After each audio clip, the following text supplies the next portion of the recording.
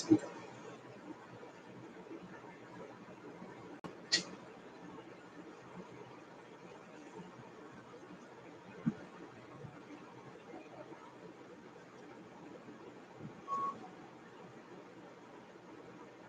tí ò ṣe bá bí lọ onídàárò rẹ̀ wà láwọn ti jẹ́ ní ẹ̀bọ̀ra àti ọ̀ká níbi wọ́n gbé ń dáná ìrọ́ tí kan nìkan ọ̀kúnmọ́lóore ọ̀dọ́mọjáde wọ́dọ̀ ọ̀lọ̀tẹ̀ ọ̀lọ́sọ májìgbà kan lọ́wọ́ ọmọ òjò ìgbó òòṣà. ọjọ́ máa fẹ́ ní ọjọ́ àpín o ọ̀nà májì iná àdópin o àbíkárí àdópin aré àgbàtìjì ìyá àdópin ìyá o àti tuntun àti kọ̀ ògiri ó má ti jẹ ikọ̀ ọ̀dọ̀tẹ̀ ìmọ̀ o. ọ̀sán gangan ọba màkì kùtùkùtù ọba ìgbò èrò tí rògbò rọ̀ṣà ẹ̀ ń gbé ẹ̀kọ́ wọlé èdè ní ṣekú pa wọ́n àpọ́kábá síwájú tí paramọ́lẹ̀ ń tẹ̀lé tí òjò láwọ́ rúru bọ̀ lẹ́yìn babata ní jẹ́dúró dọ̀mí rìn lápá ẹwà ti Sunday ọmọ Adéyẹmọ balógun akọni àkọ́kọ́ gbogbo ilẹ̀ Yorùbá káàfàtà lẹ́yìn gbogbo àgbààgbà ilẹ̀ Yorùbá kò bàjẹ́ láyé Òǹpẹ̀tù kò bàjẹ́ láyé Olúgbọ́n kò bàjẹ́ láyé Àrẹ̀sà ẹ má jẹ́ ó bàjẹ́ lórí yín Yorùbá ń gbé nínú ìbẹ̀rù à ń gbé nínú ìfòyà a ò lè sàsùn lára débẹ̀ àsùn forí lẹ́tùká àìlájọ lọ́rùn pàká ó tún àpérò gbogbo ọmọ eriwo gbogbo Yorùbá àtàtà ẹ jẹ́ kí sasara bàgbó káwí fàlejò ọ̀rọ̀ tó ń gbàgbé ẹ̀ lọ títí tó dé bá ìbátan tí fanilẹ́ta yàtọ̀ ní síkòtò kan náà ogun sínú ayé ẹni gbogbo abẹ ìbẹ́bọjọ́ ọmọ Yorùbá ẹ ó kàndé nínú iyọ̀ agbọ́nrere wọ́n bì yín léèrè ọlọ́kẹ́ ó bì yín léèrè Odùduwà ó bì yín léèrè ọ̀rọ̀ gbódógàn ó bì yín léèrè ọmọ Adétúnjí ọmọ Adéyẹmọ mọ́jàsọ́lá Àdìsá owó baba jáwì òkè kàràkẹ́ kòró tí soníyàdí gèlègèlè ọmọ aládìkún ọmọ òkúta mẹ́ta òkè ìgbòho ọkùnrin mẹ́fà tí wọ́n ń pè lẹ́nìkan má mikàn má fòyà gbogbo alálẹ̀ ní bẹ lẹ́yìn rẹ̀ gbogbo abiyamọ ayé ní bẹ lẹ́yìn rẹ̀ agbọ́nirègún bẹ lẹ́yìn rẹ̀ Ọ̀rúnmìlà ń bẹ lẹ́yìn rẹ̀ ọba takuntakun òde ìrọ̀lẹ́ ń bẹ lẹ́yìn rẹ̀ Olúọ̀jẹ́ ń bẹ lẹ́yìn rẹ̀ àwọn ìyá mi ò ní jẹ́ òṣùbú Ìgbòho òòṣà Olódùmarè tí ń tì ọ́ lẹ́yìn kò ní padà láíláì gbogbo ọmọ Yorùbá ò gbogbo ọmọ kóòtù òjìrè ẹ jẹ́ ká ṣera wa lótùfù ọwọ̀ ikán parapọ̀ ikán mọ́lé èrò parapọ̀ ló máa yìyàn Sunday Ìgbòho nìkan kò lè dá ṣe ká ṣera wa ní òtùfù ọwọ̀ kí ìran Yorùbá má bàa wá di ẹrú nílẹ̀ bàbá wa. Ìyá Obama pẹ̀lú àjọṣepọ̀ Obama Socialite Castle Houston Texas USA ni wọ́n sọ wípé tẹ̀síwájú Ìgbòho òòṣà. àìrógun nílẹ̀ iye tó kéré bẹ́ẹ̀ ọ̀dọ́gẹ̀rẹ̀. Mo kí gbogbo wa pé ẹ káalẹ́ láti bí ẹ káàárọ̀ ní ọ̀dọ̀ yín lọ́hùn ẹ kúrọ̀lẹ́ ní ibi tẹ́ ti ń wò ó ẹ kú ìdájí fún àwọn tí wọ́n ì tí sùn nílùú tó yẹ kó ti sùn. Orúkọ tèmi a máa jẹ́ Ọláyọmí Kóìkí. I say good evening and welcome again. The 23rd February 2021. The time is exactly 5 minutes past 11 p.m.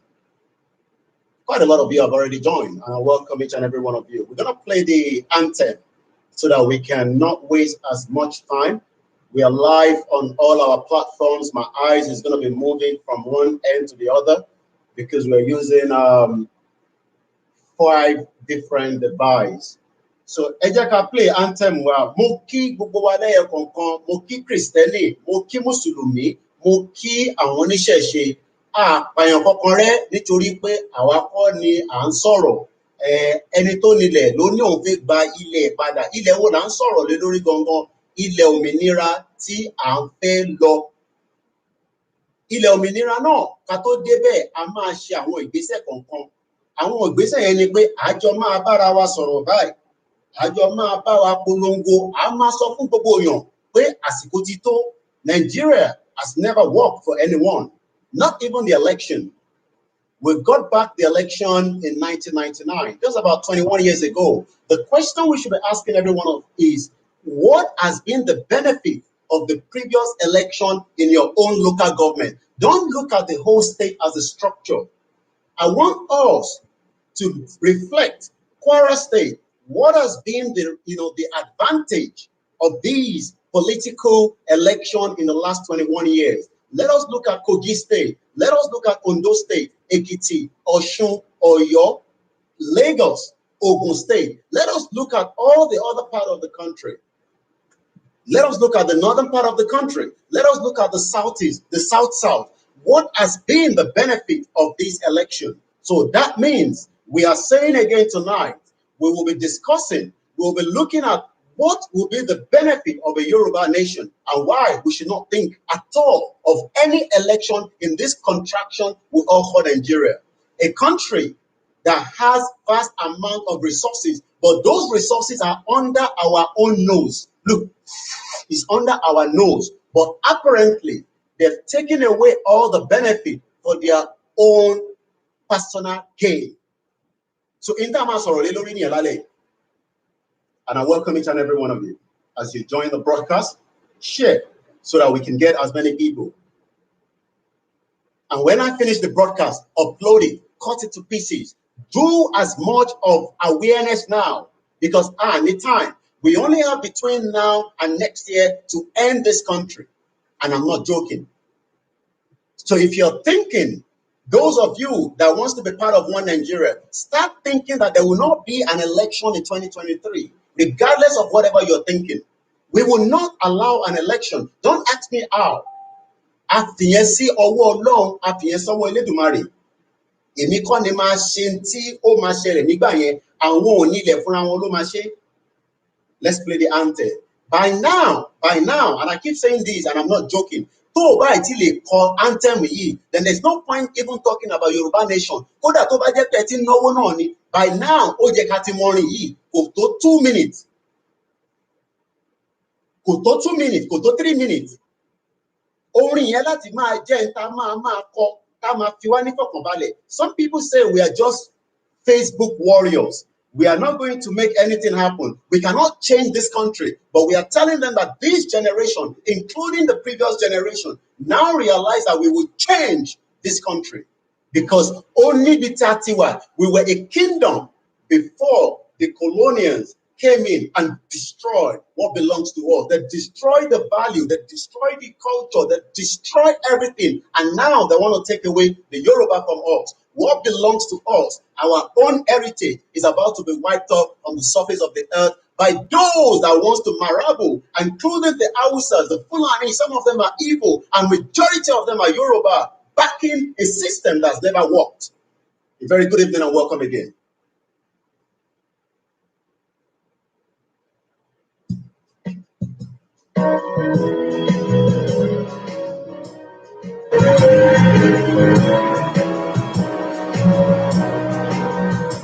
Iṣẹ́ wa fúnlẹ̀ wa,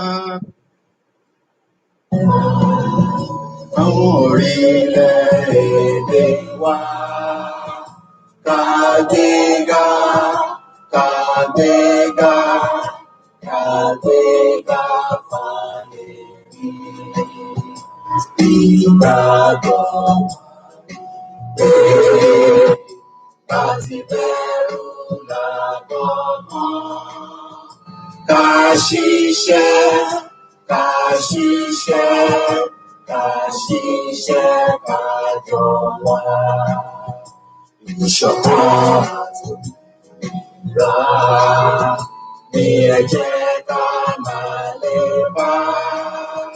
Tẹ̀síwájú ọ̀pọ̀ ire àtòhun tó dára.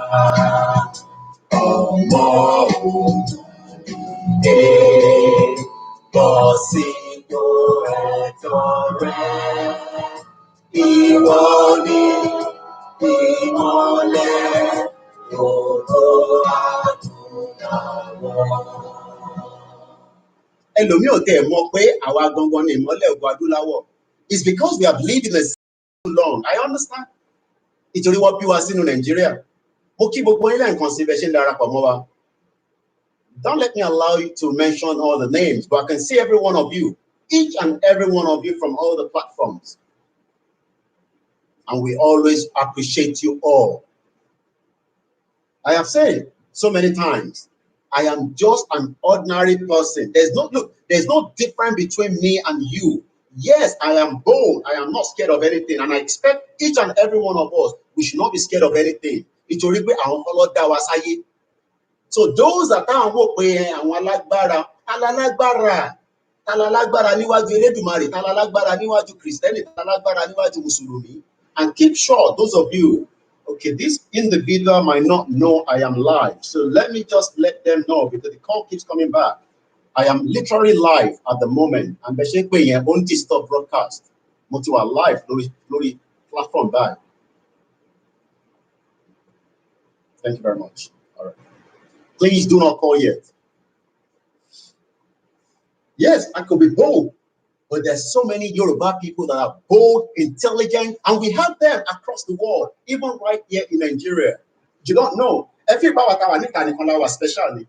Some people don't understand that we are not the only one that are special. We are already breeds of people that have been created that are special. Yoruba people are special. I can understand. Some of us might have said so many things, but it doesn't matter. So don't think because you live in Canada, you live in America, in Germany, Italy, Spain, Thailand, Malaysia, Australia, New Zealand, that we are more special than the Yoruba people that are right on side this surface of this contraction they call Nigeria. Economy go up. But do you know what happened?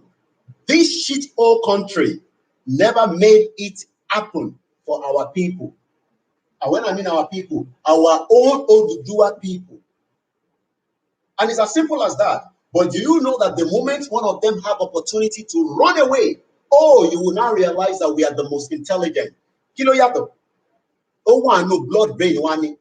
So tẹ́ bá tún wá ṣe ń bẹ̀rù ìjọba kan à ń bẹ̀rù pé ẹlòmíì nísìn even ẹlòmíì ò mọ bí kìíní ṣe fẹ́ bó ṣe fẹ́ happen ó sì ń fi lọ́kàn balẹ̀ ó sì ní back mind that this thing is just like we are coming out every day. Some people I've seen so many people say we have need owó ni so eléyìí la máa gbé dání tá a bá need owó ìjẹ́wọ́ ọmọ iye owó ta lè rí tá a bá gba Yorùbá nation. Lára ń ta máa sọ léèní náà nìyẹn. What are the benefits of having a nation and why we should not even think at all. Forget about the political party. They are not more than us. I see you all the way in UK. I see you in every part of the world. But let me mention the name because I will not be able to capture all the names in one go. I can see all the comments as it's coming through. You would have opportunity. It is your program. Any opportunity, láti pè. Àgbọ̀n tá a jọ fẹ́ bára wa sọ. But let me first give you our own notes. You can add more to it. By now, I said we should have a voice note of what I said in terms of key benefits here. I have not seen one yet. That means some of us are just watching this program and we go to bed. Iṣẹ́ gbogbo wa ni kò sórun mọ́. Kò sórun fún yàn kankan wa mọ́. A máa náwó, a máa nọ́ra, a máa ṣe wàhálà. Ẹ̀rùbá kan máa fún wa ní Yorùbá nation. A fẹ́ gba Yorùbá nation. Ẹ̀rùbá kan máa gbà bẹ́ẹ̀ ni. I say by now, ẹ̀yin ìyá wa, ó jẹ́ kẹ́ lè bá wa ṣe voice note. Àwọn àǹfààní tó wà. Ìtẹ̀ bá rántí kó jẹ́ ẹyọkan ni. Ẹ send them kó máa circulate. I need to get one before we finish this program. Kí lẹ́rù bá ń ṣeré ni? Ṣeré. Yesterday, I asked one of us to do it. We have over so many people watch the program. By now, we have not seen one voice note going around the whole world, giving us the benefit of why we need to leave this contraction called Nigeria. So she said, children, our students, our children have been in Nigeria for 1 year without going to school. And lost school last year. Shit or contraction. And some people say we should. Some people say we should wait. It's leadership. It has never been leadership problem. It has been the problem of the Great Britain that destroyed Yoruba kingdom. And what are they here? And all the other part of the country. And Parimonisi, some of those countries are watching us like it's not going to happen. Oju wọn ló máa ṣe kò ní ṣẹ̀yìn wọn. Kàkà bẹ́ẹ̀ á dá sùúrù sílẹ̀ sí gbogbo wọn lọ́rùn. A ṣẹ̀ṣẹ̀ mẹ́yẹ bọ̀ lápò ni. Watching us on YouTube, on all our platforms. Some people are scared to share the broadcast. Come on, Bariko Ikilori platform. Ẹlòmíì ò tí gbé lọ sórí. Tó bá jẹ́ pé gossip nísìn, ẹ sáré máa gbé ṣàṣàṣàṣàṣàṣàṣà. A máa lọ káàkiri. À ń sọ tó máa láǹfààní fún gbogbo wa lọ́jọ́ iwájú. Tó máa láǹfààní fún wa. I spoke to one beautiful mother. Àwọn ìyá tó dá àwọn ìyá lálùbáríkà. Ẹ máa pẹ́ fún wa. Some of you don't know that when we post something, it is based on our interaction with some of you as well. nígbà tí mo bá àwọn màmá yẹn sọ̀rọ̀, àwọn mọ́mì tó dá here in Nigeria, mo dúpẹ́ lọ́wọ́ gbogbo ilẹ̀ kọ̀ọ̀kan, mo dúpẹ́ lórí gbogbo àdúrà tẹ̀ ń ṣe lé wa lórí, ẹ rò pé wọ́n dúkú, wọ́n try but ọba òkè sọ pé irọ́ lọ́pa, ẹ lè rí máa mú, ẹ máa gbìyànjú ni, ẹ gbìyànjú lóòótọ́, Ọlọ́run ní fún yín ṣe, nítorí pé orí òtítọ́ la dúró lé, a dẹ̀ fẹ́ sọ fún yín pé sẹ́, ìta dúró lé yìí, tó bá jẹ́ pé kò ṣó òtítọ́ ni, ìyẹn ló máa mú wà, bò tá bá ti dúró lórí òtítọ́, ẹ kọ́ máa gbìyànjú ni. Ẹrù bá ní jáde, ẹrù bá ní sọ̀rọ̀, ẹrù pé no, ẹ lè dẹ́rùbà wá, àwa la máa dẹ́rùbà yín. A dẹ̀ ń sọ fún yín pé níṣẹ́ election 2023, kò ń ṣèmi ni mò ń sọ̀rọ̀, àwọn tó ní ilẹ̀ sọ fún àwọn fi gbalẹ̀ wọn, wàhálà yìí ti pọ̀ jù. Nígbà tí mo bá màmá yẹn sọ̀rọ̀, wọ́n ní 2000 January 9, she was able to recollect the date. Kò tí sí íńtánẹ́ẹ̀tì báyìí níjọ́ náà lọ́hùn, rédíò làwọn ìyá wa ń gbọ́. By now we should have got a radio running 24/7. But ẹlòmíì ṣì ń dúró pé Koiki ni kó ṣe. Some of you have got that brain to set up a radio that is, I'm not talking about online radio now, a proper radio that will go into all the frequency. But ẹ ṣì ń dúró pé Koiki náà ni kó ṣe. Ẹ ṣì ń dúró pé àwọn platform tó kú ni kó ṣe. Kí ló dé tẹ̀yin náà lè ṣe? Nígbà tó ní knowledge ẹ̀. Ẹ bá dẹ̀ mọ̀ pé ẹ lè ṣe, ẹ fún wa ní gbogbo tá a máa fi ṣe, ẹ jẹ́ káwa máa ṣe lọ. We have enough content. And when I mean content, I'm not talking about Nollywood film. I am talking about what we have been all discussing from all platforms that we can run 24/7 and it will go around all the Yoruba land and even in the north and the south and the south. And we appreciate all our Biafra brothers. I will speak Yoruba because that is my language. And I have said it so many times. Yes, the Biafra are already on it. We are on it as well. The Middle Belt are on it as well. Even the Hausas are tired of what is happening in this contraction called Nigeria. Mama January 9, exactly 2000. That's about 21 years ago. And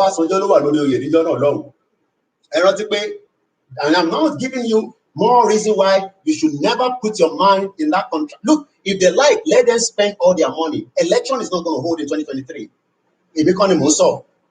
One money, in German way, Eja, Panla, and one kan wá láti Norway ní 2000.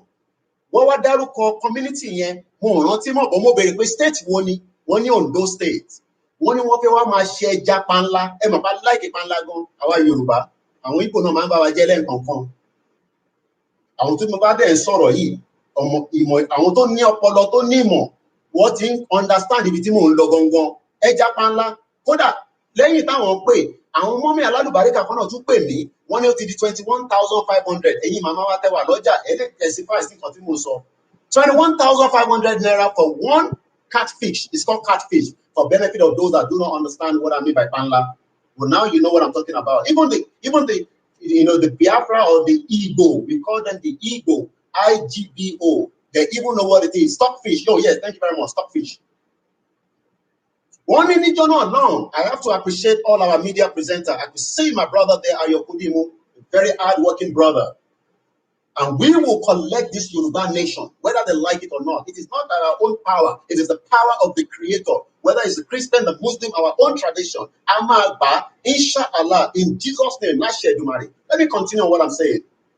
Mama once saw for me, and the moment she was talking, I was on the internet straight away. One ní 2000, 21 years ago, àwọn company kan wá, wọ́n fẹ́ wá máa ṣe ẹja yẹn gangan ní orí omi yẹn ní Ondo State. I'm sure those of you from Ondo State will understand what I'm talking about. Wọ́n ní omi yẹn wà. But apparently, 21 years from today, that never took place. But do you know what they now do? They now reverse that. I want to panlawa stockfish all the way from Norway down to this contraction called Nigeria, just the same way the other toothpick.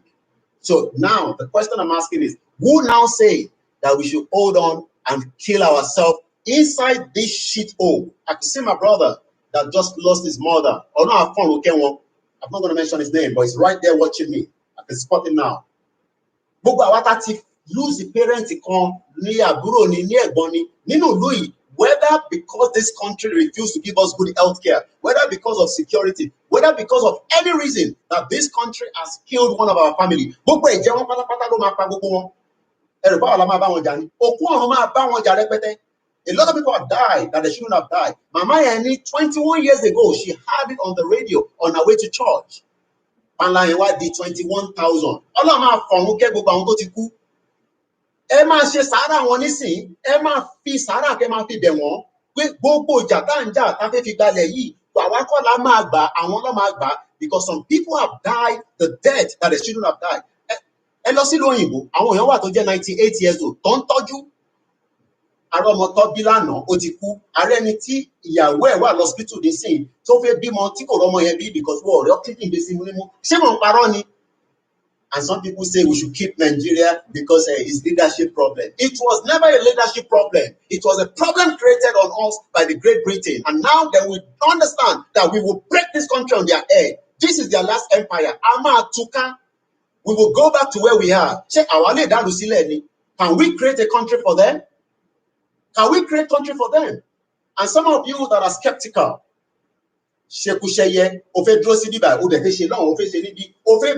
and look, we are not saying that you should not be friends to politicians. Oh, that's not what we are saying. But let us tell all our politician brothers and sisters that we will not have and hold election in this country anymore. Last. Whatever we take, shit old country. A country where nothing is literally working for the last 30, 60, 100 years. From independence, this country has been structured not the way we wanted it.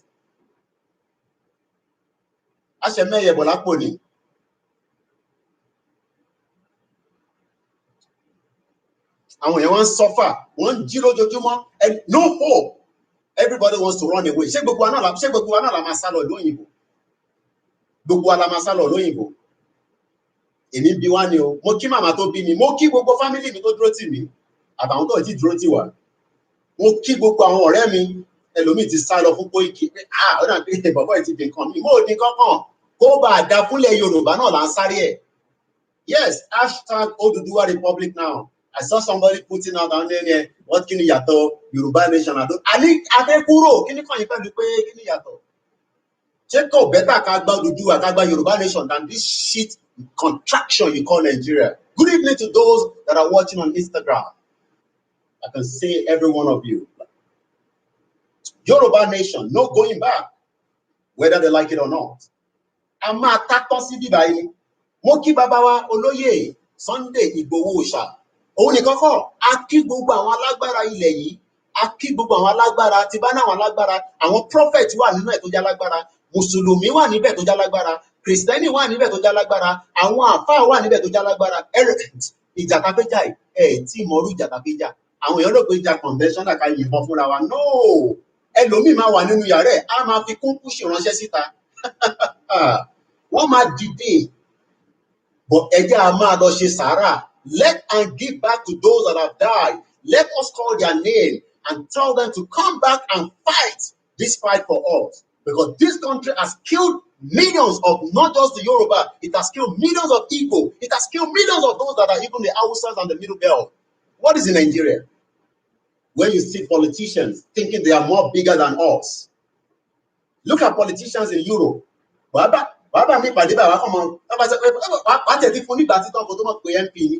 Because what that is the way it's meant to be. Then those of us, I want to can keep Nigeria and let's work to fix this country. Fix what country? It has never been a country. Let's fix this country. Country will never fix. How can one download the song?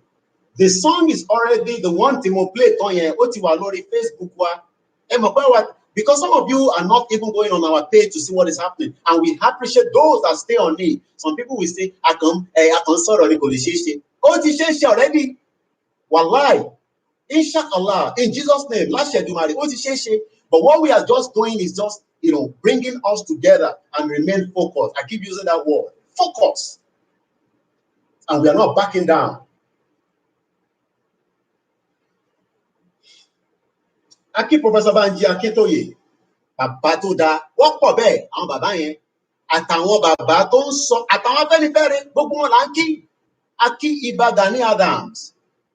Lógún ọ̀fẹ́, bẹ́ẹ̀ ni. A kí gbogbo ẹ̀yin akọni obìnrin, ẹ̀yin akọni ọkùnrin. whether o wà nílùú òyìnbó ni, whether o wà Nàìjíríà ni, gbogbo yín la kí. A kí ọmọdé inú ilé, a kí àgbàlagbà. By now our children should look, ẹ̀yin tẹ́ ń ṣe màmá wa, bàbá wa, ẹ̀gbọ́n wa, àǹtí wa, ẹ̀ ń sọ̀rọ̀ Yorùbá nation, àwọn ọmọ yín nínú ilé ṣì ń sọ̀rọ̀ Nàìjíríà, mọ̀ tẹ́ ń ṣe nìyẹn. Nàìjíríà, Mayegun and Nigeria. Join Mayegun and Citizen AY tomorrow at 2 p.m. It's going to be blast. I greet all our media platforms. Oh, I was watching one today.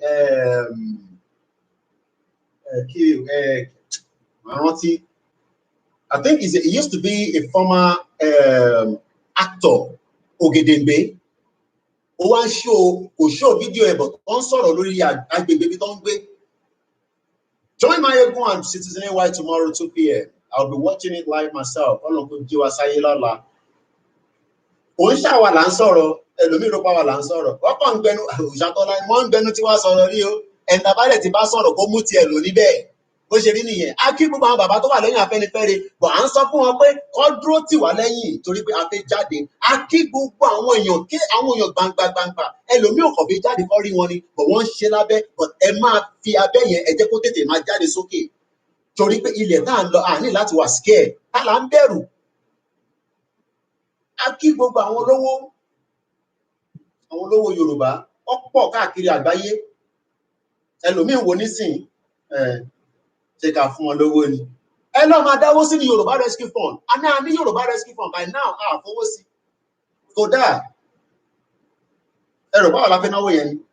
No, ẹ jẹ́ kó máa wà níbẹ̀ ká máa build ẹ̀ síbẹ̀. So that by the time tá bá gba nation wa, tá bá ní over £2 million. Àárí owó yẹn láti sáré disburse tí gbogbo state tó máa rí lò, tá máa fi sáré ṣe nǹkan kan. But ẹlòmíì kò fẹ́ lò. Mo rí èèyàn mi kan, mo ní dárúkọ ẹ̀. Ẹ pọ̀ níbẹ̀ lórí ètò. The benefits of Yoruba nation and why we should not even think about election. 21 years ago now, an election has never worked. Kọ́ pín àǹkárá, kọ́ pín ìrẹsì, kọ́ pín gbogbo ẹ̀. Mo kí gbogbo ẹ̀yin tẹ́ wà ní Cairo. Mo kí gbogbo ẹ̀yin tẹ́ wà ní Lebanon, ní Saudi Arabia, ní Malaysia, ní Thailand, ní New Zealand, ní Australia. A kí gbogbo yín, ẹ káàbọ̀ sórí ètò. Ẹ bá wa máa pín. A ṣe mẹ́yẹ bọ̀ lápò ni, àbó ti sú wa, ṣó ti rẹ̀ wá. But by now, ó jẹ́ kíyàn kan ti máa sọ fún mi pé òun ti ṣe voice note a benefit of the Yoruba nation láti máa pín.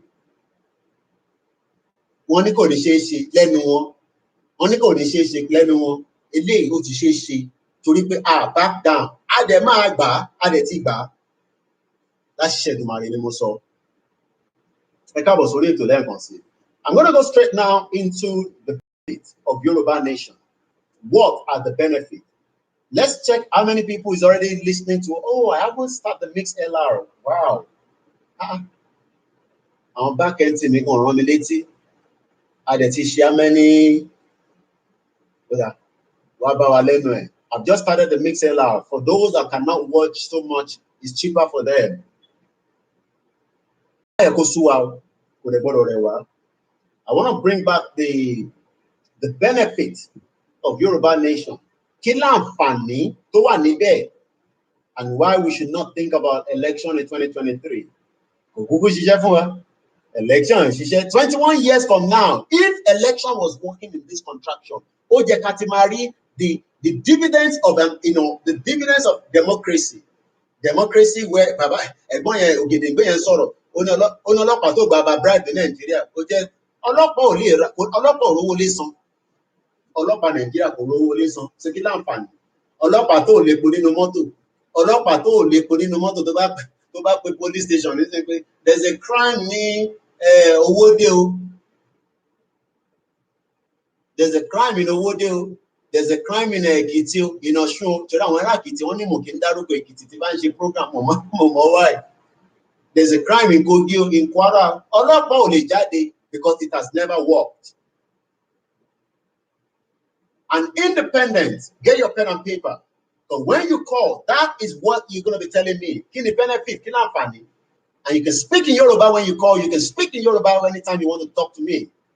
Gbọ́dọ̀ máa bẹ̀rù pé torí a fẹ́ bára wa sọ̀rọ̀. Lóòótọ́ àwọn ọmọ wa kọ̀ọ̀kan, I speak English because I want to carry all the youth along with me. Àwọn náà ní Àwa náà ti ń dàgbà díẹ̀díẹ̀. Àwọn kan nísìn wọ́n wà in their 20s, wọn ní hope. All our children, ẹ máa sọ fún wọn, all the university in Yoruba land and even outside the Yoruba land, and you are thinking that this country, you can fix it. You can fix this country. This country, you can fix it. There's nothing to fix. It's a fraud. It's a scam. I put out the question, who owns Nigeria? Maybe some of you can tell me. Who owns Nigeria? Ta ló ní Nigeria? Ta ló ní Nigeria? Nigeria. That's Amayegu, my brother. Aki gbogbo àwọn akọni.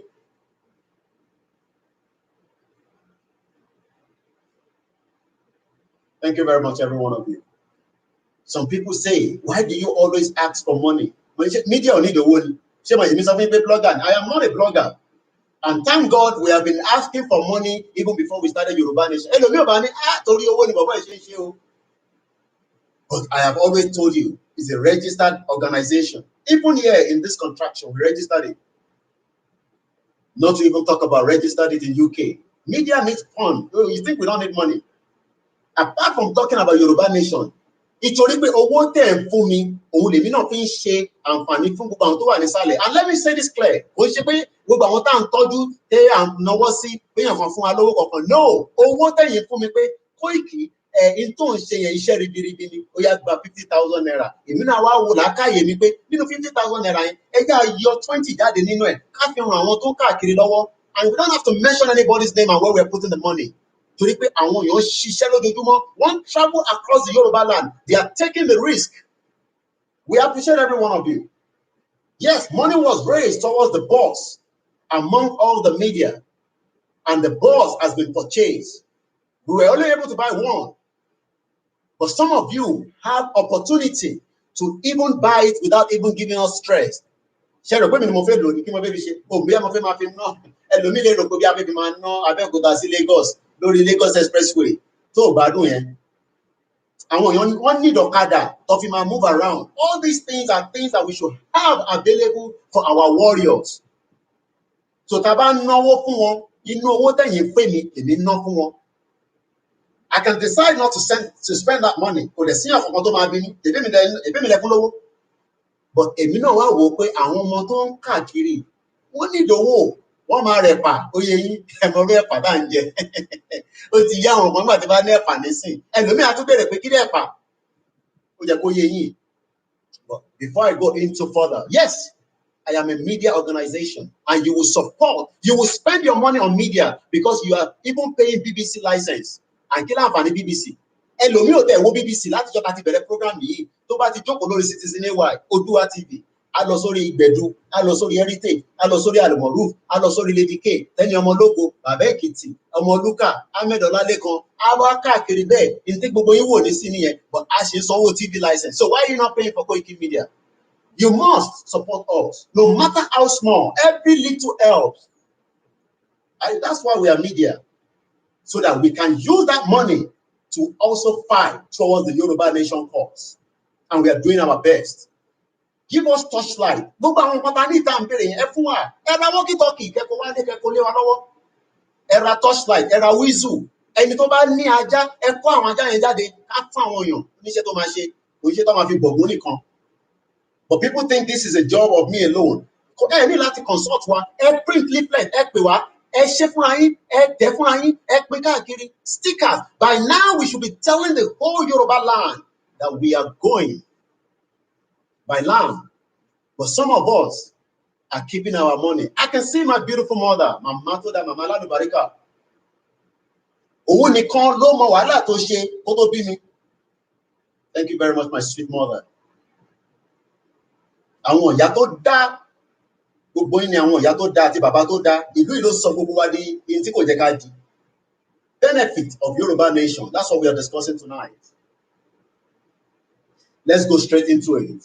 I won't read the Yoruba because I cannot, but try a land on. I'm going to go to the Yoruba class as well. Oh, definitely. Taba money, nígbà tó ń kọ́ wa ní Yoruba ní school, I consider that ni. Àmọ́ torí pé the contraction of this country, kàkà Yoruba, wọ́n force French ni wa lórí. Ṣé a gbọ́ French? Ṣé French wa wúlò fún wa? Iṣẹ́ wo ni France ṣe fún wa? ẹ̀pà tá máa fi ń mu gàrí orí arákùnrin yìí pé ó ní ẹ̀pà tá máa fi ń mu gàrí ó yẹ ẹ̀pà tá fi ń mu gàrí. Yeah, I'm always happy, but sometimes I have to tell everyone the way it is. You might not like my own presentation, doesn't matter. Èmi ní ká jà ní, but you must also remember that before we fight, we will do awareness. Let's give kudos to all different platforms across the world. Bí àwọn WhatsApp group ni o, bí àwọn ẹgbẹ́ tó ti wà tẹ́lẹ̀ ni o, gbogbo ẹgbẹ́ ọmọ Yorùbá nísìn tẹ́ ẹ̀ bá sọ̀rọ̀ Yorùbá, èmi ò mọ ẹgbẹ́ tẹ̀ ń ṣe o. Àná àwọn ẹgbẹ́ kan wá ní ẹgbẹ́, gbogbo ẹgbẹ́ pátápátá níbi kíbi tẹ́ bá wà, gbogbo ẹgbẹ́ pátápátá. Ìyá yìí náà gbọ́fẹ́ o, ìyá yìí tún ní ẹ̀pà tá fi ń jẹ bọ̀ ni. Ẹlòmíì lè máa mọ̀ pa wà lórí program, ìyá wọn dẹ̀ fi dá sí ni. A wà lórí ètò báyìí o. Ẹ máa wò tó ní o. Mo ń gbọ́ ẹ sọ̀rọ̀. A ti wà live tẹ ó yẹ kẹ́ máa ní YouTube, ní Facebook, ní Instagram, ní Twitter. Ó yá tàtàtàtà ẹ lọ lórí Koiki Media ẹ máa lọ gbọ́. Ọ̀dà ẹ máa òun náà là ń sọ̀rọ̀ lé lórí ẹ máa lọ ọ́nà àṣẹ bẹ̀rẹ̀ mò ń ṣèkan lọ́wọ́ báyìí nísìnyí ẹ lọ máa gbọ́ yẹn ẹ láǹfààní àti pẹ̀lú ká ẹ ṣe gan ni àwọn bàbá aládùbáríkà bẹ́ẹ̀ ni ẹ máa náwó mídíà lẹ́ náwó fún tó fẹ́ ṣe náwó fún Koiki Media èmi náà náwó yẹn jáde and you don't have to ask me for the evidence I know that but èmi ń ṣe nítorí pé mo fẹ́ jẹ́ ká kúrò nínú contraction yìí but tá a bá ní mọ̀ sí wow àwọn tí mo fẹ́ ṣe ẹ̀yin gan ẹ wà amazed last year ni mo ti ń sọ fún yín pé I will paint the whole southwest I painted the north I painted the southeast but without the materials we cannot do it so let's go straight into it donate cash app yes owó available ẹ send ẹ ní náírà ẹ send ẹ ní account ìyànkan tún ní ẹ̀pà gangan àwọn ará ibi ìmọ̀ ẹ bọ́fẹ̀ẹ́ mo láìkì yín bẹ́ẹ̀ ni I need ẹ̀pà tó pọ̀ ká máa fi jẹ bọ̀lì wọ́n fi ń jẹ búrẹ́dì náà kí ló tún fẹ́ pàjẹ́ wọ́n fi ń jẹ kúlíkúlí eléyìí tún nàbí kúlíkúlí I am reading some of the comments but I don't want to mention your name so that I don't want people to go and be looking for you.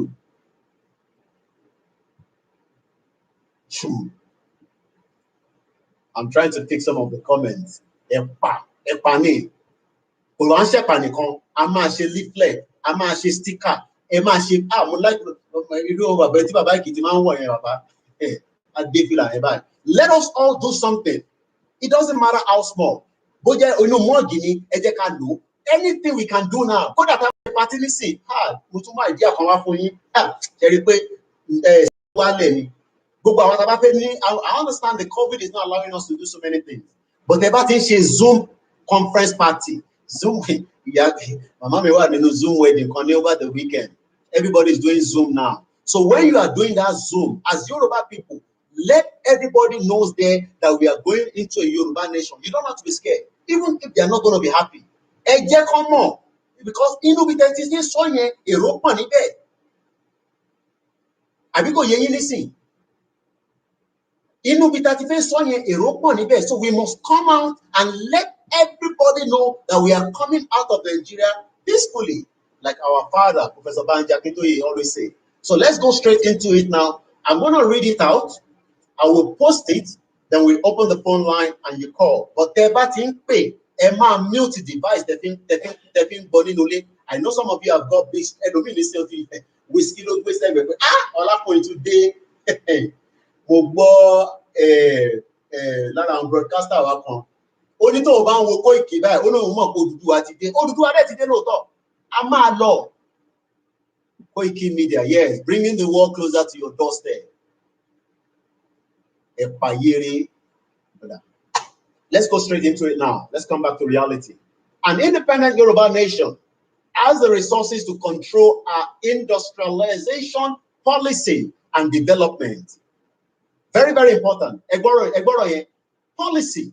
Kò sí policy ní gbogbo ẹ ṣe dàrú ní Nàìjíríà yìí. Who you know? Béèyàn bá pààyàn nísìn, kàkà kó dájọ́ yẹn fún ẹni tó pààyàn, á kọ́kọ́ gbé fóònù. Hello, bàbá, kí ló ṣẹlẹ̀? Wàhálà ti dé o. Kí ló ṣẹlẹ̀ gangan? Wàhálà ti dé o. Ọmọ yín ló fi mọ́tò gbáyàn. Ẹ̀yẹ̀lẹ̀ wa ní wàhálà ti dé. police station all over. That means we don't have a policy that is working. It's as simple as that. Who you know. Gbogbo àná ti lò lẹ́ǹkọ̀ọ̀kan. Influence. Lọ lo nílùú òyìnbó. Lọ lo influence yẹn nílùú òyìnbó. Ó níbi tó ti lè lò lóòótọ́ o, but o ò lè pààyàn nísìnyí kó wá ní o fẹ́ lo influence pé kó má dájọ́ bóyá kó dá fún ẹ. Okòwò jẹ àwárí ààrẹ. Mo gbọ́ tí bàbá yẹn Ògèdèngbé yẹn ó sọ débi pé ẹ rántí owó Lekki, the dollar that was found in Lekki. When I'm looking like this because I have different devices, so bear with me. And I want everybody to capture my face. Ẹ rántí owó Lekki, the dollar that was found in Lekki, up to now we don't know where the money is. Who owns the money? Because we don't have a good policy. When we have a Yoruba nation, everything will be accounted for. A good policy that will bring development into the country. And it has been done before. It has been done in Singapore. And we can replicate it now in the 21st century. It has been done in Malaysia. Awala Fumwani Epo Pupa, àwọn wá ní number 1 producer of palm oil around the world. Àwáṣí wa ń sọ pé a ní ilẹ̀ ọlọ́ràá àárín kankan fi ṣe. Let's go straight into it. It's going to create security. What is the problem of today in this contraction for Nigeria?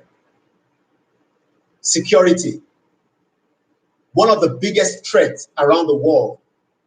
Any country that does not have a proper security for its people, forget it. It's a waste of time. Why do you think you apply for visa? They know you are running away. Even if you tell them all the excuses, then oh no, don't salo. Wawa woshe. Ẹlòmíà ní àdúrà mi gbà. Bẹ́ẹ̀ ni àdúrà ẹ gbà. But ṣé ká ṣe máa bá lọ nìyẹn? Oh, because àwọn kan wà l'Amẹ́ríkà nísìn, àwọn fowó ránṣẹ́ sílé, so kàn má bá wálé mọ́.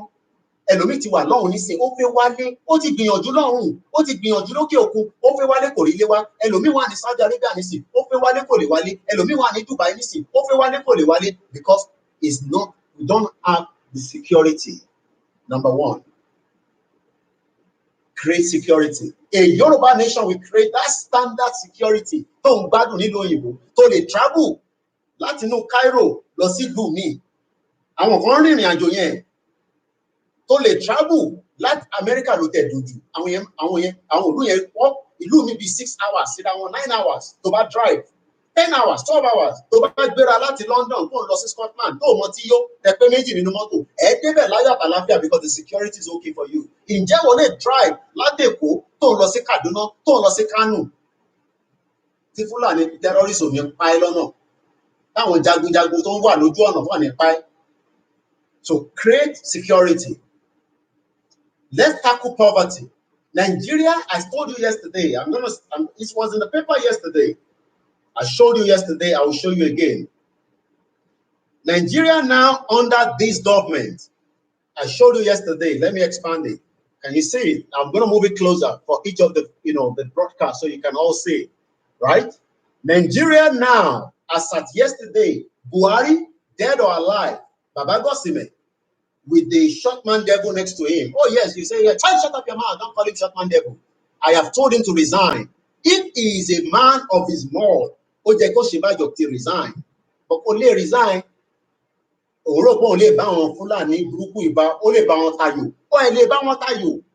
They are smart, but they cannot be smarter than us because we will end this country. Buhari set record as Nigerians grow poorer for the 6th straight year. And we want to tackle the poverty. It can be done. It has been replicated before around the world. 20, 30 years ago, nobody knows Dubai. Àwa láwọn ọmọ Yorùbá nísìn tó lọ ń ṣiṣẹ́ níbẹ̀. Iṣẹ́ tẹ́ bá máa ṣe níbẹ̀, Ọlọ́run á fàlùbáríkà sí. Tílẹ̀ Yorùbá bá dání, ó jẹ́ kí a máa sá lọ sí ilẹ̀ míì. Tí Nàìjíríà bá ń ṣiṣẹ́ fún wa, if Nigeria was truly working, ǹjẹ́ ó yẹ ká máa sá káàkiri? Buhari, APC government, and now you say we should go for another election. A government, let's even leave the Yoruba nation agitation alone. A government that set record for the sixth straight year where our people have become more poorer. That is the word here, poorer. Not poor, poorer. And you are saying we should go for another election. What is the purpose of that election? Fraudulent election, where Kano owns more local government than Lagos. But Lagos is making the money and Kano will say you cannot sell alcohol. but they love the money. Is that the election you're talking about? Share election contraction. Let's go back again. Create a working economy. What is a working economy? Economy that the government will know what the people need. I told you 21 years ago, Stockfish should have been operating in Ondo State, but rather Stockfish is operating from Norway down to inside the Yoruba land. Our page on Olayomi Koike is trying to reconnect. It's going to come back. It's probably the internet. Yeah, it's the internet connection, but it's back now. Create a working economy. Have we created any working economy yet? Where every one of them have stolen the working economy. What is stolen? They've stolen the working. I know someone that said to me that Nigeria that she saw in 1992 that made her travel out was because of the exchange rate. Exchange rate, in Nigeria. 1992. How many years ago is that? 1992. Exchange rate was the reason why the person left the offshore of Nigeria. Ọjà tá à ń rà ta ló ń rà níta. Tá bá mú $20 fi ra náírà, ta ra dollar at 20 naira or 30 naira as at that time. I don't know what the exact, exchange rate was in 1992. But these are mothers that are traveling around the world, so they need dollars. But now they give dollar to one person. They give dollar to one person, to a group of people, because they are not creating a working economy for the Yoruba people. They're creating working economy around themselves.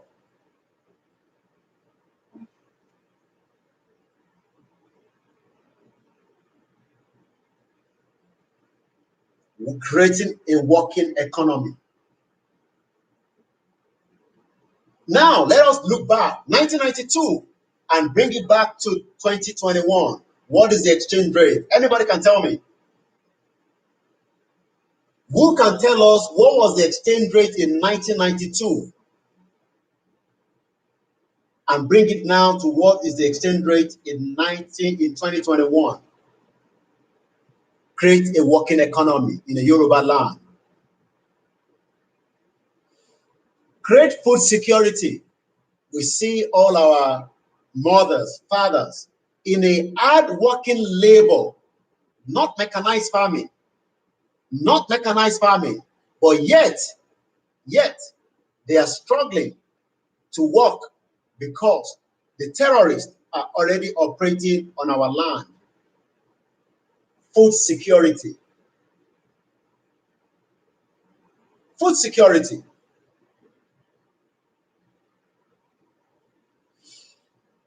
Create uninterrupted power supply. Very, very important. Without a power supply, it's more or less a waste of time. Without a very strong power supply, yes, somebody was saying to me, it was $12. And she, thank you very much, because I was looking at another page. Somebody have just told us on Koiki Media, the Lua page, it was $12 in 1992. $12 in 1992. So how do we create a working economy? When Abacha stole all the money and kept it away, Babangida stole all the money. Even some of the Yorubas stole all the money along with them as well, and some of the Igbo and some of the the Middle Belt. Every one of them stole money, but the money was not benefiting the economy. 1992, Nigerian money was greater in 1992. Just confirm here. Nigerian money was greater in 1992. $12. 10 naira to 1 pound. I'm just getting there now. Somebody saying 10 naira to 1 pound. As of today, the exchange rate is 660 naira. I know some diaspora are happy. Abibeko. If you are looking at the exchange rate, you will stay longer outside that country and you will lose your own heritage right inside this contraction. So if you are within those that are thinking that because you live outside Nigeria and you see the exchange rate every day, and that makes you happy and excited, but knowing that this economy that we are presently living is not working, that means your own heritage, which is the Yoruba heritage, the Oduduwa lineage, or whatever you want to call it, is definitely going into fade.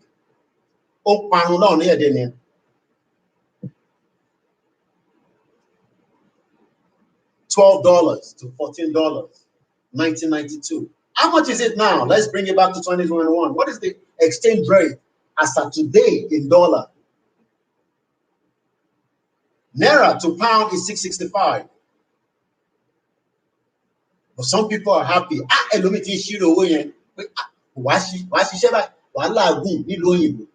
Oh yes, you will see the money, but you will seconds are there.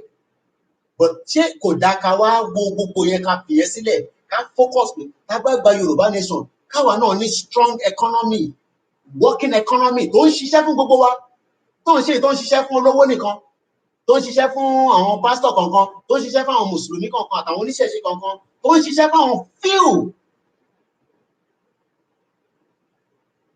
tó ń ṣiṣẹ́ fún only few people, not everyone. That is not the working economy. Nílùú òyìnbó nísìn working economy ni because àwọn kan wà tí wọ́n ní agbára, kò ń ṣe pé kò ń ṣe mímọ̀ ṣe wọn. It's just that because they don't have the strength, whether because of their health, whether along the line they had accident, whatever must have happened, but they are still being taken care of in a working economy. How many of you are taking care of your people? If Nigeria was truly working, show the camera, send the Wosile. The dollar is 470. I'm looking at it there. So what a Yoruba nation, a Yoruba land will create is a working economy. An economy that works for everybody. Whether you are poor, whether you are rich, whether you are not feeling well, a working economy should work for everybody, but not in Nigeria today. So why do we then say we should go for another election in 2021? Or 2023 rather? Has it worked? It has never worked, and it's not going to work. Because those that don't want it to work are within Nigeria and outside Nigeria. And they will do everything to want to keep us together, but we will break that union. Because this union is fraudulent and it's never going to work. Let's go back to the next one. We go into social welfare. What do we mean by that? Social welfare. Social welfare. I'm not seeing my comment coming up on Olayomi Koiki. I'm not sure why. It's stuck under the last comment is my mom. So maybe what I'll do, I'm going to come out and come back in. Maybe it will refresh itself. I know you are putting comment, but it's not popping up on my screen. I'll catch it up later. Watching live from Manchester. Thank you very much.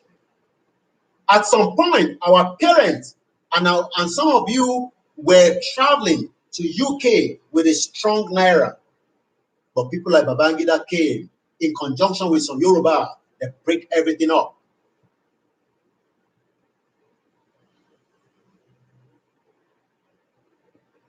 And some people say we should hold on to this contraction, that we can change it, we can fix it, and we need a young.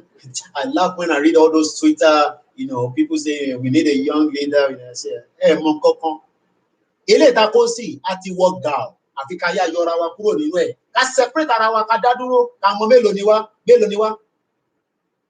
A country that does not know the numbers of all the people living there. Porous borders all over the place. People are just working. People can just walk in and walk out. Let's continue, and then I will then open the phone line after I have completed mine. In 1992, the dollar rate to naira is $1 to £4.83. Okay, and you have to drop it down.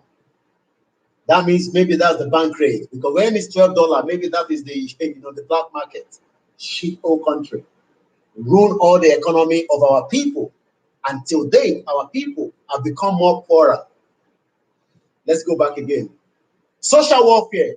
I'm sure some of you will discuss that. So when I'm going to speed it up so that we open the phone line. It's your show. You will call in and you will tell me what are the benefits.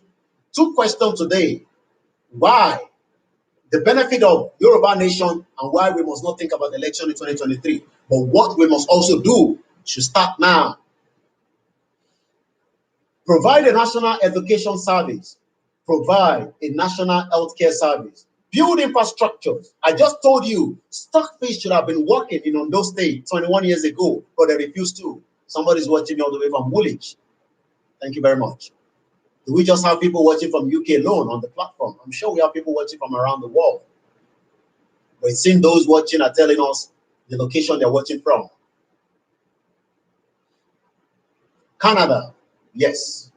Please, I saw somebody from Canada now.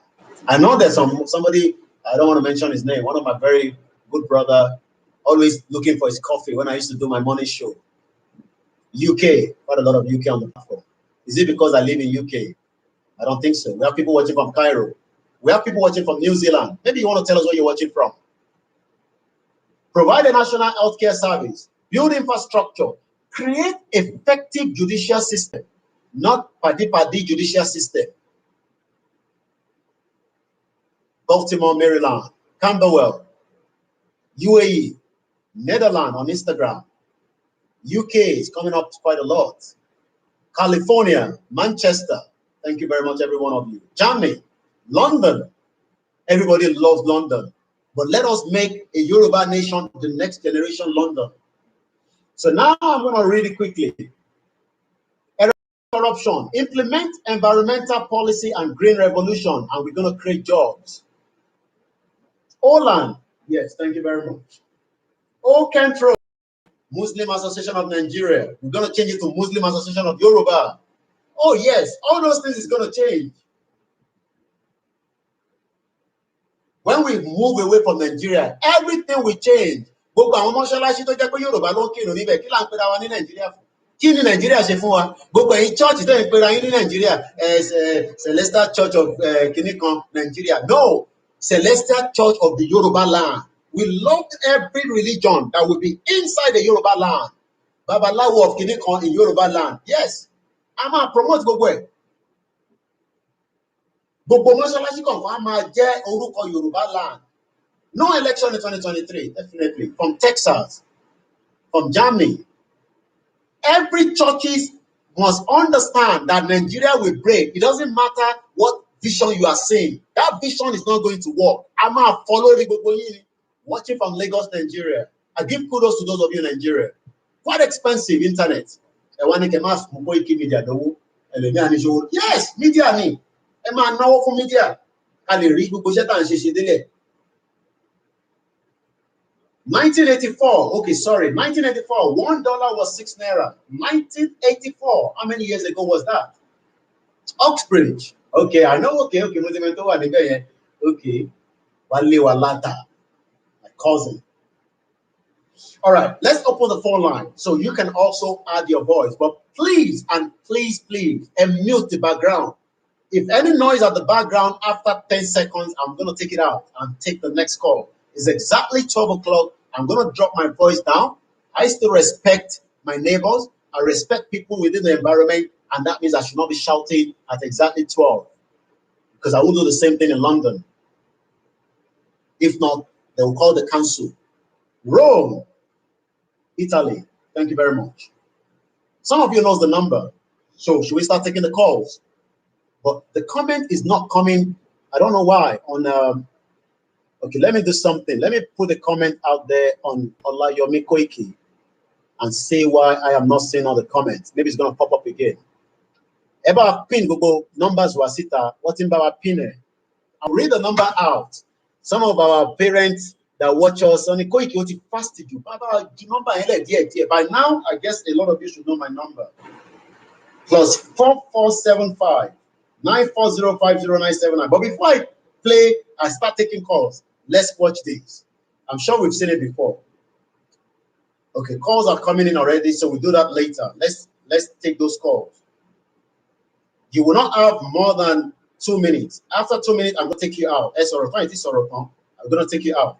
Hello, caller.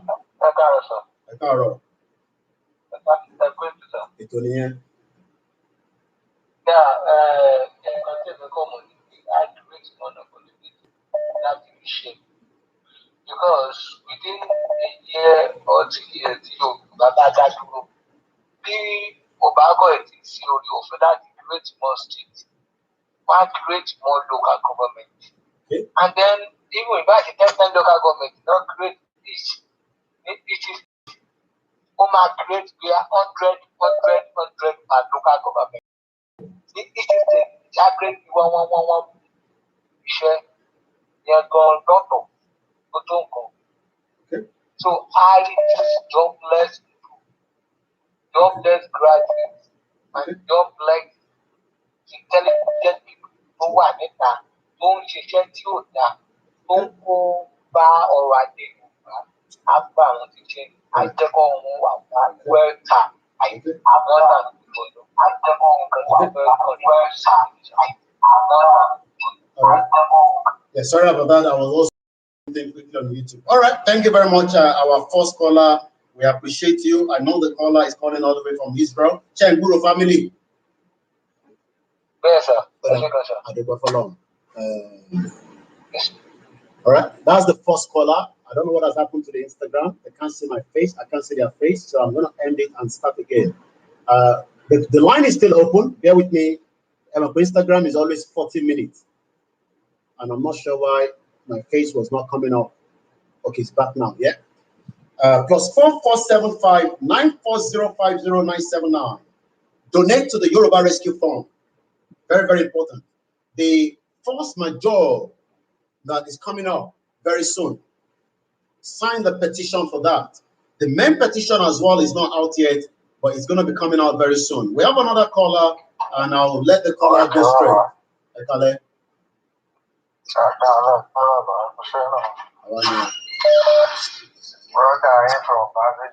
I know. Thank you very much. I shared the very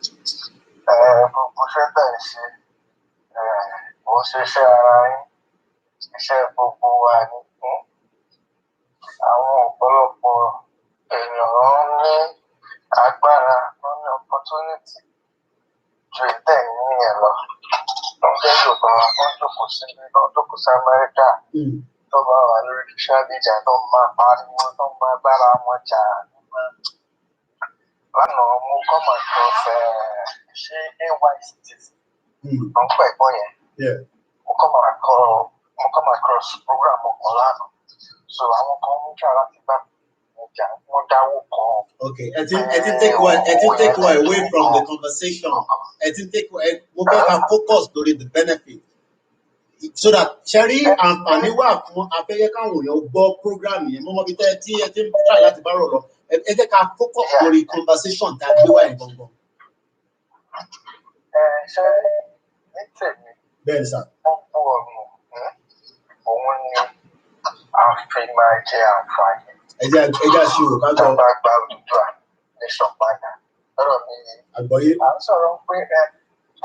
Southwest, látòrí ẹjọ́ jẹ́ tàbí sọ pé bí bàbá fún alẹ̀ nípa ìyẹn bàbá bá tún lọ. For good 8 years, even though ọ̀nà tó lọ sọ́tà ní farm bàbá èmi kàn fún àfọ̀níkẹ́ tó pọ̀ Nàìjà. Ọ̀tà nìkan lè sọ ní gbogbo tó jẹ́ ilé bàbá gan kò tá ibẹ̀. Kò ṣeé gbà. So kábọ̀sibọ́sí àwa sọ̀rọ̀ pé ọ̀nà Lagos Ìbàdàn àbí Lagos Lagos to Osun State, Ìbàdàn to Ìlọrin, Ìkọ̀ǹkọ̀. So gbogbo yẹn tá a bá gba Yorùbá nation padà, most àwọn ọ̀nà kan ní Lagos State, àwọn ọ̀nà tó ti ṣe lẹ́yìn bridge Babangida, Third Mainland Bridge, most gbogbo àwọn bridge tó wà lẹ́kọ̀ọ́, àwọn bridge tó ti ṣe nígbà ayé Western Region. About the wrap it up, 30 more seconds. So, yeah, so under anything, fall under infrastructure. That's very good. So under infrastructure, and then Google resources there because they on those states I need enough bitumen to lè carry gbogbo ẹ̀. Ẹ ṣé gan bàbá wa ẹ̀gbọ́n mi àtàtà láti Abbeywood mo kí gbogbo yín tí ẹ ti ń pè wá kọ́ ti wọlé gan rẹpẹtẹ ìmí tó bá ti wọlé à try láti pè padà ẹ mọ̀ pé bí ṣe sọ tẹ́lẹ̀ there's a lot of freeze on the WhatsApp now with over 320,000 messages ló wà lórí WhatsApp mi you have to bear with me gbogbo yìí náà lè máa láǹfààní àti pè I know it's late around the world also make sure you remain COVID conscious as well ẹ ká lẹ́bàá máa wá ẹ káàbọ̀ sórí ètò. ẹ káàárẹ̀ o ẹ kú iṣẹ́ Èdùmàrè á máa fún wa ṣe. àǹfààní tó wà nínú pé kí Yorùbá dá dúró ó wà pọ̀ rẹpẹtẹ o. kí ló dùn tó kéèyàn wà ní ìlú tirẹ̀ tí ó máa ti ní ìfọ̀kànbalẹ̀. orílẹ̀-èdè tí wọ́n ń pè Nàìjíríà lọ́dọ̀ tí kò sí ìfọ̀kànbalẹ̀ fáwọn ènìyàn kankan bóyá lórí security ni o or whatever tí Yorùbá nation bá dá dúró ìfọ̀kànbalẹ̀ á wà fún tọrútọmọ. ẹ̀ẹ́kọ́ tún wà wípé èdè kan náà ká má tí ì sọ wípé ibi tá a bá ti ń roko sí ibẹ̀ láti máa jẹ sí. nítorí tí wọ́n fi ń ṣe ọrọ̀ ajé Nàìjíríà ilẹ̀ ọba ni wọ́n ti ń kó ètò pọ̀ jù bẹ́ẹ̀. àwa la máa wá ní ẹ̀tọ́ láti mọ̀ bá a ṣe máa ṣe àti fún àtẹ̀dọ́ ẹ̀. ẹ wo gbogbo ojú pópó èyí nìtójójú títì bó ti rí nílẹ̀ Nàìjíríà lọ́jọ́ tèmi. tá a bá gbòmìnira ara wa àtún títì wa ṣe ìtò máa reduce accident. ká má ti sọ wípé owó wa á níyì á ní weight gbogbo ọ̀dọ́ tó sọ yìí pé owó lọ sókè 460 kìíní kan sí something yẹn ohun téèyàn bá rà ló máa tà. tó bá ra ọjà lẹ́wọ̀nwó ọjà ẹ̀wọ̀nwó náà ló máa tà. ṣùgbọ́n nígbà tá a bá pín ta wà nípò ara wa iṣẹ́ á wà. ìlú tó pè Nàìjíríà ọmọ ẹlẹ́ran tí wá ń jẹ egun ni kò síṣẹ́ fún àwọn ọmọ tí wá bẹ̀ òun ni graduate tí wá jáde iṣẹ́ tí wọ́n á ní kó lọ ṣọ̀kadà wọ́n á ní kó lọ ṣoko wọ́n á tún ní òkè nítorí tí Yorùbá tọ́lọ́run ti dá wa ní pé àkínpẹ́ gbà fọ́lọ́. ẹ jẹ́ ẹ̀sán kankan fún yín láàrin ibẹ̀ kó tó di pé màá fún yín lọ́nà tá ṣe mọ̀ pé ìdí táwọn èèyàn ṣe ń wọ ọ̀kadà púpọ̀ gan ni pé àná náà tó dáa structure yẹn bá ń ṣiṣẹ́ ó jẹ́ kí road system yẹn ó lè gbé mọ́tò táwọn èèyàn lè máa wà bí a ṣe ń rí nílùú òyìnbó lamẹ́ríkà ní London ní Germany ní Italy ní Rome ní all over the world tó bá jẹ́ pé ó ń ṣiṣẹ́ ni àwa create job but nígbà kan náà gan ò dá ọ̀kadà làwọn èèyàn máa end up sí. bẹ́ẹ̀ ẹ rí i pé ẹ tún wá jẹ́ ká sún lọ sí ọ̀nà pé wọ́n ní káwọn èèyàn wá lọ máa ṣiṣẹ́ oko ọba làgbẹ̀ pẹ̀lú rántí pé bí ọdún kejì sẹ́yìn wọ́n ní ká kàwé èèyàn wọn ṣe kó lọ ṣiṣẹ́ lóko nígbà mọ́ kàwé tán tẹ̀ ní kó lọ ṣiṣẹ́ lóko ṣùgbọ́n torí bọ́lá ṣe dá wa agbàfọ́ náà àtúbọ́ sóko ọ̀hún àtúnṣiṣẹ́ oko ọ̀hún ẹni tó ti yá owó tó ti jẹ gbèsè tó tún ṣe iṣẹ́ oko ọ̀hún ẹ̀rùn á tún débẹ̀ á tún jẹ ẹ́. tá a bá gba òmìnira ara wa kò ní sí ìlò tí wọ́n ti sọ ẹlòmíì tí ó kó gbèsè ìtàwọn èèyàn ń kọ̀ ní ti suicide kò ní sí yẹn bẹ́ẹ̀. ẹjẹ́ tó sún síwájú káwá mú lọ sọ́dọ̀ àwọn olórí tó lórí ò bá da ìsàlẹ̀ ò lè da. ọlámùkọ ẹrù ẹwọ́ olókèlè ń wò ìsàlẹ̀ ní kẹ́ẹ̀tì bẹ̀rẹ̀. tá a bá ń gbọ́ òmìnira ara wa àwọn olórí tá a máa yàn síbẹ̀ nítorí tá a fi máa bẹ̀rẹ̀ kò ní jẹ́ kí àyè jìbìtì ìmọ̀tara ẹni nìkan bámbámú ni mo yọ kò ní jẹ́ káyè yóò wà. ẹ jẹ́ afẹ́lómi láyé màmá mi tó da ẹ̀fṣẹ̀ gan nítorí pé wọ́n sọ̀rọ̀ kan níbẹ̀ that falls under the corruption. I just saw a message on YouTube now and I'm gonna read it out. I hope I've not lost it. It's talking about identity. It will give us identity. tó bá wà nílùú òyìnbó tó tẹ̀lé wá sílẹ̀ Yorùbá tó bá lọ sẹ́ńbàsì wa Yorùbá lójó máa bá communicate kò ń sẹ́ńbàsì London tó máa wọlé nísìn can't disrespect it as a Nigerian. So what is the essence of being a Nigerian where you are being disrespected inside your embassy? Kò sáǹfààní kankan tó ń ṣe fún wa. We're going to take more calls. I'm just refreshing the phone. So let's go straight to, I won't mention the location because of their safety. But this person is calling from Nigeria. Goes okay. Okay. Carry travel bomb nira benefit to cover automatic. Àkọ́kọ́ náà gbogbo àwọn custom tó wà nílẹ̀ Yorùbá almost 85% àwọn lọ́tàná ni pé à need àwọn èèyàn rárá ní custom. A máa need àwọn automatic like bíi 250,000 workers.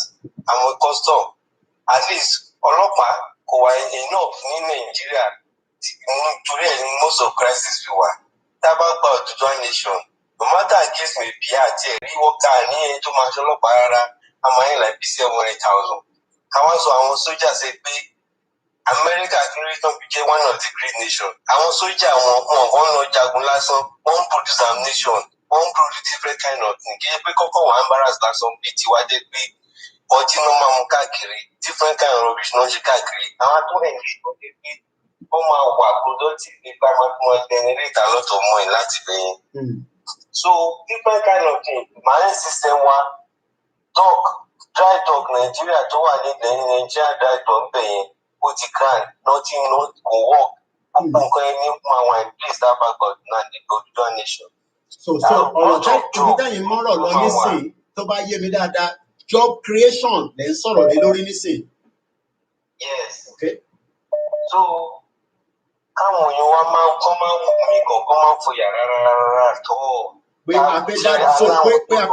fẹ́ dá dúró yẹn kò gbọdọ̀ jẹ́ kí ó bẹ̀ wá lẹ́rù kó bà wá lẹ́rù pé dá dúró àwọn bá wà lẹ́rù àgbọ̀dọ̀ máa ronú bẹ́ẹ̀ àbí bẹ́ẹ̀ kọ́. Okay, nísìnyí pọ́tù wa nísìnyí 85% àwọn tó ń ṣiṣẹ́ níbẹ̀ key post àwọn nọ́ọ̀tì ní ti pé kì í lè ṣẹlẹ̀ bàbá wọn yòókù lè wá ṣẹ̀ṣẹ̀ débẹ̀ kan fún níṣẹ́ àwọn ní àtàbújá náà ní gbogbo ẹ̀. So tí kí n tá a bá dá dúró ìyá ò lè jẹ wá rárá. Ìyá ò lè jẹ wá rárá.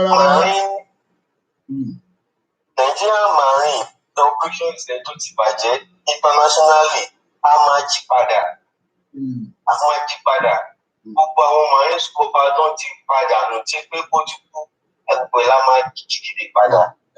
So instead of job opportunity ká má bẹ̀rù. Thank you very much. That's about 2 minutes 34 seconds. It shouldn't be more than 2 minutes. I'm trying to push them as quickly as possible. I can support everybody, but I'm not going to mention the name like I said. Oh, yes, I've mentioned my mom and Wale Walata, but I appreciate every one of you. Àwọn JP, àwọn kódà àwọn kábíyèsí tó ń wò wá, àdúpẹ́ lọ́wọ́ yín. Ẹ sọ̀rọ̀ sókè so that kí a lè bá rọ́nà kọjá. The benefits, àǹfààní, òun là ń sọ̀rọ̀ lé lórí. Kọ́ọ̀lù tuntun, ẹ tó bá ti pè tẹ́lẹ̀, ẹ jọ̀ọ́ ẹ má ti pè. Ẹ tó tí láǹfààní, ẹ dá fún wọn láyè. Ẹ ló kọ́là wa. Hello, sir. Ẹ ṣe ní kíákíá 2 minutes yín ti bẹ̀rẹ̀. Ètò nìyẹn. Yes, sir. Wọ́n ní bẹ́nífìtì kí ni bẹ́nífìtì ilẹ̀ Yorùbá tá a bá gba ilẹ̀ Yorùbá. Bẹ́nífìtì pọ̀ àtẹ̀lẹ́sọ̀tán nọ́mbà 1 ní pé fún kí ni ní àkọ́kọ́ gẹ́gẹ́ bí ọkùn òye ní tèmi èdè wa yẹn àti àṣà wa àti ìṣesí wa gẹ́gẹ́ bí Yorùbá yẹn ó kọ́kọ́ máa padà wá sílé nọ́mbà 2 ó pọ̀ lọ́jọ́ kí ṣe nọ́mbà 2 but next from there láti máa mọ what to do pẹ̀lú most of it that is lost because ìwọ tó jẹ mí lógún jù ní tó dùn mí jù ní èdè wa láti sọ̀dà mí ẹni tó ń pè mí láti London lórí the other line ẹ má pè mo mẹ́ni yẹn bọ̀ mo fi dárúkọ nọ́mbà tẹ máa pè sí is +4475 9405099 orí Koiki Media Odùduwà lẹ ti ń wò ó wọ́n dẹ̀ ti bá wa pín ẹ̀ síbẹ̀ nọ́mbà tí ẹ pè tán sí nísìn ó ń disturb broadcast yẹn ẹ gbóhùn sókè. Okay, sir. Wọ́n ní sóra àwọn kan yẹn máa wọlé padà wá sóra ọkùnrin máa balẹ̀ fún wa pé ìlú wa lélẹ̀ èdè wa là ń sọ èdè yẹn kọ́ńtẹ̀ máa padà because èdè yẹn kò fún àwọn tó jẹ́ káwọn àwọn ọmọ Yorùbá ẹ̀ lọ sí school a máa ń lọ sí school because èdè yẹn lè láti gbé sórí English sẹ́yìn òun mọ́ pẹ̀lú àwọn máa gbé sórí ó sọ sí ìlú tó jẹ́ kí wọ́n máa fẹ́ èdè wọn sọ àwọn èdè wa àti àṣà wa máa padà wá sí lẹ́sà kan tí mo tó àti sọ ni ó dẹ̀ pọ̀ ọkọ̀tà máa benefit pọ̀ gan bí jẹ́ àtẹ̀sọ́tán. Ẹ ṣé gan ni bàbá wa ẹja tó fẹ́ lòmíì láyè bí ṣe sọ ẹ tó bá ti pè ẹ má ì tí pè ká fẹ́ lòmíì tó ì tí pè láǹfààní àti pè wọlé so that kí ó lè kárí gbogbo yín náà lè máa láǹfààní àti pè à ń sọ̀rọ̀ lórí benefit àìtírì yàn kankan tó sọ pé ṣé gbogbo Africa selection ni ìtorí màtẹ́ bá ń sọ̀rọ̀ benefit nìkan sọ̀rọ̀ election. Hello caller. Hello. Ẹgbẹ́ òsókè alàgbà wa tó ń pè kí ni à ń gbọ́ yín.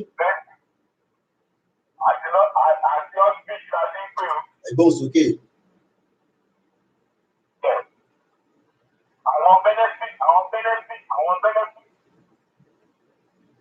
Àwọn benefit tí mi rò pé ó wà tó tí àwọn èèyàn tí sọ pa ẹ̀ òun ni wípé ilé school ọ̀fẹ́ gbogbo ọmọ tó bá ti wà rẹ́gísítà gbogbo wọn pátápátá gbọ́dọ̀ bẹ̀rẹ̀ láti ẹni tí ò bá lọ sí ọmọ ò bá lọ sí tó bá ní good reason láti jẹ́ gbogbo tó tó wá sí wọn máa penalize àwọn parents ẹ̀ gbogbo ọmọ gbọ́dọ̀ lọ sí. Education, okay. Kódà bàbá wa tó pè tán àwọn sọ lórí education tó dẹ̀ sọ̀rọ̀ lé lórí yẹn nígbà tí mò ń sọ kíní yẹn lọ mo sọ pé provide a national service education gbogbo ilẹ̀ máa láǹfààní àti pè nítorí àìtí kúrò lórí ètò ẹni tó bá ti pè tẹ́lẹ̀ ẹ jẹ́ kẹ́ni tó ti pè kó ráyè pè ẹgbọ́n sókè ẹni tó ń pè wá. Hello. Ẹ káàbọ̀ sórí ètò. Ẹ kú ètò. Ètò nìyẹn. Yeah. Personally, the first benefit they may feel that the Yoruba nation will be a virgin nation. Okay. Àwọn aládẹ̀má darí ẹ̀ bó ṣe wù wá láti lẹ̀. And ayé máa gbà wá àwọn ọlọ́pọ̀lọpọ̀ pé wà ní Yorùbá world. Wá lé wá sọ ọpọlọ kalẹ̀. And ní gbogbo ẹ̀yà Yorùbá ní gbogbo ẹ̀yà Nàìjíríà tó wà sí. Yoruba don't need the best administrators. Kódà bàbá mi pé mo interfere kódà Biden gan ti employ àwọn Yorùbá kọ̀ọ̀kan tó ń bá ṣiṣẹ́ nínú administration ẹ̀ tó lọ lọ́wọ́lọ́wọ́ báyìí. We are going to have the best of the best things. Àwọn ọmọ wa rẹ́dí àti wàdà oríṣiríṣi ṣẹlẹ̀ sílé hospitals. Your money, your brother, you will have to learn how to speak Yoruba. Definitely, I will have to go back to class. That's definitely I have to. Ẹ gbọ́ sókè bàbá wa tó ń pè má bínú. Àdẹ gbogbo àwọn tó wà in the diaspora, àwọn ọmọ àtọ̀ ti bí kiri tí wọ́n monitor wọn tábà ní best country, they will be coming home. Wow! Ẹ mọ̀ fáwọn èèyàn kan sọ̀rọ̀ yín látẹ̀ ìfọ̀n. We are beautiful, home are pretty, we are going to do the things in our own way. Àdébáwọn ẹranko tó pọ̀, àwọn tí wọ́n ọ̀nà pọ̀ lọ. Gbogbo owó tẹ ni wọ́n fún wọn láti ọdún yìí tó pọ̀ ju ti Yorùbá lọ kí ni wọ́n lè account fún nílùú wọn ò dáa. Ẹja tó fẹ́ lómi láyé poverty leverage. Okay. Yeah. Okay. I don't think there should be any sense in any politics. Election 2023. Okay, so just on another 30 seconds, kí ni reason tí ká má lọ fún another election in 2023? Well, it makes sense because we are agitating for something which is bigger for us. That's it. I love that. We are agitating something which is bigger. Bear with us, all our Biafra brothers, because most of my callers have been speaking in Yoruba, but I'll try most and possible to translate. Let's read a comment coming from Koiki Media, the Dua page. My own thinking about the benefit of Yoruba nation is under transportation. For example, look at Lagos State, especially on island, somewhere like Jankara and Ojogiwa. Is full of flooding. It is killing people. Our Yoruba nation will take over from these hoodlums called union and use our money for the good road and good drainage. And because that person says so, let me show you a video that was sent to me, and I guess from Lagos today, and then we're going to take more calls. I know you're trying to call, but it's not going to come through because I need to refresh the phone. There was a fire in Mushi as well today, but ẹ jẹ́ kí n sáré fi fídíò yẹn wọ̀n wá bumper to bumper. This was Lagos today. You see? Bumper to bumper. The motorcycle called Okada are now even driving on the pedestrian walking. Maybe you might not see it. Let Let me play it again. I want everybody to see it, and I will take more calls. Oh, don't worry. The show is all about every one of us. I know some of you are working from home because of the COVID. Let us remain COVID conscious as well. We are also telling those, I know a lot of you are worried when you see us going out, we're not putting the face mask and all that. We're doing our best. And we appreciate, let me put this on record as well, a particular group, they don't want me to mention their name, they produced, they paid for it. I was not even aware. They just called the person that made the face mask. 1,000 pieces was produced. 1,000 very soon with different hashtag that we have on it as well. 1,000. I'd like to appreciate them. This is what we are saying. Let's create this awareness. So let me quickly go back to calls because it's all about you. So I'm going to refresh again so that your calls will come through. I know a lot of you are calling. You will definitely get through into the show. We are talking about the benefit. Only one person so far have talked about the 2023. What we are agitating for is much bigger than the 2023. So let's go straight to the next caller.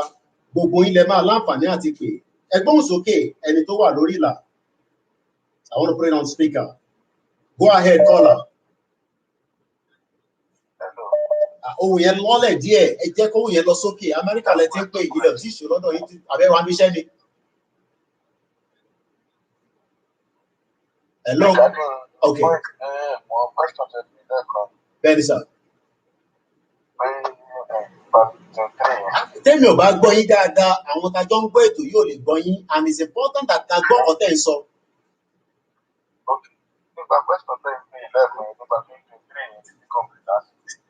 Ọ̀dà ẹ máa ń gbọ́.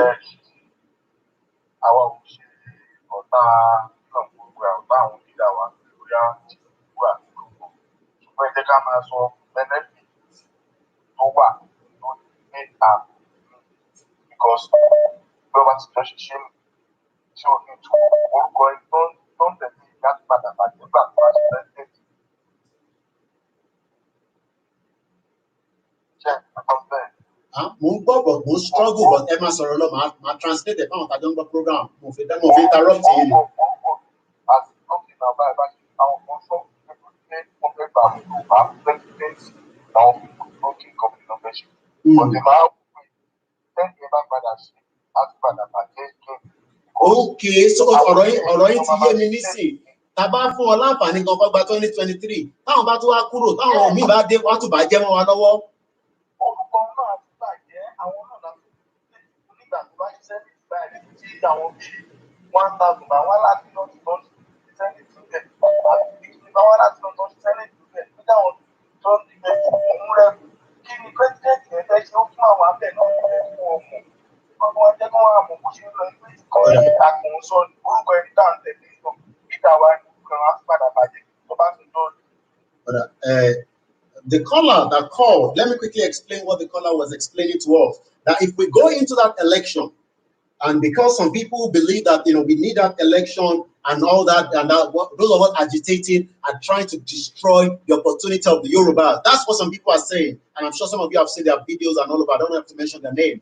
But what the caller is saying is, even if we allow this person to come through, eventually we will still have other people that will still manage our resources on our behalf. It does not matter whether this person is the president, because we know that the system that we have presently is being controlled, not just only in Nigeria, it's being controlled outside Nigeria as well. And everybody knows that. Everybody knows that this country is being controlled right in Nigeria and outside Nigeria as we speak as well. I'm going to read more comment as well as it's coming through. Network is bad here in Lagos. Okay, but that's part of the infrastructure as well. So yes, I think the caller was the reason why we couldn't hear. Thank you, Instagram as well. Yeah, please, what's the number on Instagram? The number is +44 75 94050979. And also, agriculture benefit is part of the Yoruba nation. We will be able to give money to our farmers to establish their farming system, such as planting their crops, ranching, poultry, and so on. We had over 100 farm settlements. Over 100. But now, so let's go back again to some of your calls. If you have called before, don't attempt to call, because I will know you have called and I won't pick that call because we need many people to join the show as well. So let's go straight to the next caller. 2023, benefit of Yoruba Nation. Hello, good morning from here. Mute background here, patapata. Okay. Police election in 2023. Yes. Election that is stable, that's the joy. We will see benefit for citizens. Election that is stable, that's the joy. To just pay AK-47 of Kufu and Wing, our full right for the power. Okay. Election that is stable, that's not doing. Power supply. Election that is stable, that's the joy. Just good road. Election that we've been doing, there's no good road. Goes okay. Election that is stable, that's not doing. No water system across the Yoruba land.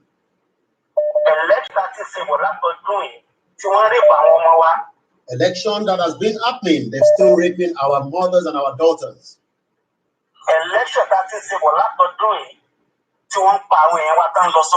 All the elections that we've done in the last 20 years, all our farmers, our fathers, our brothers, our sisters are being killed right inside their farm.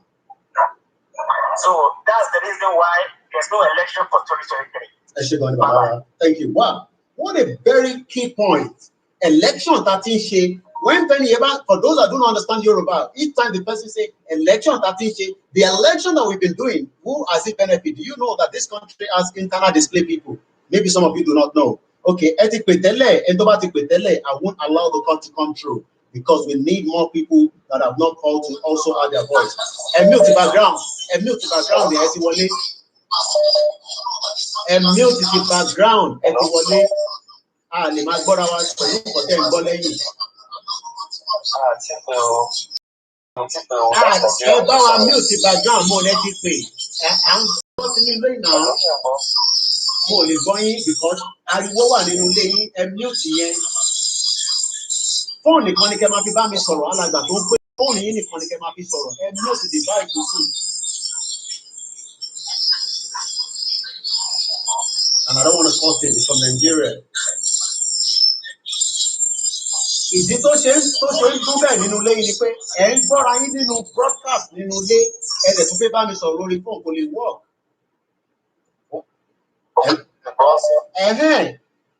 Àlàyé tá à ń ṣe fún yín látẹ̀kọ́ nìyẹn. Ṣé ẹ̀gbọ́ lò program ni? Tẹ bá ti ń pe show níjọ́ míì, ẹ máa mute tinú ilé. Ní ìṣẹ́wò kò ní kankan ṣe pẹ̀lú network. Kò ní kankan ṣe pẹ̀lú network.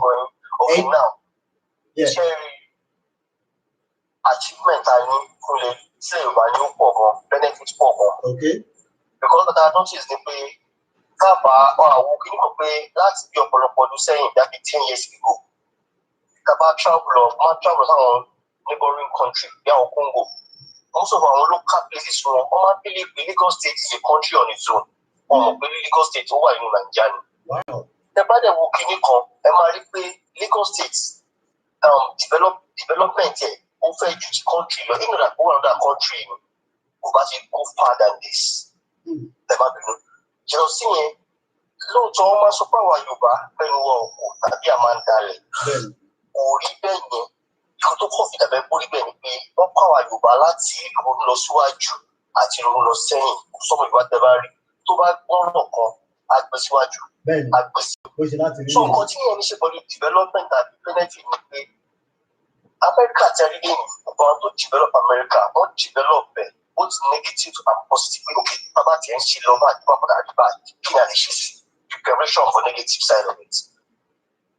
We need time, but touch our point. The election. Election.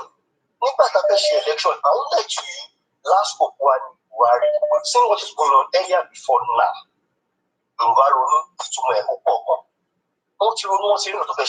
But the last hope were fine. Tinubu, he's a politician, but it's not going to look bad. It's only in terms of security wise. That's no good. Nobody is about to say economic wise. Buhari only Shikoko, or they should values. But the issue we have is that now our major to share back. Look at the shape for starting or work. Go on to break. Fine, in terms of security wise, on the platform. But now the only way is down. I don't make it. Cherry, go see. You know, as we have been saying to play, see about by Yoruba nation. We are good to go. Internationally, I'm a good rapport, but I'm a great rapport with our advanced country, which is to help the nation more than we expected. We expect. So, our case, our shito, and Jody. I might be right if they were very sure I'm 24/7. Okay. The I was fortunate. Take it to my own. Thank you very much. These are the kind of opportunity. Somebody said I should take it easy. Look, if you know more, this system, the network, structure. I'm frustrated, but I understand. But I have to make him understand that because I don't want to cut him. And I know he's coming from Nigeria. More disconnected. And because I don't want to I want Philippine. Anytime wà níta náà Philippine yẹn Hausa Philippine yẹn nítorí pé Fúlàní ti override wọn Igbo Philippine yẹn Middle Philippine yẹn and somebody said here as well one benefit is our religion culture individuals will be respected. A Muslim Yoruba is not respected in the north. Talk less of Christian Yoruba. Talk less of our own Babalawo. They are not respected. The line is still open. Oh, you are touching a No, I don't think people want to go, but you will all have opportunity to call. But if you have called before, I would not take the call. We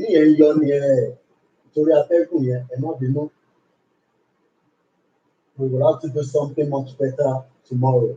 But for now, I will have to manage it. But if I'm not about communicating activity, you need to do that from Jeffo.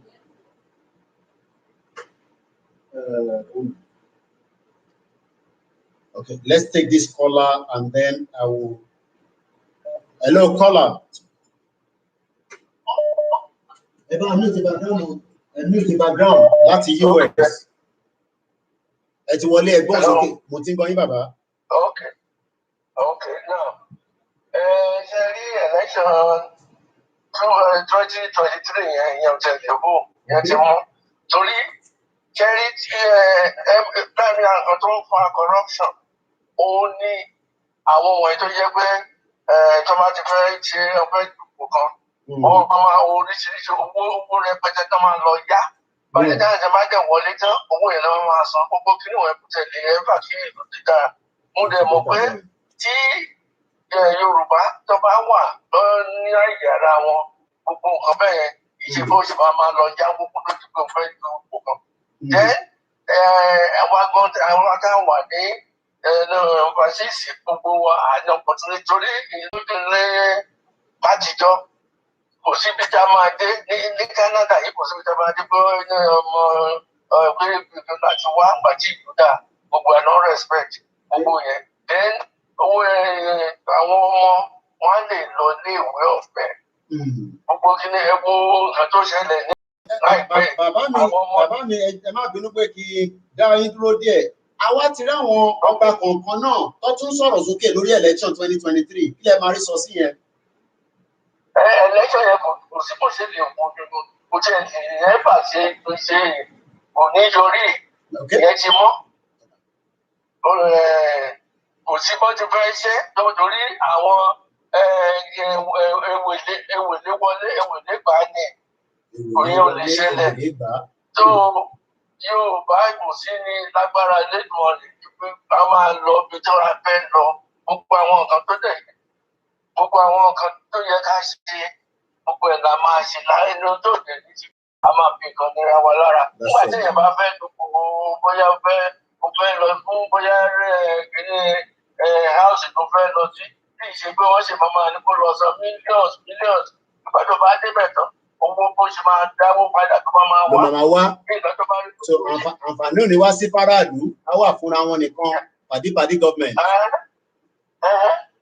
So gbogbo kíní wọ̀nyẹn kò ní kújẹ́ lè ṣe.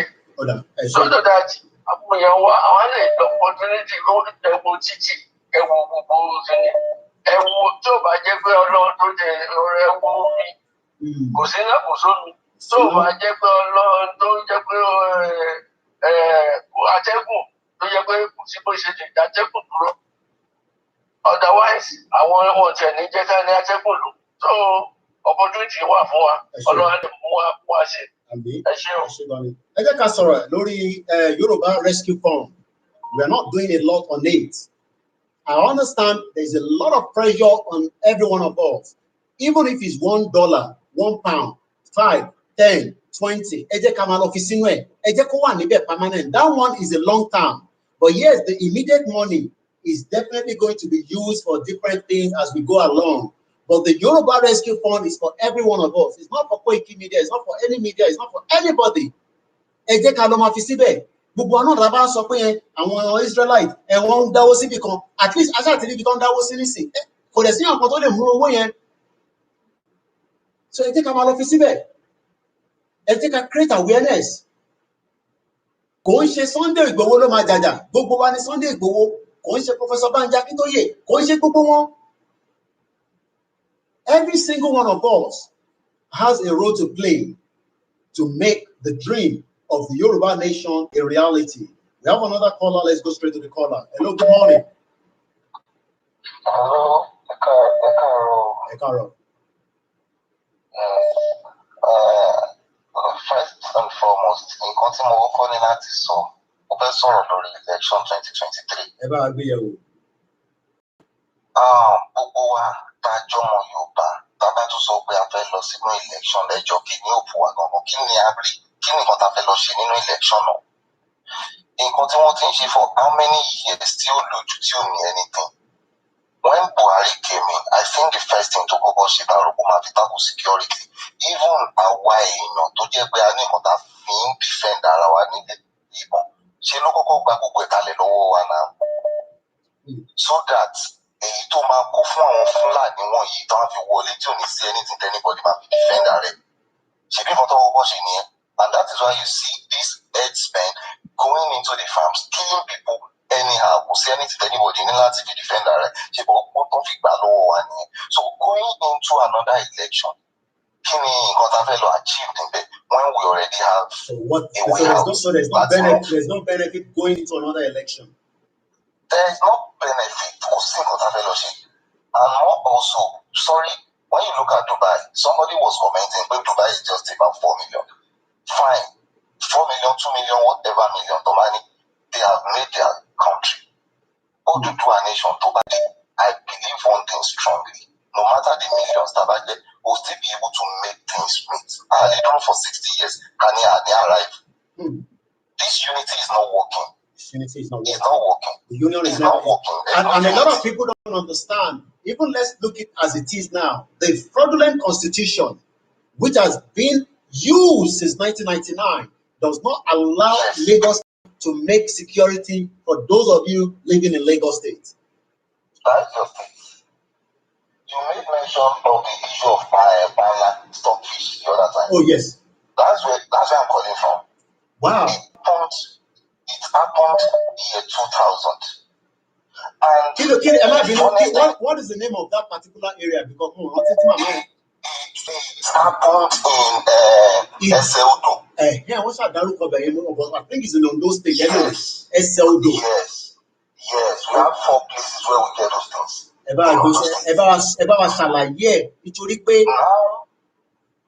when you look at it, the so-called people don't govern well. Whatever somebody really benefit from this Yoruba land, wọn ò nígbà kan execute ẹbí tọmọ Yorùbá ti máa sọ pé òun ní opportunity láti jẹ ilé. Look at the issue of electricity. In that same Ondo state, only we don't generate.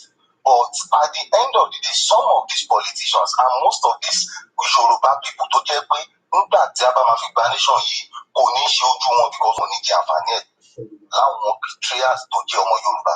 They will not only benefit ẹ̀yìn wọn ló ti máa ṣẹlẹ̀. àwọn nǹkan ọ̀nà lọ nígbà yẹn náà on electricity tó jẹ́ pé òkè ó yẹ káwọn èèyàn máa fi benefit kan fi create iṣẹ́ fún wọn ní Ondo State tó pé tó ta. Many things happened tó jẹ́ pé èèyàn kan lè sọ on air. But thank God for what is happening now. So if anybody is still focusing on 2023 election, I think that person must just wake up because I believe he's still sleeping. Okay. Thank you very much. We go straight.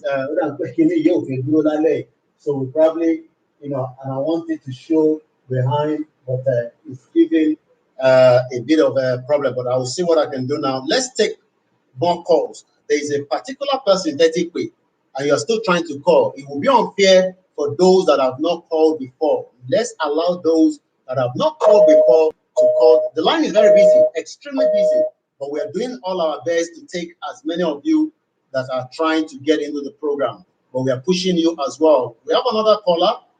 Let's go straight to the caller. Ebo's okay. That's Wale. Hello.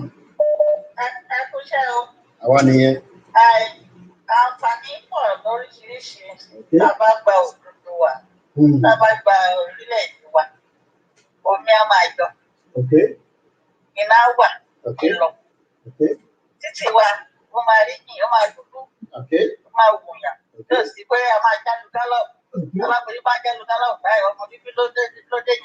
Okay. Healthcare, national health service. To the first one, to the standard. International standard. Okay. Okay. The education. National health service and education. National health service. Benefits that were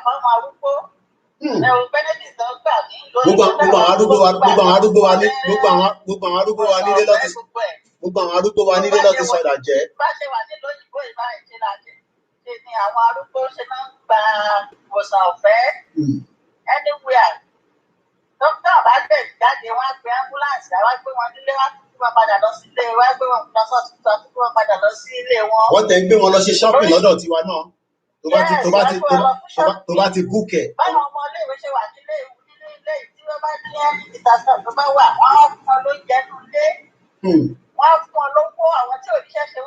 So ẹ̀yin tí ń sọ̀rọ̀ lọ lórí social welfare lẹ́yìn sọ̀rọ̀ lé lórí nísìnyí. Oríṣiríṣi àǹfààní ló wà. Àwọn ọdún ṣọ́ọ̀bù lọ àkójọ àrùn àgbàdo náírà anything lágbèrè àgbàdo tútù àwọn every time. Okay. Kò ní sí pé nígbà tí sísè àgbàdo máa tó jẹ́ àgbàdo àbí ìkankan. Okay. Gbogbo nǹkan la máa preserve. I think that's another good point there because we don't preserve anything in this particular country.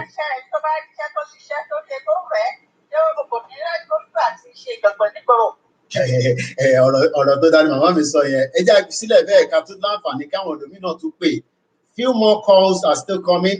The number is +4475 94050979. Ẹ káàbọ̀ sórí ètò. Àwa nìyẹn. Bàbá gba Odùduwà nation wa yìí. Àǹfààní tó wà bẹ́ẹ̀ ó pọ̀ mọ́. Ọdún méjì tèmi focus lé lórí ni pé monitoring gbogbo àwọn tí wọ́n bá gbéṣẹ́ fún. Tó kówó fún pé ìwọ ṣe bí ló yẹ kí wọ́n ṣe. Ó ṣe kò ṣe àwọn tó máa mú wọn pé ó ṣe owó náà mú fún ẹ kí ló fi ṣe. Ókè wọ́n sọ pé kò ṣe wọ́n sọ pé kò ṣe nǹkan kan àbí ó mú fún ẹni tó ṣẹ̀. Ìdájọ́ wo ló yẹ kó fún ẹni yẹn? Ìdájọ́ òdodo. Wọ́n gbọ́dọ̀ máa búra fún gbogbo àwọn tó bá fẹ́ bọ́ Odùduwà nation ṣiṣẹ́ lórí ìdájọ́ òdodo. Lórí kó máa gbé ẹ̀bí fáláre nílùú wa lórílẹ̀-èdè wa yẹn lórí kó máa gbé ẹ̀bí fáláre ni mo ṣe faramọ́ Odùduwà nation. Ìdájọ́ òdodo ló gbọ́dọ̀ wà lórí everybody. So ẹ̀yin lọ sí the judicial system lẹ́ sọ̀rọ̀ ní lórí nísìn. Bẹ́ẹ̀. Okay. Ẹ̀sà ọdún mo fẹ́ nìyẹn lórí Odùduwà nation yẹn mo mọ̀ pé Ọlọ́run ti ṣe fún wa o. But everyone gbọ́dọ̀ ní iṣẹ́ tó máa ṣe ọwọ́ kankan ò gbọ́dọ̀ dilẹ̀ because ọwọ́ tó bá ti dilẹ̀ lè ṣún yálò. Ó dàbí tí màmá wa sọ tán. Everyone gbọ́dọ̀ ṣe òjò wọn tó máa ṣe. Kí gbogbo nǹkan kó wà normal, kí gbogbo everything come back to normal. Okay, hold on, thank you very much for that caller. Let's quickly, re-emphasize again The Yoruba Rescue Fund is there for every one of us, for our own benefit. But the Koiki Media donation is for the media. But we are also making advantage of it to support those on the also doing what we have to do as well. All the numbers are already on the screen. I'll repeat the number again. It's already pinned on the YouTube. Somebody asked for our support donation on Instagram. We will put it there for you. If you need to ask for our account number, tell me and we will definitely send it to you. And we appreciate every one of you that have been supporting, not just me, supporting the purpose of making the reality. Some people will say it's not going to happen. We don't have to fight them, but we need to prove to them why it's going to happen. And we are doing so every blessed day on all the platforms. Join Mayegun and Citizen NY tomorrow on Mayegun Diary, my brother all the way in Scotland. The phone is going to refresh. More calls is going to come through. I will pick your call. Look, there's so many calls. I think we've missed about almost, there's the phone, and there's a lot of people calling. 82. I am still taking calls. We are not yet finished the program. So keep calling, and I will pick your call along the line as well. And I'm also trying to return calls as well, but I have to keep refreshing the phone. The WhatsApp is so heavy. I have about 320,000 messages on the WhatsApp alone, and it's making my WhatsApp to drain. Go straight to the point. You only have 2 minutes. You are not live with us. Hello? I suppose okay. Hello? It's one live. Lórí ọ̀rọ̀ Odùduwà Republic, àwọn ọ̀pọ̀lọpọ̀ èèyàn wọ́n support àìjẹ́ àyè, but ó ní kankan tí èmi fẹ́ fi àkíyèsí wá sí. Because tá bá ní àfẹ́ ṣe election in 2023, which a lot of people don't agree pẹ̀lú, agitation yẹn a ní láti need the support international community. Because tá bá ní support international community, àkàmágbàgbé àwọn English, àwọn England, wọ́n máa support current government. Somebody support current government, who are very, very difficult for her. So I need to spell out for when you are first election 2020. But agitation can share I need support on international community because all are very, very important. Our Egypt won't share agitation. In as much as people want to share election, one need support international community. They are very, very important. And they need to carry on along on that front. So contribution to me, every other thing we have to saw a lot of things. But we can feel very, very, very important. Okay. All right. They can need international support. I'm going to respond to that now. Thank you very much from that caller. It's from UK. The caller said, if we really want to make sure that 2023 doesn't come true, we need international support. How does that going to happen? That is part of the reason why we must create enough. The petition will be released. There's already one that is already running, which is the force majeure between all the, the 4 tribes, the Middle Belt, the Southeast, the Southwest, and that means that is also going to elapse in the next couple of days. 90 days have been given to the government. What is inside the force majeure? This constitution is fraudulent. It's not going to help us. It's not going to support us. Those on Instagram, I'm going to turn the phone around in about a few minutes so that I can continue to charge the phone. So bear with me when the phone goes, on the landscape. What I'm trying to explain is the force majeure that was declared on December 16. A lot of you must have watched it. If you have not watched it before, go on my YouTube, type in or search on Google, Koiki Media, force majeure. We already explained everything. I think we did so many conversations on it. Heritage have done it.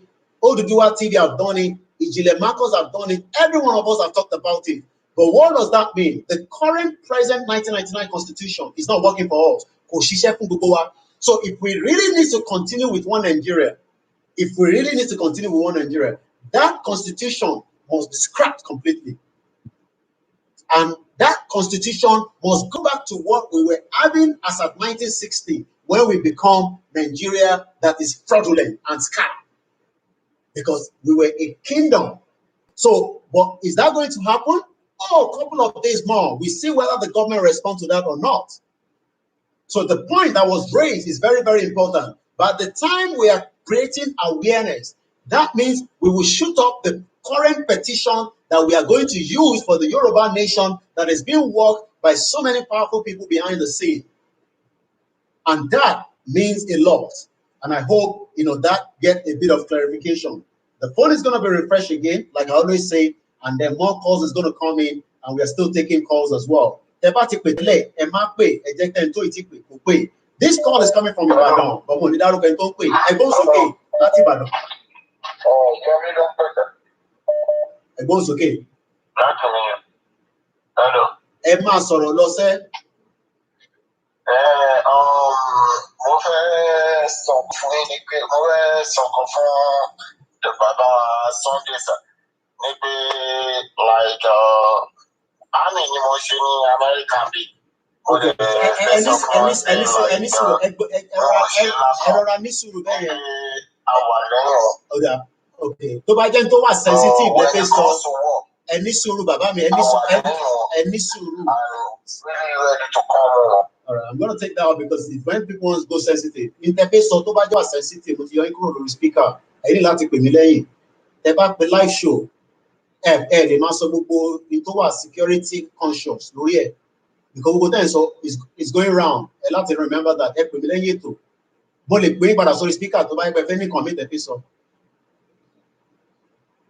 No, no, kò sẹ́ni tó pè tí mo kì í gbé fóònù. So tẹ́ bá pè mí máa gbé yín padà. So ẹ pè mí lẹ́yìn ètò àbí kẹ́ send message sí mi nísìn. I have to stop then because let's understand that as much as we want to enjoy the show, but when it's security matter, mo mọ̀ pa láwọn tó jẹ́ ọmọ Yorùbá tó wà láwọn ibì kankan nílùú mi tẹ̀fẹ́ fi nǹkan sílẹ̀ tẹ̀fẹ́ fún wa láǹfààní tẹ̀yìn ti mọ̀ lọ́hùn.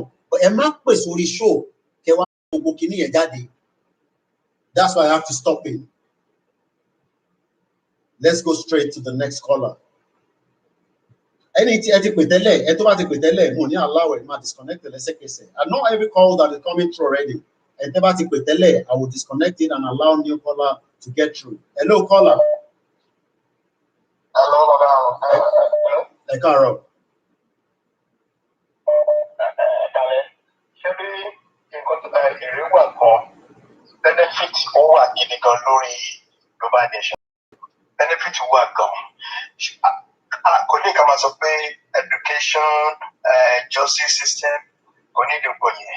Nǹkan kó tún jẹ́ benefit tó jù ní pé you will see people of like mind. You will see people that are progressive in mind.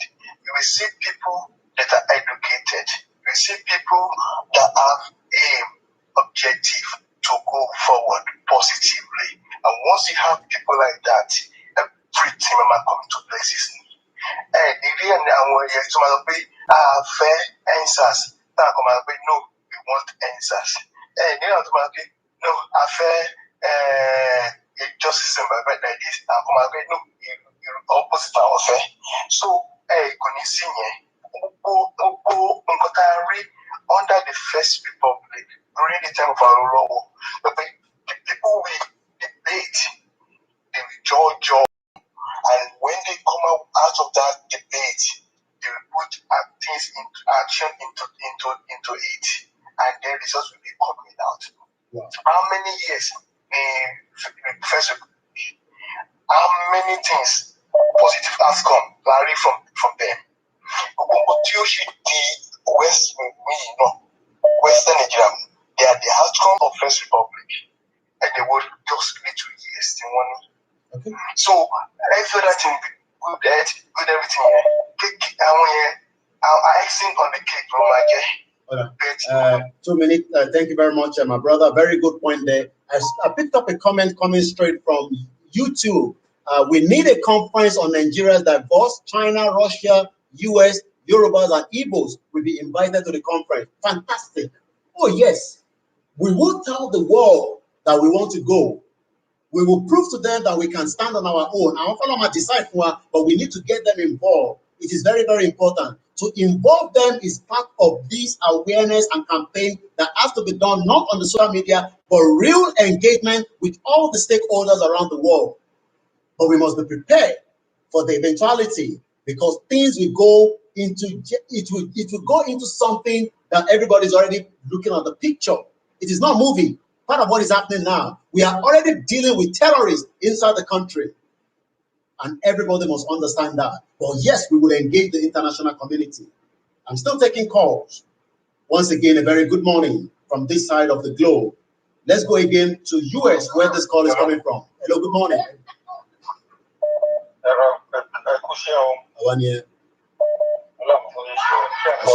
Loud and clear.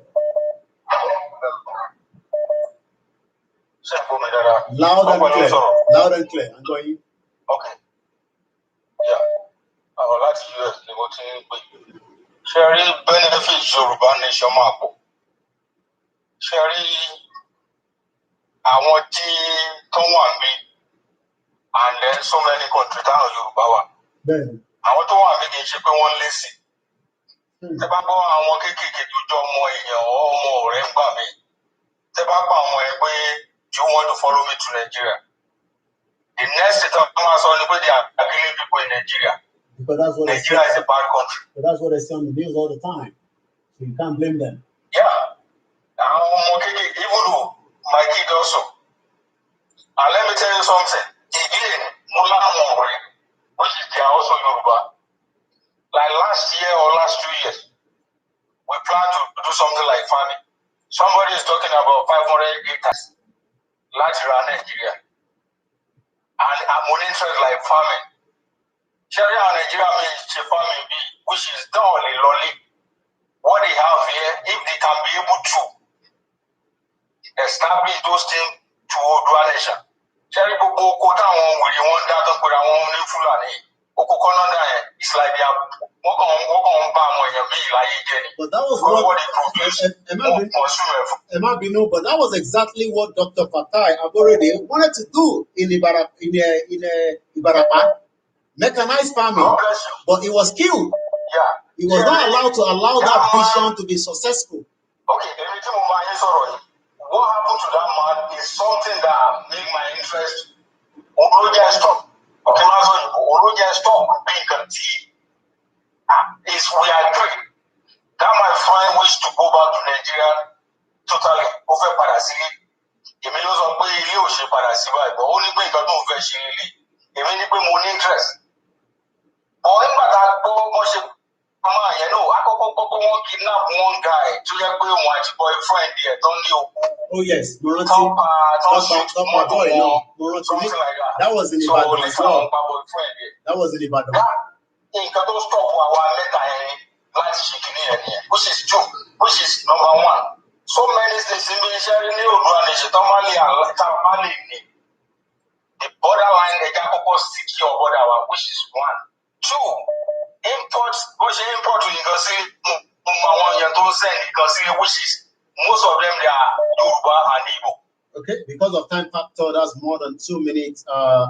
Once again, if you have called before, I won't pick the call. A lot of you wants to call, and we must allow new caller to get through as quickly as possible. The calls are being picked at random. We're not selecting one particular person. It's over 152 mixed calls so far. So we only go by as the call comes through. So let's go straight to the next caller. Hello, good evening. Or good morning from here. Ekaro. Hello. I'm going Ekaro Soreto.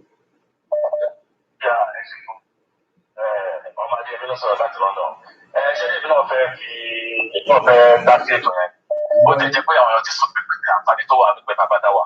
Èmi náà kàn fẹ́ fi díẹ̀ kan, because ọgbọ́n fẹ́ sọ àwọn èèyàn ti sọ. Èmi wá fẹ́ fi kún ní orí ètò ẹ̀kọ́. Ṣé nípa nípa school? Tàbáwo dáadáa gbogbo àwọn orílẹ̀-èdè. Torí nǹkan tí mi mọ̀ náà pè ní orílẹ̀-èdè bí ká sọ ìdára wa, tí a kàn gbọ́ àgbọ̀ yára wa. Kò sí pé òyìnbó là ń sọ, ẹ tó bá fẹ́ gbọ́ òyìnbó tó bá fẹ́ sọ òyìnbó, yẹn lè jẹ́ option. But tó kì í sin ọmọ tó lọ sí school pálí kò mọ̀. Torí pé èdè òyìnbó náà sọ fún yìí. Ìtọ́ ẹgbẹ́ Yorùbá náà sọ ẹ̀rí pé yẹ kò sí ọmọ tí Ọlọ́run dá tí ò ní benefit. But bí dàpẹ́ kò lè use kò lè tap benefit ẹ̀ torí pé òyìnbó náà fi kọ́. Ọmọ tó lọ sí school pálí kò mọ̀. Àdéhùn òbí tó bá pọ̀ school tó lọ fi sẹ́ni ọ̀pọ̀ ṣe Yorùbá náà máa sọ ń bẹ̀ iṣẹ́ tó lọ́kọ̀ ẹ̀. Bẹ́ẹ̀ kọ́ máa gbẹ̀rẹ̀ mọ́ eré dé pẹ̀lú àwọn máa mọ̀. So tí a bá dá wà, a ní àǹfààní láti máa sọ èdè wa. A bá dẹ̀ sọ èdè wa ọ̀nà ọ̀rọ̀ ayé wa yékéyéké. Ẹwà Jámánì, orílẹ̀-èdè kan ni wọ́n èdè wọn náà sọ.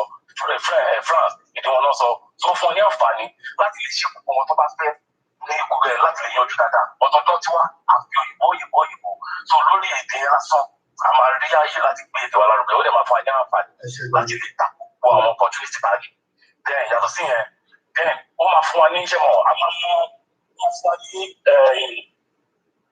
in fact a máa ní ìgbéga ní gbogbo ibi tí a bá dé because èèyàn lè fi yan kan kò ní sí pé bóyá ẹ̀yà kan jẹ́ lọ́sẹ̀ ẹ̀yà kan kò ní jẹ́ kí èèyàn lè oríṣiríṣi ẹ̀wọ́ láyé àwọn olówó gbogbo ọ̀tọ̀ ṣe sí ilẹ̀ Yorùbá gbà yẹn gbogbo ẹ̀dá sí wọ́n ti bàjẹ́ torí pé àyèdè kọ́kọ́ tó gbàjọ sọ ẹ̀mọ̀ ó ti di pé a máa compete lórí gbòkè ọ̀dọ́ tó fẹ́ kó dájú ọ̀dọ́ mi kò fẹ́ kó dájú ẹ̀rí sí history náà ti yọkọ̀ nínú school curriculum láì pé òótọ́ báwọn yóò ṣe sọ wọ́n ní kò sí history mọ́ tó pé wọ́n fẹ́ ká mọ̀ bọ́dún lọ bọ́dà bá wà ní ọ̀dọ̀ ara wa táwa ní orílẹ̀-èdè ara wa jẹ́ pé Yorùbá lájọ èdè wa lájọ sọ gẹ́gẹ́ bí orílẹ̀-èdè ọ̀pọ̀ èdè kan náà àǹfààní pọ̀ bẹ̀rẹ̀ pẹ̀tẹ́. Àǹfààní pọ̀ ẹ má bínú bàbá wa ká fún àwọn ẹlòmíì láàyè. That was over just exactly 2 minutes. 2 minutes is what we are allowing many people that have been calling so far to add their voice. Once again, a very good morning from this part of the globe. It's exactly 2 minutes past 1 a.m. We're still taking calls and we will continue to also discuss some other areas that we are looking into as well. Let's go straight to the next caller as we continue the program. Eba, I'm going to background.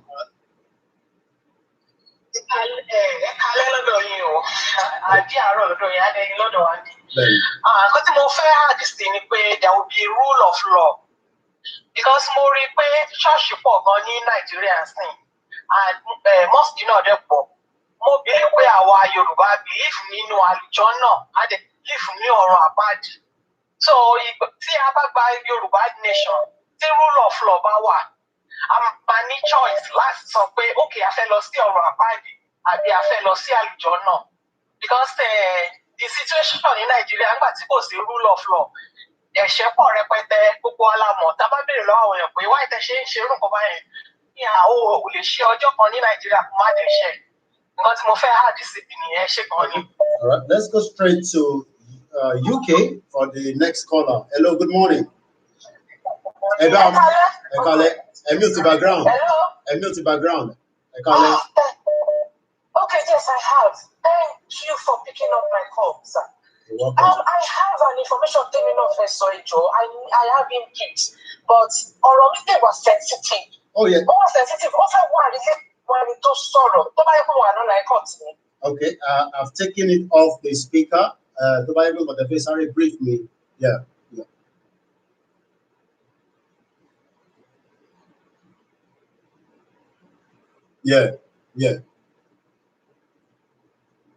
Oh, yeah, definitely. Yeah.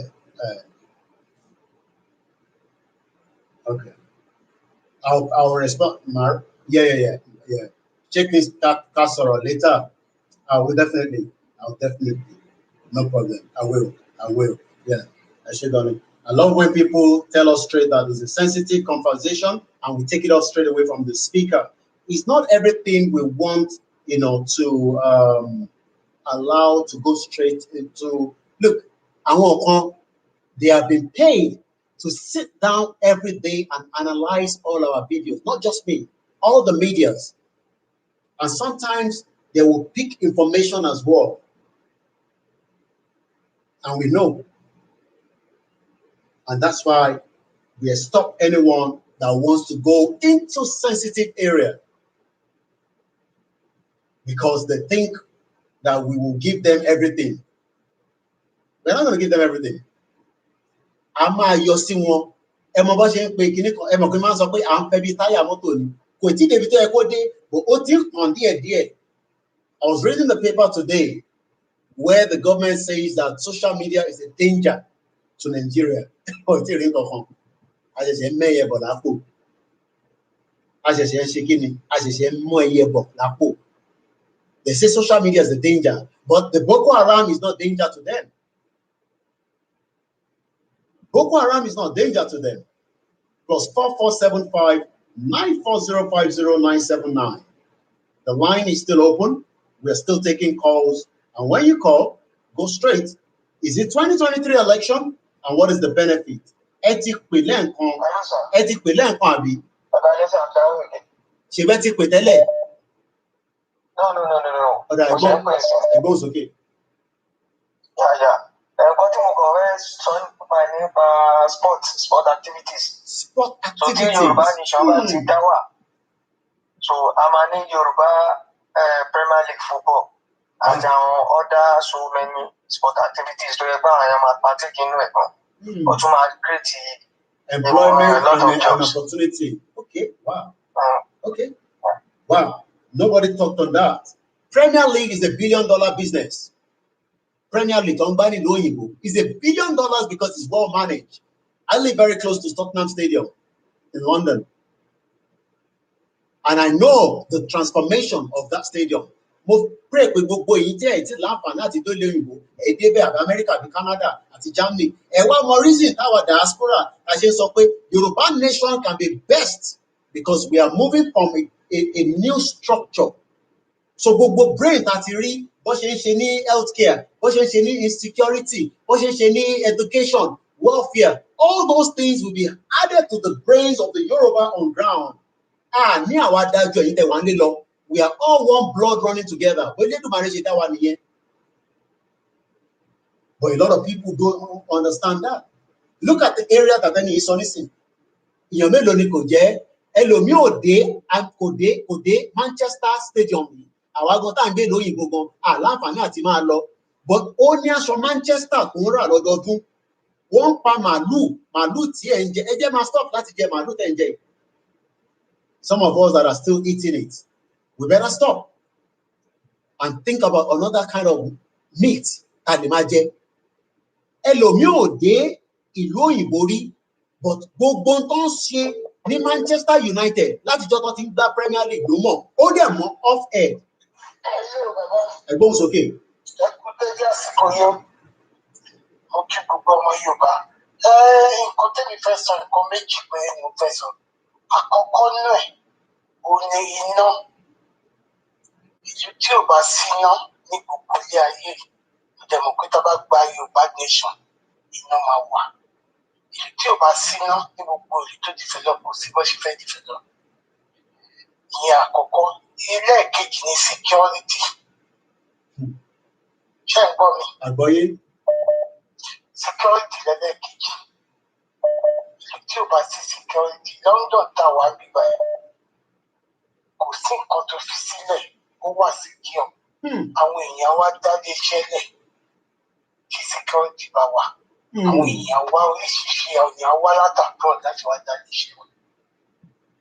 So nípa security yẹn, mo fẹ́ kí àwa táwa London bó jẹ́ èèyàn mẹ́ta ká kóra wa jọ ká máa sanwó ẹnì kọ̀ọ̀kan ní Nàìjíríà kẹ́ máa produce security kan kéèyàn mẹ́ta máa sanwó ẹ̀ lóṣooṣù. Tá a bá lè ṣe bẹ́ẹ̀ láti sìn lọ, àwọn tí à ń sọ fún pé Yorùbá nation wọ́n á lè máa rọwọ́ wa wípé nǹkan tá a máa ṣe tá a bá gba Yorùbá nation. Mo fẹ́ kó ànọ́ọ̀sì Koiki. Mo ti léèyàn mẹ́ta fúnra mi. Bẹ̀tú bá ànọ́ọ̀sì tá a bá pọ̀, èèyàn mẹ́ta káàkiri máa sanwó ẹnì kankan lóṣooṣù. Èèyàn mẹ́ta kò ní pọ̀. Ní ìmọ̀ yìí tá a máa gbé bóyá 50,000 lẹ́nu máa sọ fún un. Ó jẹ́ 40,000 ni. Tí èèyàn máa ń tá a bá ń san láti abroad, tá a bá ní 1,000 tá a pín sí gbogbo state, mo bá lè secure ilẹ̀ wa. Security wà important. All right. Thank you very much. Mi ìmọ̀ bóyá next program kó bá ànọ́ọ̀sì. Èmi ti léèyàn mẹ́ta tó ti rẹ́jì láti máa sanwó ìkọ́lẹ̀ nìkan. We'll work on that. All right. Because I read comments, I mean, it's not a must that I have to respond to every comment, but this particular one says, but I think it is premature and I am not going to respond to it. Because the comment is coming from Koiki Media and I want other people to also listen to it. So be attentive, come back, only respond. I am not going to respond, but I just want to read the message out. And the message says, but I think it is premature to be talking about how we will govern ourselves when our independence is not yet secured. I hope you all got the message so that when you call, you might also want to answer that particular person back as well. Hello, good morning.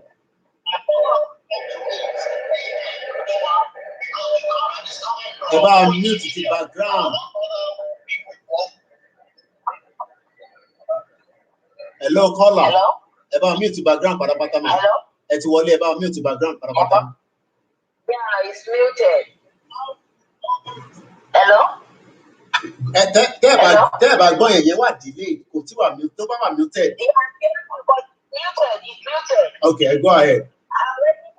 Yeah, okay. Mo fẹ́ contribute sí ètò ni o. Ẹ kú iṣẹ́ o. Ẹ kú iṣẹ́ takuntakun o. Ògo àgbèwà o. Nǹkan tí èmi fẹ́ sọ, ọmọ tàdá ń bèbí o. Experience ni mo gbé. Nǹkan tí èmi fẹ́ sọ ni wípé a rí gbogbo ìgbìyànjú lọ́tún lọ́sì àríṣẹ́ takuntakun tẹ̀ ń ṣe. Ọlọ́run ọba nínú ààrẹ á wà pẹ̀lú yín o. Adáàbòbò yín o. Lágbára lọ́wọ́ náà ilẹ̀ Odùduwà náà gbogbo wa báyìí la máa fojú wa la máa jẹ́ pàtíkà gbogbo nǹkan tá a bá ti ṣe nípa Odùduwà. One thing I want to chip in, one thing I want to suggest is that now we should start like a security network. She understand me? Security network. People tàwọn tẹ́bárí tàwọn Biafra yẹn ìyẹn ó wà wípé àwọn ti ní sójà bẹ́ẹ̀. She understand me? We need something like that. We need something like that. Mo fẹ́ kẹjọ bá wa fi ojú inú kẹ bá wa fi wò bẹ́ẹ̀ ni tẹ bó ṣe máa ṣe é ṣe so that àwọn ọmọ wa láti 18 years upwards wọ́n á ní training. She understand me? Wọ́n á ní military training tó jẹ́ wọ́n á mọ̀ mọ́ pé wọ́n á mọ̀ tóbìnrin. Èmi kan tí mo jẹ́ ìyá ìlú máì mo lè lọlé kọ́ńtẹ̀ẹ̀dì bí wọ́n ṣe ń gbébọn. She understand me? Kíní yìí kò ṣe wọ́n ní ojúbọ̀ ọ̀nà kò ṣe gbọmọ lọ́wọ́ èkó. We must prepare for everything. We must prepare for everything around the clock because something will happen. Nǹkan kan máa ṣẹlẹ̀ kò sọ́gbọ́n ẹ̀ but aláti wà prepared. Mo gbádùn yín mà.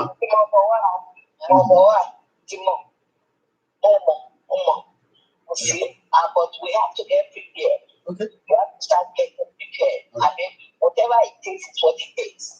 We need to be free from this bondage. We need to be free from this bondage.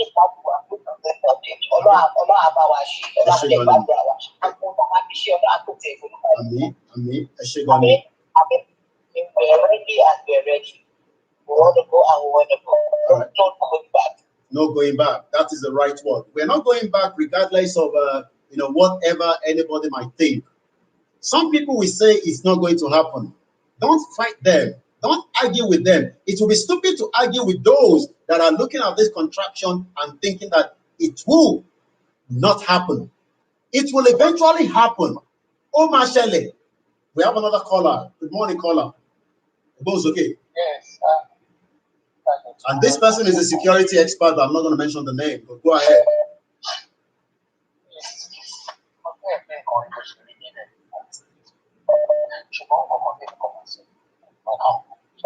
Ẹ bá wa gbóhùn yẹn sókè ó lọ́lẹ̀ díẹ̀ ẹgbẹ́nu síbi fóònù dáadáa.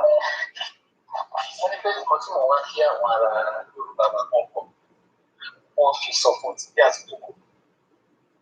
As far back as 2000 or 2010 or 2012, 2015, I have visited so many places. So now I'm Christmas. And the people who do it as well, what they also achieve that adults. Okay. What I want to solve money, look, I will do this thing for free with my own money. If they can train people out more, put soldier to that and then do that. Although but one call that is shit. One are a problem to be by the I think as many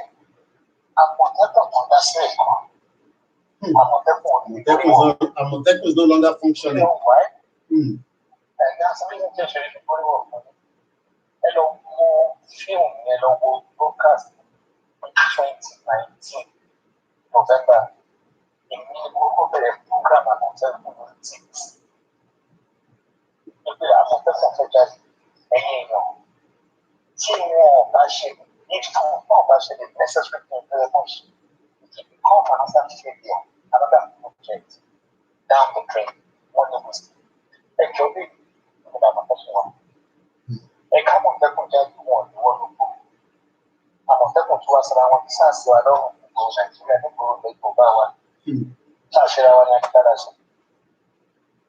Mr. Koiki, you're doing a good job, but the most important thing is this: we just have to look for a strategic way to defend us, and at the same time, do the needful. Thank you very much. That individual is another Yoruba expert in the security line. I understand a lot of people are concerned about how we will secure our land, but we have the people, we have the expertise to be able to do so. There's a lot of calls coming through. I don't know whether this one has come in or not. Hello, caller. Okay, we're gonna go straight to the next one. So many people are trying to call. You will get through. Just be patient with us. Hello. Hello, sir. Both okay. Hello. Go ahead. Yeah. Yes, sir. Àwọn point tí èmi fẹ́ raise concerning àwọn kan tí ó ṣe pàtàkì fún wa ní ilẹ̀ Oòduà tá a máa achieve. Ọ̀kan lára ẹ̀ ni eradication of language barrier. Ìyẹn èèyàn kan ti sọ lẹ́ẹ̀kan ọ̀rọ̀ language barrier ó máa kọ́kọ́ kúrò ńbẹ̀ náà tó yẹ pé àgbẹ̀ ìjà ara wa yé. Ìkejì ni territory control.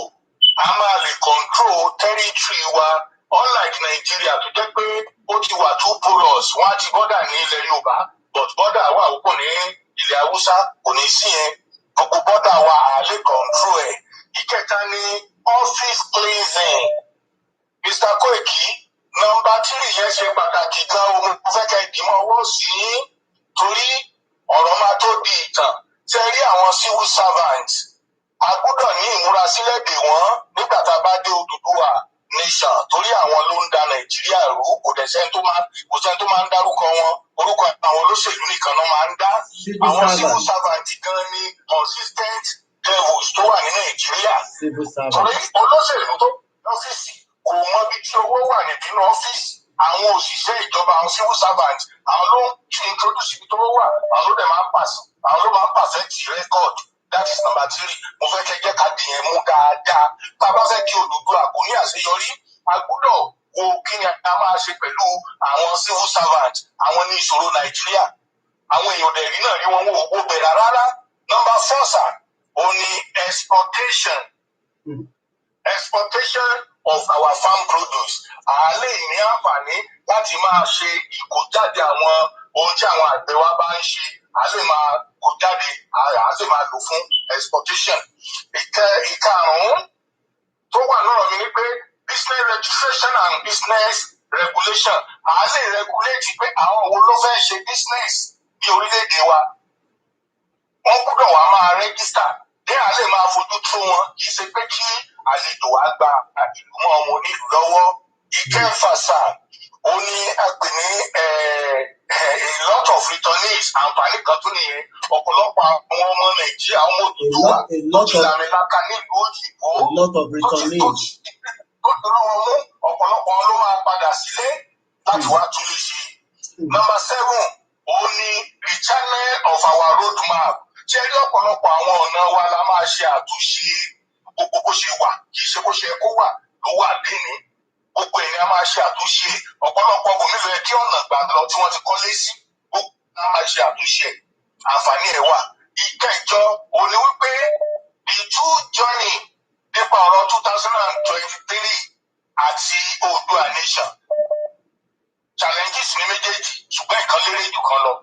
Challenges ti 2023 tá a bá dìbò 2023 mi ò lè tàn yín kí ọ̀la ọ̀sẹ̀ tí a bá múra sí wọ́n máa dìbò 2023 bọ̀ tó bá dìbò 2023 ewu tó máa padà jáde níbẹ̀ ewu yẹn máa tún lágbára ju èyí tá à ń fèsì níjọba Buhari lọ because àwọn civil servant yẹn àwọn ní èṣù tó máa ń dòkó sọ́fíìsì dé olóṣèlú so tó bá dìbò 2023 kò lè méso wá so kákòókò jágun Oòduà nation kákòókò mọ̀ pé ogun ní méjèèjì ogun kan pé jù kan lọ ká jagun ti Odùduwà ìyẹn jẹ́ number 8.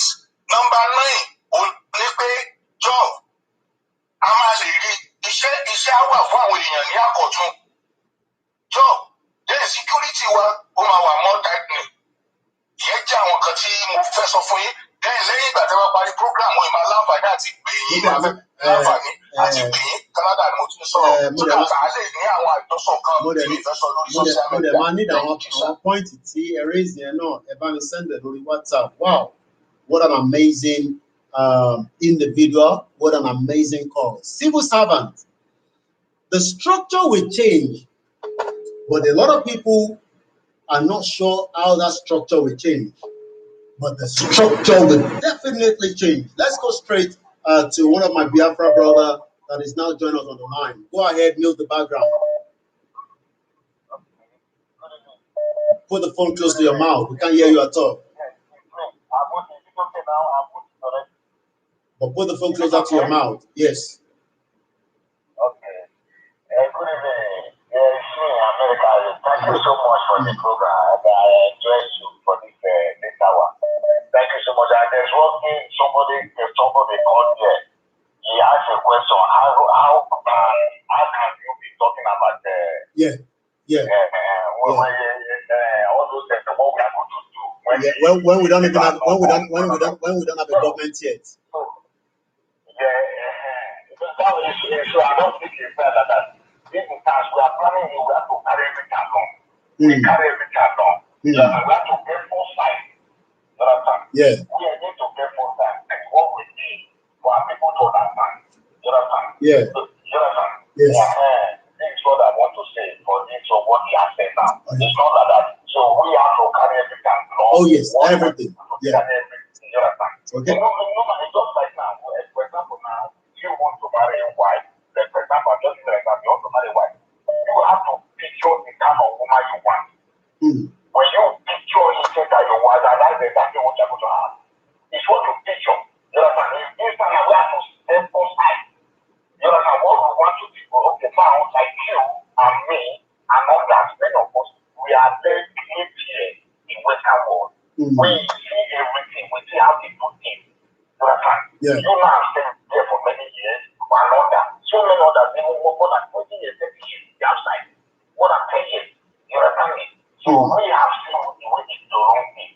So when we go there, we are going to do the same thing, even more than this in our own side. So let's relax. Let's not be afraid. Okay. You understand? All of us are intellectual. We learn many things. Even Yoruba people, and Biafra people, and live with them. None of us live outside. We are everywhere outside. How about when we get our own independent nation? It look like Japan. It look like Japan. So let it not be discouraged. Let it not discouraged. And let it not also discourage many of us. Because we know what we want. We know exactly what we are fighting for. We know what we want. Thank you so much. Thank you very much. That is Americana, my Biafra brother. And that was a very powerful one before I allow my next caller to come through. What he said there is, we will carry every, that's what most of Emma Bamoja. We should not fight anybody that still believes in one Nigeria, but we should give them and let them understand the reason why we will leave this contraction called Nigeria. Okay, I'm struggling to connect to back to US, but there's still more people that wants to call. The line is still open, and I guess this call is to Canada because somebody has been saying that we're not picking calls to Canada. Hello, good morning. Good morning. How are you? Very good. Just one thing. In the whole world at present, at Norway, retirement, once you go back to 65, I want to go for 60.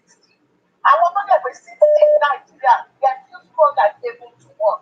So let us put that into consideration. So there will be more opportunities for people to work more. Okay. Thank you very much. That was a very, very good point. 60 years is the retirement age in Nigeria, while 60 years, 65 is outside the world. That means more people will have opportunity. But let's go straight back to US, where I have another very powerful individual that have joined us as well. Good morning and welcome to the program.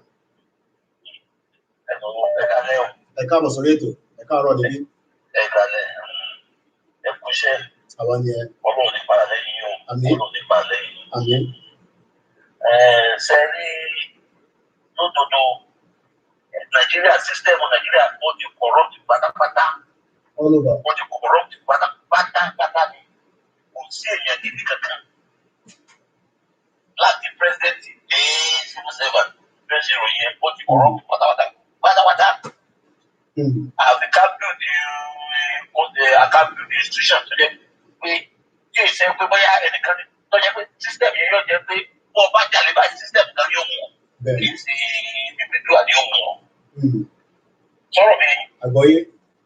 Kí èsì pé yàn sẹ́ẹ̀kì bí báyìí bí ọ̀rọ̀ lóyìnbó ṣe ní ẹni pé ẹ bá jalè ní ìbò kì í sí yàn kan yóò mú.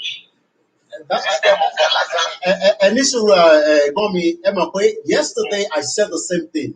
A lot of people get worried. When I got to UK, just about 2 decades ago, if I have come with that same attitude from Nigeria, by the time you got there, oh yes, you will still have that attitude, but they will not tell you until that attitude will change automatic, because the system is there, put in place. Yes, they were upgrading the system. That automated car registration. Driver license, insurance, MOT. But when they realized that people were driving cars and there were accidents, what did they do? They upgraded the system. And automatic now, a police officer driving behind you tells the car inside the police, tells the vehicle that that car driving does not have that 3 very most important documents. And that means you will be stopped. The police doesn't have to harass you, doesn't have to fight you. The police know what to do. It will tell you what the law says, and you'll be given fine, and you'll deal with it.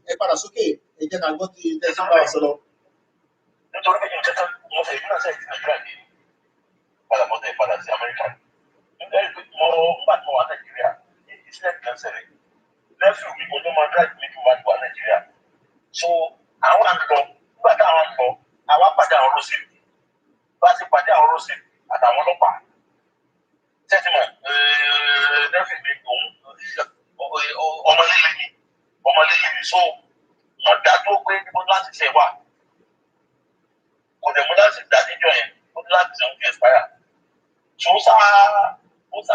wọ́n dẹ̀ ti dá tó bó ti gbé mọ́tò ti lọ́mù àwọn ọlọ́pàá yẹn sábẹ́ yìnbọn wọ́n fẹ́ yìnbọn.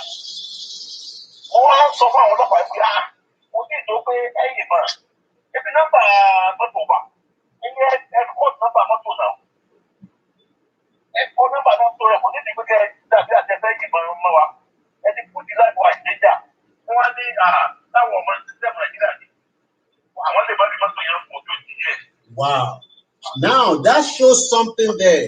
There's a missing line between the vehicle and the house that the vehicle is registered, because there's no database. Yes, the car was registered, but there's no system to link that vehicle that is on the road to the vehicle, from the road back to the house. That means the system is not there. That infrastructure is not built. And that is why the civil service, or the civil servant as they're called, knows how to manipulate the system. Because Toba Los Abuja immediately. Ministry of paperwork, all those things should have been input into the database, and either was centralized that anybody can recall for any record in Abuja, into Kano, into Lagos, but they refuse to build those infrastructure, and that is why we are saying enough is enough. We will end this country for moving forward for Yoruba nation. I think another 30 seconds before we bring the next caller in.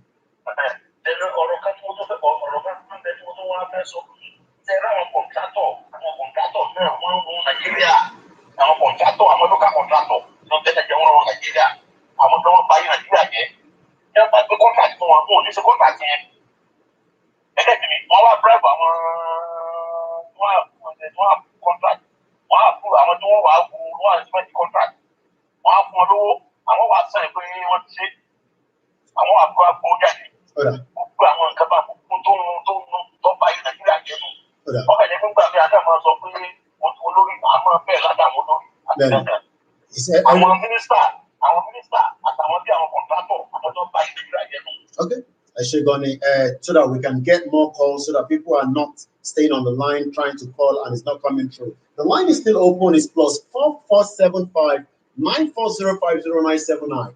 You must continue to donate into the Yoruba Rescue Fund. The money there is just too low.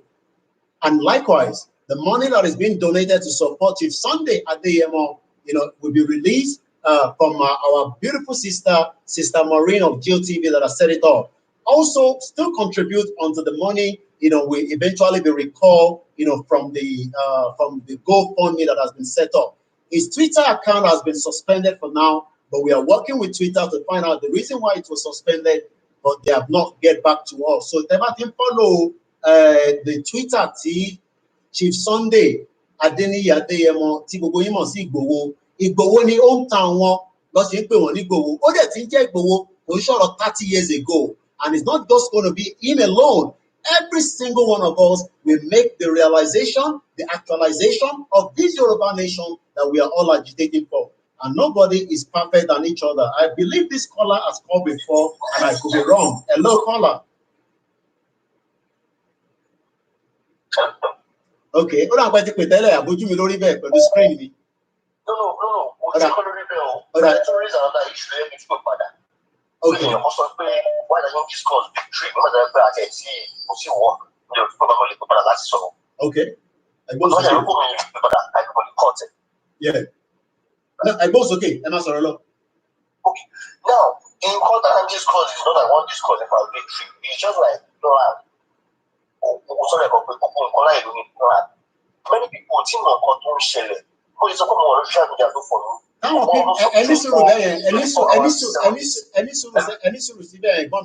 See, many people is not aware of what we are doing. What is the role? No. Yeah. No.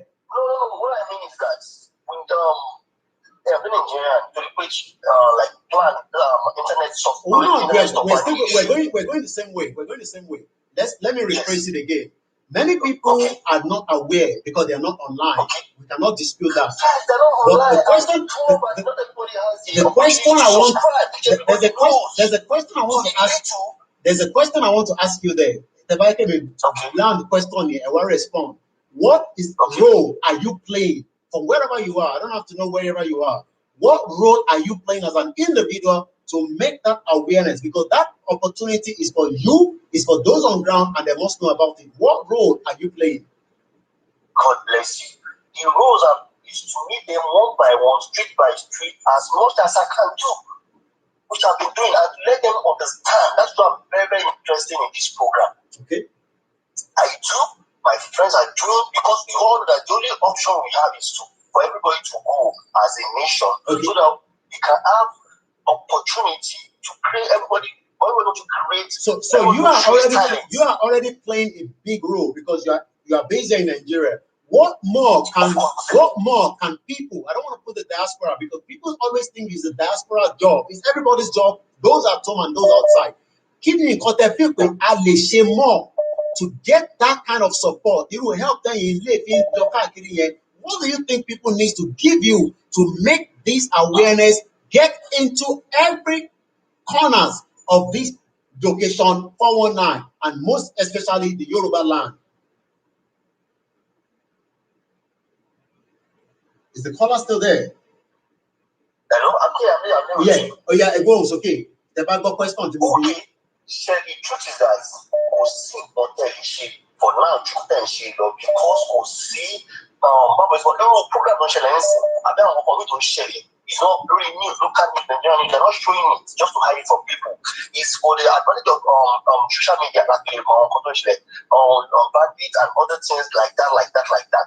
So for now, the only way that in any country know in social media. So I want little to attract understand what it means. Also for any program you have access to it to tell them your mind. That's some point or make people like that who know now boys from there. That's the only way. So that but I was telling them, but I need to pay and sort of church. It's not like I'm sort of it's a plan. I don't know media you believe only work by yourself. But with this because we still need like everybody's ready for the basket to talk. And continue experience expressway. Wow, that's not. Okay, I think we got enough from our brother there. There's still more people that wants to call. The line is still open. Yes, you're quite right. Another person says, my brother, you're doing well, but please we still want you to encourage our people to come out and send those herdsmen, bandits who are killing our people on daily basis out of our land. But how do we do that? A lot of people say so. But do you know that àwọn tó máa ṣiṣẹ́ yẹn, they need support? Èèyàn kan sọ lẹ́ẹ̀kan bàbá wa Sulaiman tó pè mí pé we must be able to give them something. Wọ́n níyàwó wọn lọ́mọ, àwa ní kọ́ máa wọnú igbó lọ, but ta ló máa support wọn? And that's why I've said it again. Nobody is paying me to give them money. But part of what you are all giving me, only if you support one. And if they're watching me or they are not watching, I am saying it continuously. So maybe people think because I request for money, that is for media. I am asking for money because I know so many things I want to do based on Koiki Media. CNN has so many things that I want to do. But I am now using my own media to fight. I am not a blogger. So maybe some people are thinking when I ask for money, no, I am asking for money based on Koiki Media, and we will now use that money for so many projects, just like Evening Standard. Do you know that Evening Standard in UK is a free paper? But there's a lot of money that they raise from advertisement. In their millions, it's about £30,000 for a small advertisement on Evening Standard. But a lot of you pick it up for free. But do you know what they now do? They use that money for so many projects, and sometimes they use that money from those that request support from them. But what support do we need now? We are talking about Yoruba nation. How do we move around? How do we do so many things? If you tell me to support me, so I want those that are watching to understand, because I have think that people might be saying, if I don't, look, like I've said it so many times, if I open my bank account and I cannot see enough money to disburse to those that are doing operation, I don't have any right to give them money. It's as simple as that, because I am not the security consultant that was bring to talk about security or make security available for them in terms of logistics and all that. On ground, because communicate. I understand. I know if you understand what I'm saying. So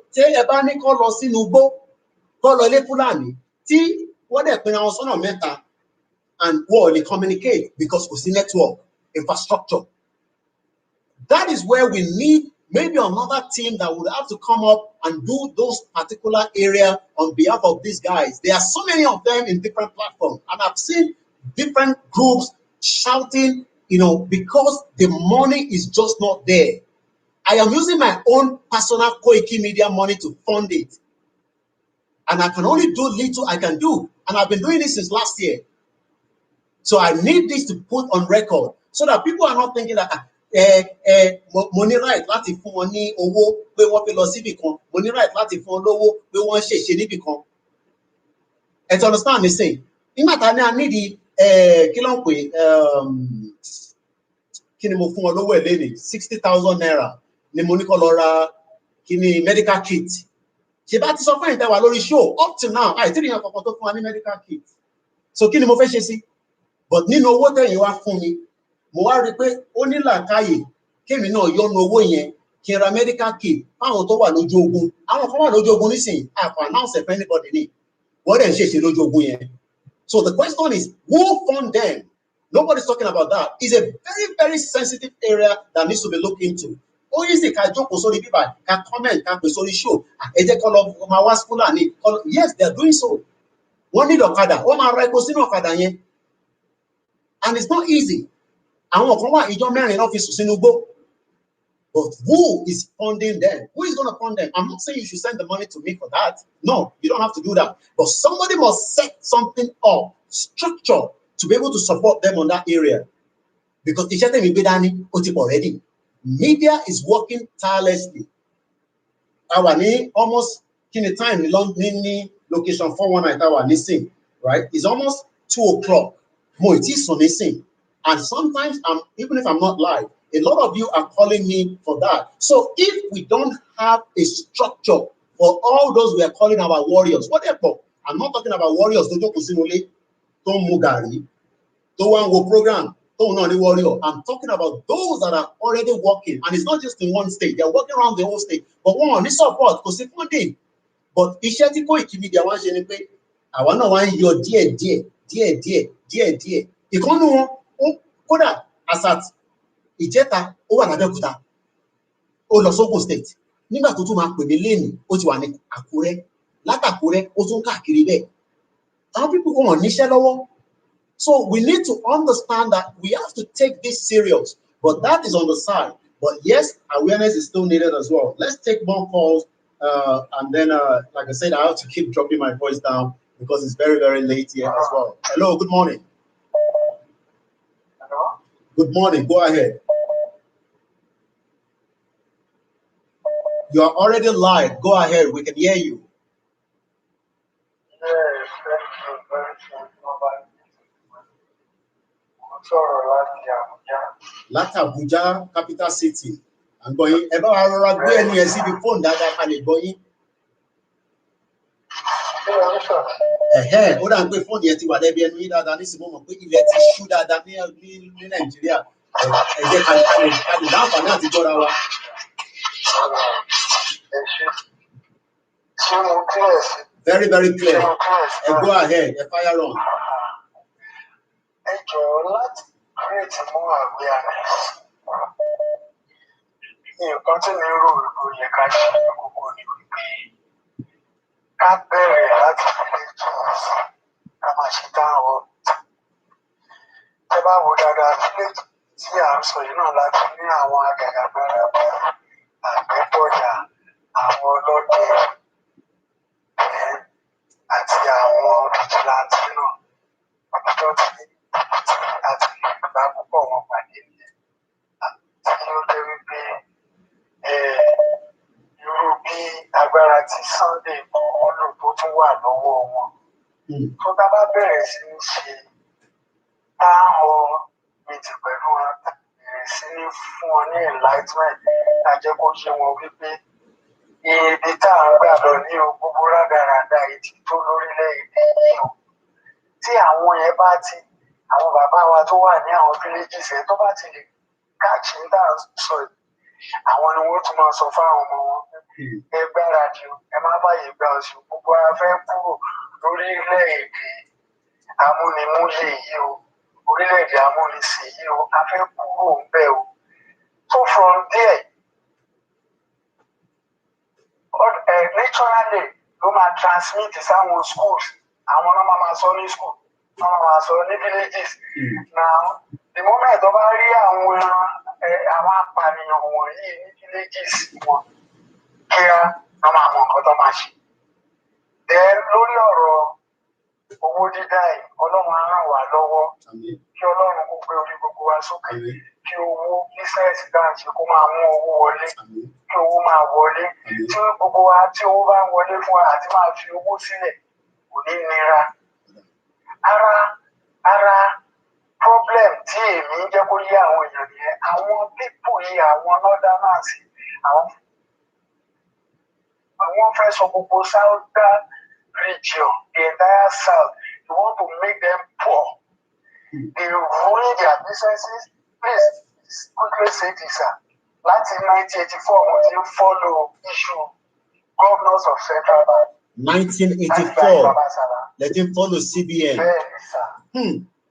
CBN governorship atrocity. Nígbà ayé bàbá Àsàlá tó ṣe ọ̀run ó yáwó ní national bank. Mo rántí bàbá Àsàlá. Bẹ́ẹ̀ni sà. Ahmed ní gómìnà central bank nígbà olóòlìkúdé many of southern bank.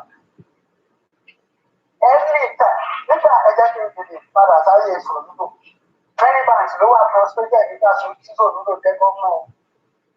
He knew how he was managing them. The moment tó kúrò ní Sanusi débẹ̀ ló frustrate wọn. Ọmọ àlè ní Sanusi yẹn. Ó bà gbogbo system yẹn jẹ́ pátápátá. Mo kò ní ọ̀ka kìíní ẹ̀ mo mọ a little bit about that as well. Sanusi was a very worst central bank governor. Very worst. Ó ṣe jàǹbá fún Yorùbá tó pọ̀ táwọn èèyàn mọ̀. Ṣẹ́ni anytime tí Northern bá ti jẹ gómìnà central bank ó ti máa frustrate southern banks yẹn. Ẹ wo jàì sọ dálẹ̀ tí Ọlọ́run bá máa tú àṣírí wọn báyìí. Àmọ́ ẹ mọ̀ wípé ìgbẹ̀yàn ti gbà finance Boko Haram and other terrorists. tó bá yá ẹ̀ẹ́dún wọn iye tí wọ́n ti jí pẹ̀lú gbogbo owó ṣe ń wọlé gbogbo hate gbogbo support fún COVID-19 lọ́gbà ìṣòwò kékeré ló wọlé. So ìdí mo wá fẹ́ fi parí ọ̀rọ̀ mi sà ó ní wípé kí Ọlọ́run kó gbé orí wa sókè ní south kí owó gbogbo iṣẹ́ tá à ń ṣe kó mú owó wa ká lè gba owó jọ because gbogbo tá a fẹ́ ṣe ó ní ìṣòwò serious money ọlọ́run á dẹ̀ support wa gbogbo àwọn privilege representatives ilẹ̀ Yorùbá isa àti Saudi gbogbo àwọn tó yẹ kó lọ represent wa lọ tó bá ti fi wọ́n lọ́kàn balẹ̀ tó ti owó sí wọn wọ́n máa gbàgbé ìjọ kẹ́kí sọ̀rọ̀ ìpọ̀ báyìí nìyẹn alájọ àkọ́fọ́dé kò sí nǹkan tó kàn wọ́n mọ́ ọlọ́run dẹ̀ máa frustrate ọlọ́run máa tọ́ wọn lójú wọ́n máa jìyà àwọn ẹbí wọn máa jẹ ẹni bẹ́ẹ̀ wà lókè òkun ẹjọ́ ẹ fọ́ọ̀mù CDK tó strong mo mọ̀ pé ẹ lè ṣe àwọn white gan àwọn white tán lè ṣe fún yín wà gbogbo àwọn leaders Yorùbá tí wọ́n jí owó bí táwọn ọmọ wọn lọ school ẹ fọ́ọ̀mù CDK assassin wọ́n máa assassinate wọn ọkọ máa kidnap wọn. Tori, you have already gone over the 2 minutes. Let's say it is again. I will not be the one to collect the money for the security and all that. No. I have a lot of, look, this end would be so many things. Sorry, that's last year. But we should have a particular area of committee to look into all the sector that we are discussing right now. It is not, look, Koiki Media is not going to deal with that. Yes, I will still be supporting the warriors as I can, but I already have so many big tasks. Trying to make sure that we create the awareness is my own area. I might be doing other things, below that I don't have to reveal. But what I am saying is, every single one of us must now start talking, working together. Those of you asking for the account details, if you go to koikimedia.com, you'll be able to see all the details there. Our back-end team, they are not used to all this late night that I do, so they are all so, but that's fine. Because I am used to all these, late night. The majority of them, want to do and genius again, want this lot. So I don't have to blame them. But what I'm saying is, this is not going to be Koiki Media. So don't think, I have to come and now have the security set up. No. I haven't got that time, and I'm serious. Enough for now, and I'm pushing on that. But we should have that set up, operating now quickly. How it's going to be set up between those at home and those diaspora, I don't know. You have to go and set it up. But the warriors are complaining. And the whole purpose of that is they are not getting enough support to make them want to go out. And we are seeing the evidence of what they are doing. The evidence is there. Evidence here, but they are not getting enough. But the little that I can do, I will be doing it. Not because I'm in Nigeria. I've been doing this since last year. So let's take more calls and we continue with the broadcast. Once again, a very good morning from this end. Good morning, caller. Good morning, sir. Go ahead. God bless you. Thank you very much. I know I have 2 minutes, so I'll quickly go straight to the point. Number one thing I want to talk about on awareness is it possible for us to set up a kind of FM, radio FM? We can borrow idea from Biafra. We're all together in this struggle. If we can have radio FM, our fathers, our Babawa, Yawa, the villages, don't say the Facebook or whatever. Only go a lot to FM and more help. Let's spread news and awareness. That is number one. Number two, like you said, in the early 60s, the first thing they did was to attack all the Yoruba investment. So when there is no money, there is no struggle. So like you said, it is very, very important that contribute as much as we can to this struggle. Now, number three, Yoruba nation identity. Sharia identity is the most important instrument to any nation development. Security-wise, without identity, we see security. economically, láìsí identity kò sí security. Ìgbà tí mo kọ́kọ́ dé America, ẹni tí mo fẹ́ identity ẹ̀ tọ́kọ̀ gbé sílẹ̀ kó náà fi fún mi ní owó tí mo fi ra mọ́tò tí mo kọ́kọ́ ṣiṣẹ́. Kò san owó kankan. Ṣùgbọ́n tí ò bá láì rẹ̀, economically we are land. Tá bá sọ̀rọ̀ tax, ṣé àwọn tí ò láì identity ẹ fẹ́ mọ iye tó ń pa, ẹ fẹ́ gba tax lọ́wọ́ wọn. Gbogbo wa ní Nàìjíríà, cost ní average everybody. Olójẹ́ tọ́lọ́pàá bá mú ẹ̀bùn kan violate traffic law, station ló ń lọ, kò mọ́ pọlọ wá. Tó bá mú mi pé violate traffic law lórí mo láì identity, wà fún mi ticket má dẹ̀ má lọ ni. So mi ò need láti bribe ẹ̀ lórí mo mọ̀ pé má kàn ta ọ̀gá fún mi ticket jẹ́ má lọ ni. But torí pò mú mi lọ station, tó bá jẹ́ pé business tí mo fẹ́ lọ ṣe máa end mi ní 50,000. Mo ready láti bribe ẹ pẹ̀lú 10,000 kí n lè lọ ṣe business mi. So identity is important in terms of security, economy, everything. Àwọn gbọ́dọ̀ copy Nigeria system of police níbi tó jẹ́ pé ọlọ́pàá mẹ́fà wà ní lọ́ọ̀sì kan ọ̀rọ̀ òṣì ọmọ náà ṣe. One police and one car. Ìtumọ̀ ẹni pé 6 different police can attend to 6 different distress calls at the same time. So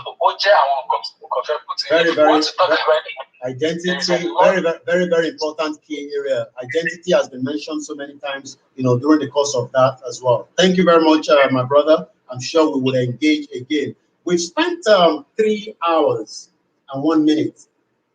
If you want us to continue with the program, just press 1. And if you want us to close it now, press 2. Once again, a very good morning. I know it's a very long one, but very, very important. If you want us to continue with the program, press 1. And if you want us to close the program, press 2. We have about another an hour, according to Facebook, that gave us 4 hours. And that way, you can still get more people to call the program as well. Let's quickly play this video while this is coming up, and then we will go straight into it. Make sure that people want us to continue. Maybe you've seen this or not. Watch this video before you call so that you will then be able to add your voice to the conversation. This was on channels. Thank you for having me. Well, you heard the remark from Retail Captain Hurry saying that the middle belt, Okay, because I'll be having problems. So what I'm going to do, I'm going to disconnect the Wi-Fi temporarily so nobody will call and then I can play that video. But I'm still looking at, some people have said 2. Yeah, it's good to balance it. So we now decide whether we have enough 1 or we have enough 2. But while I'm doing that, let's watch this video. What he described as herding in this country, but let's get your immediate response to what he said about the former statements. Well, if the security agencies were alive to their responsibilities, those by stopping there should not be walking free on the streets of Nigeria. Why? Because they are terrorists. I have refused to key into the idea of saying farmers herders clash. There is no farmer herders clash. You go to a village, you have seen it is not fake news, isn't it? They burn the villages, kill the people, destroy everything. Is there a clash there? With sophisticated weapons. Targets are chosen, planned, and people are eliminated. There is a planned genocide. There is a planned extermination of the Middle Belt people. There is a deliberate compromise. But these people who are criminals, who are terrorists, who are the same thing like Boko Haram, they are not different from them, and they are there. They are not others. But even though the government has not declared them as terrorists, so maybe independently. I am saying so. But I didn't start saying it today. I started saying it since 2011. But the government has not told us that that group or Bayelsa Allah is a terrorist organization. The government but whether the government believes in it. After all, international communities have said that the government is being compromised and they are supporting terrorism. And what is worse than what is happening? Take, for example, somebody will lie to the whole world and say 800 people were killed in the Mambila plateau and no news of it. Did they show it that 800 people were killed? They were killed and simply swallowed them or thrown them into the ocean or into the river, and the corpses were not known, and nothing happened. And it is after. You have that. I'm going to put back the line again so that we can get more calls. Okay, somebody said people don't want to go to my website. Okay, so I'm going to put the Koiki donate to good journalism, okay, okay, I think this caller was with us yesterday. I think you were with us yesterday. I'm in the background as well. I can't run. I think go ahead. Yeah.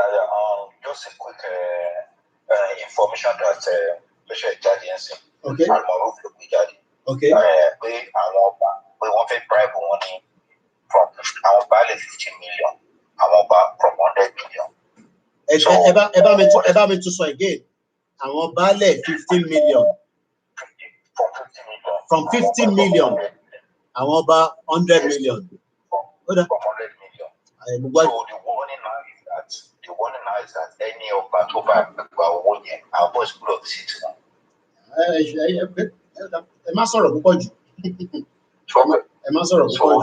No problem.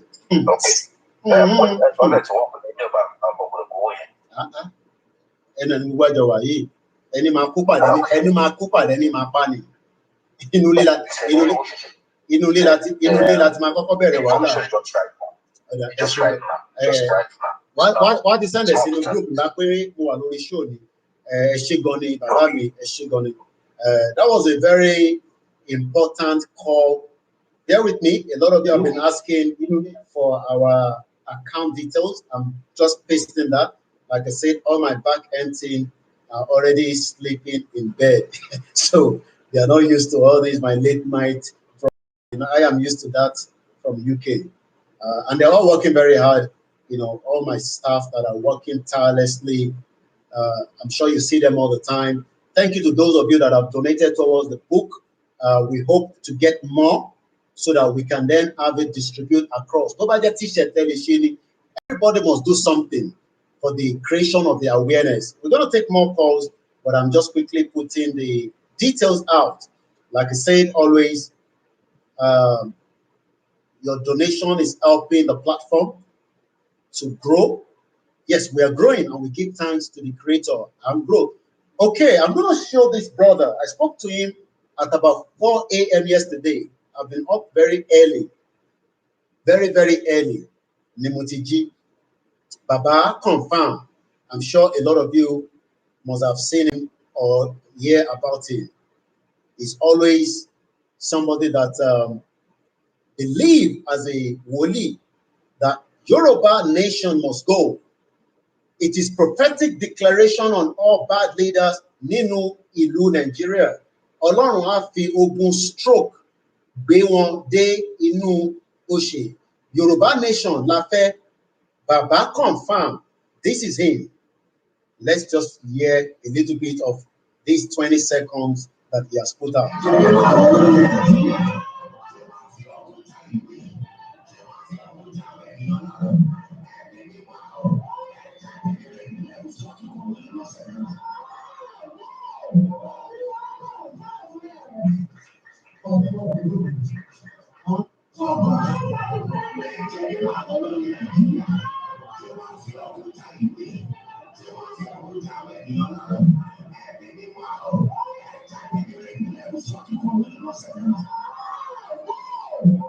So those that still believe in one Nigeria, we will prove to them why this country can never work, and it's not.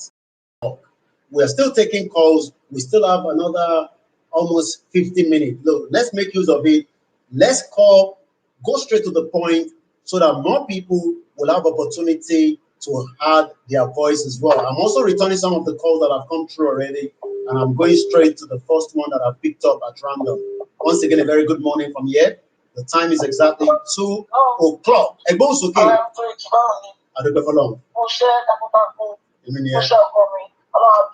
Àmì Jésù, àmì. Àmì Jésù. Àmì.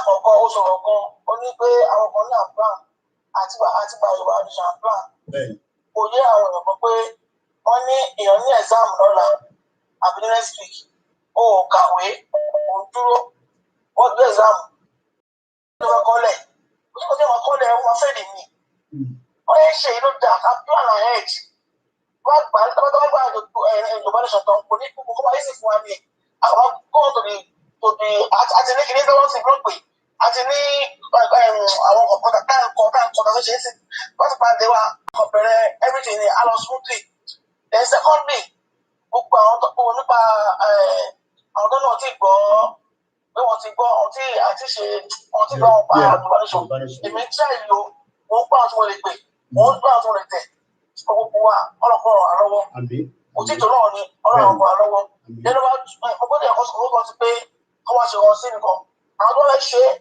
òṣèlú àwọn tó fẹ́ ṣe kí nìyẹn kọ́ orúkọ wọn sí nínú kí ní ẹni wá sàpò ẹ̀ wọ́n orúkọ wọn èmi àwọn kàtà wá ṣe sí ọlọ́run á fún wa ṣe rẹ̀ ní rẹ̀ wá ọjọ́ tó ti tẹ́wọ́ gbà ìpìlẹ̀ yẹn tán number one òun ni ó sọ pé òun ni wọ́n pè ní nínú ìsìn wọ́n pè ní BPS number gbogbo wa wà ní BPS number kò sí ọ̀dọ̀ ṣẹ́yìn tó pọ̀ lọ sọ́ọ́ fi o ò lè lọ láíláí. Àtọmọdé àtàgbà òyìnbó lè gbọ́ ọmọdé mi ó ti fún nọ́mbà ẹgbọ̀n nọ́mbà sẹ́yìn lọ́sẹ̀ lóko lè lù yìí o ò lè sá lọ láíláí o ò lè sá lọ ọmọ àmú ẹni torí nọ́mbà ẹ̀ báyìí tó ní kiri wọn ó máa wọ̀n ni. So ìyẹn a ní ìdè nígbà ní Yorùbá land ní Yorùbá nation wa a ní ìdè nígbà ẹ̀mí fẹ́ kí ìgbé ayé wa wọ́n yàtọ̀ sí bí àwọn ayé ìwé yẹn àwọn tó wá gbà wọ́n bẹ̀rẹ̀ ìlànà náà fàájì lè tẹ̀ báyìí ọmọ ọba yìí ọmọ sukùn pé táwọn bá ti mọ̀ ní káwọn ti tẹ̀lé wọn lẹ́yìn Ọlọ́run gbà fún wa Ọlọ́run sọ kíní kan Ọlọ́run gbọ́lá sọ̀rọ̀ orúkọ òun lọ ilẹ̀ ní àwọn ẹlẹ́bẹ̀ ayé fẹ́ ayé kọ̀ ènìyàn fẹ́ ènìyàn kọ̀ àti ẹgbẹ̀ sí mi mọ̀ ó sọ̀ bákà nìyẹn ó sọ̀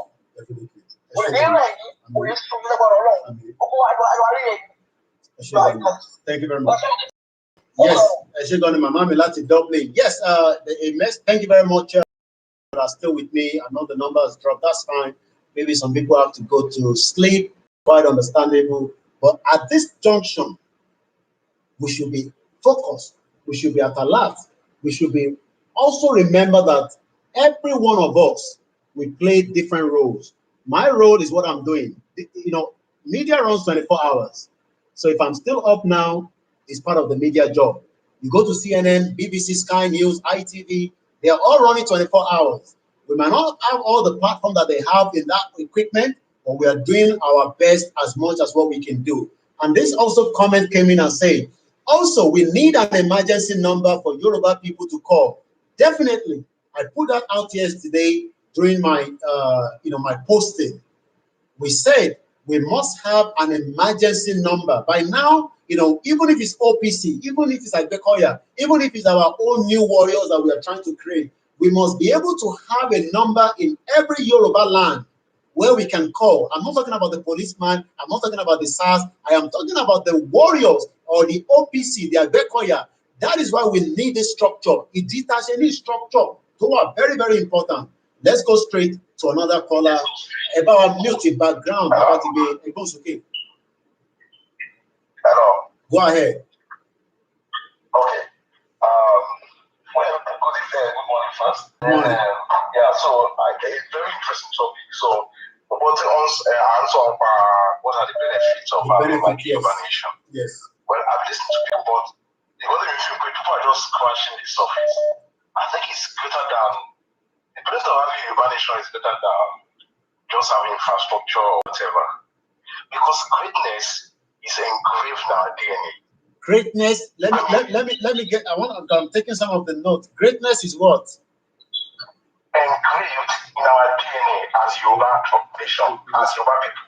And this thing I'm saying, I'm not just saying just to sweet talk. Let's look back first. Look at this, the first TV station in Nigeria.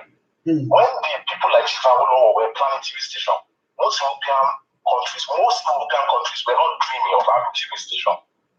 Now, that one of my friends had access to this investor of Ife, the master plan. You know what? Our and were planning to be the investor of Ife airports. How many universities in the world has airports in it? Talk of the great universities. The caricature what you have now is the caricature of the master plan of our. So what am I trying to say? I'm trying to say we have this visionary, the kind of what we want to be then. It's not just a nation. We are building something that every black skin will be proud to associate with. We are building something that nobody will say, look at, we're not comparing ourselves to Yoruba. We're not comparing ourselves to this. We want to build a Yoruba. We want to build something that people say, we want to go and rest. Let's go to the door, public to go and rest. Let's go to the door, public to go and rest. Something they used to call the black race shithole, because look at how many black nations are races associated. What the dual nation will be, it's because we have the tendency, we've shown it. This is not a matter of this, we've shown it. Now, of course, our neighbors are so jealous that they've dwindled our glory. And why am I saying that? It is, why we need a nation is this thing. It's a law of nature. You need to control your border. If you want anything greater, you need to. It's a law of nature. This is the law that makes electronics work and everything. There's something called diffusion. What does that mean? If you have something great somewhere and you have something bad, as far as you don't separate them, the greatness will drink with the bad. The bad one will affect the good one. Wow. Let me give you a good example. There was a time in Lagos, the fashioner was chasing away the destitute. When he wants to change Lagos, it's not possible. No matter how Lagos is built here, or any urban nation that is fine now, or progressing, the bad in the north will come and build it down. That is it. So we need to control, it's not just restructuring. We need to control our border. We need to control all the vectors that come in should be within our control. So it's not about restructuring or whatever. No. We need to stand as an entity. Thank you. Like I said, greatness is engraved in the Yoruba people. Thank you very much, so that we can take more calls. That was a very powerful one. A message I just picked up now. Prince Taiwo Ayodele, please get in touch. I don't know the message that you sent earlier. I can't read all the comment. I'm struggling on my back end. They're all sleeping already. So maybe if you want to send a message to me directly, +4475 94050 979, or you can resend that number. The message again, and then I'll read it, and then I'll be able to understand what contains in the message. There's quite a lot of messages, and I will not be able to see what you've sent earlier as well. We are still on the issue of the benefit 2023. How do we move forward? These are part of what we are discussing, and it's a job for every single one of us. Hello, good morning.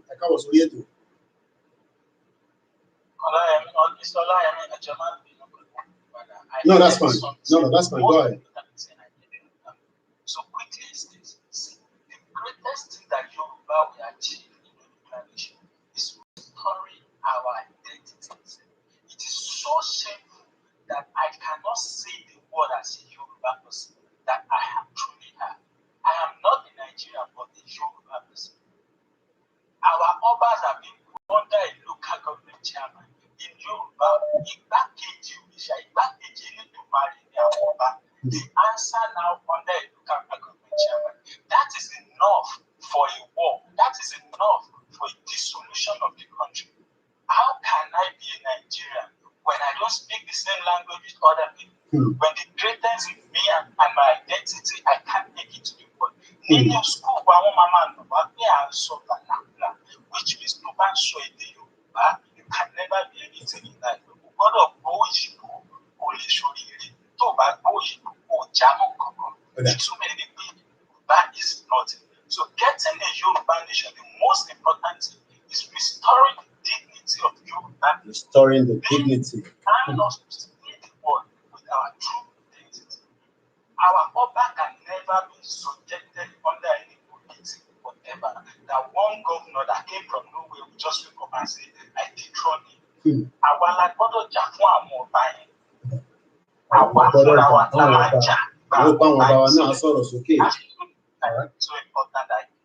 Thank you very much, and that's also very powerful.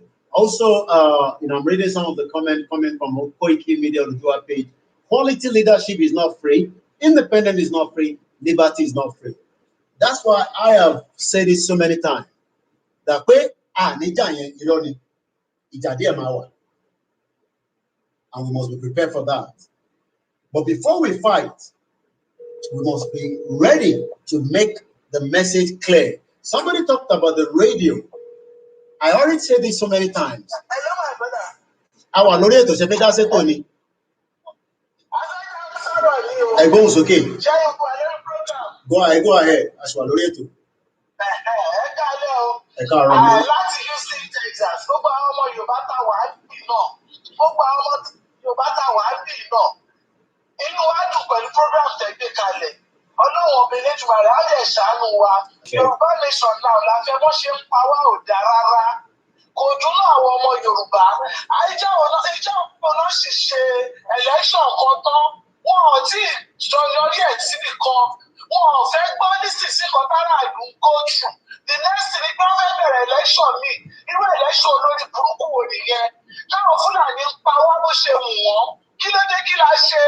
Jẹ́ kí Buhari jáde. Kókò just announce pé they should stop killing. Kí ló dé kí ni tiwa obvious jù?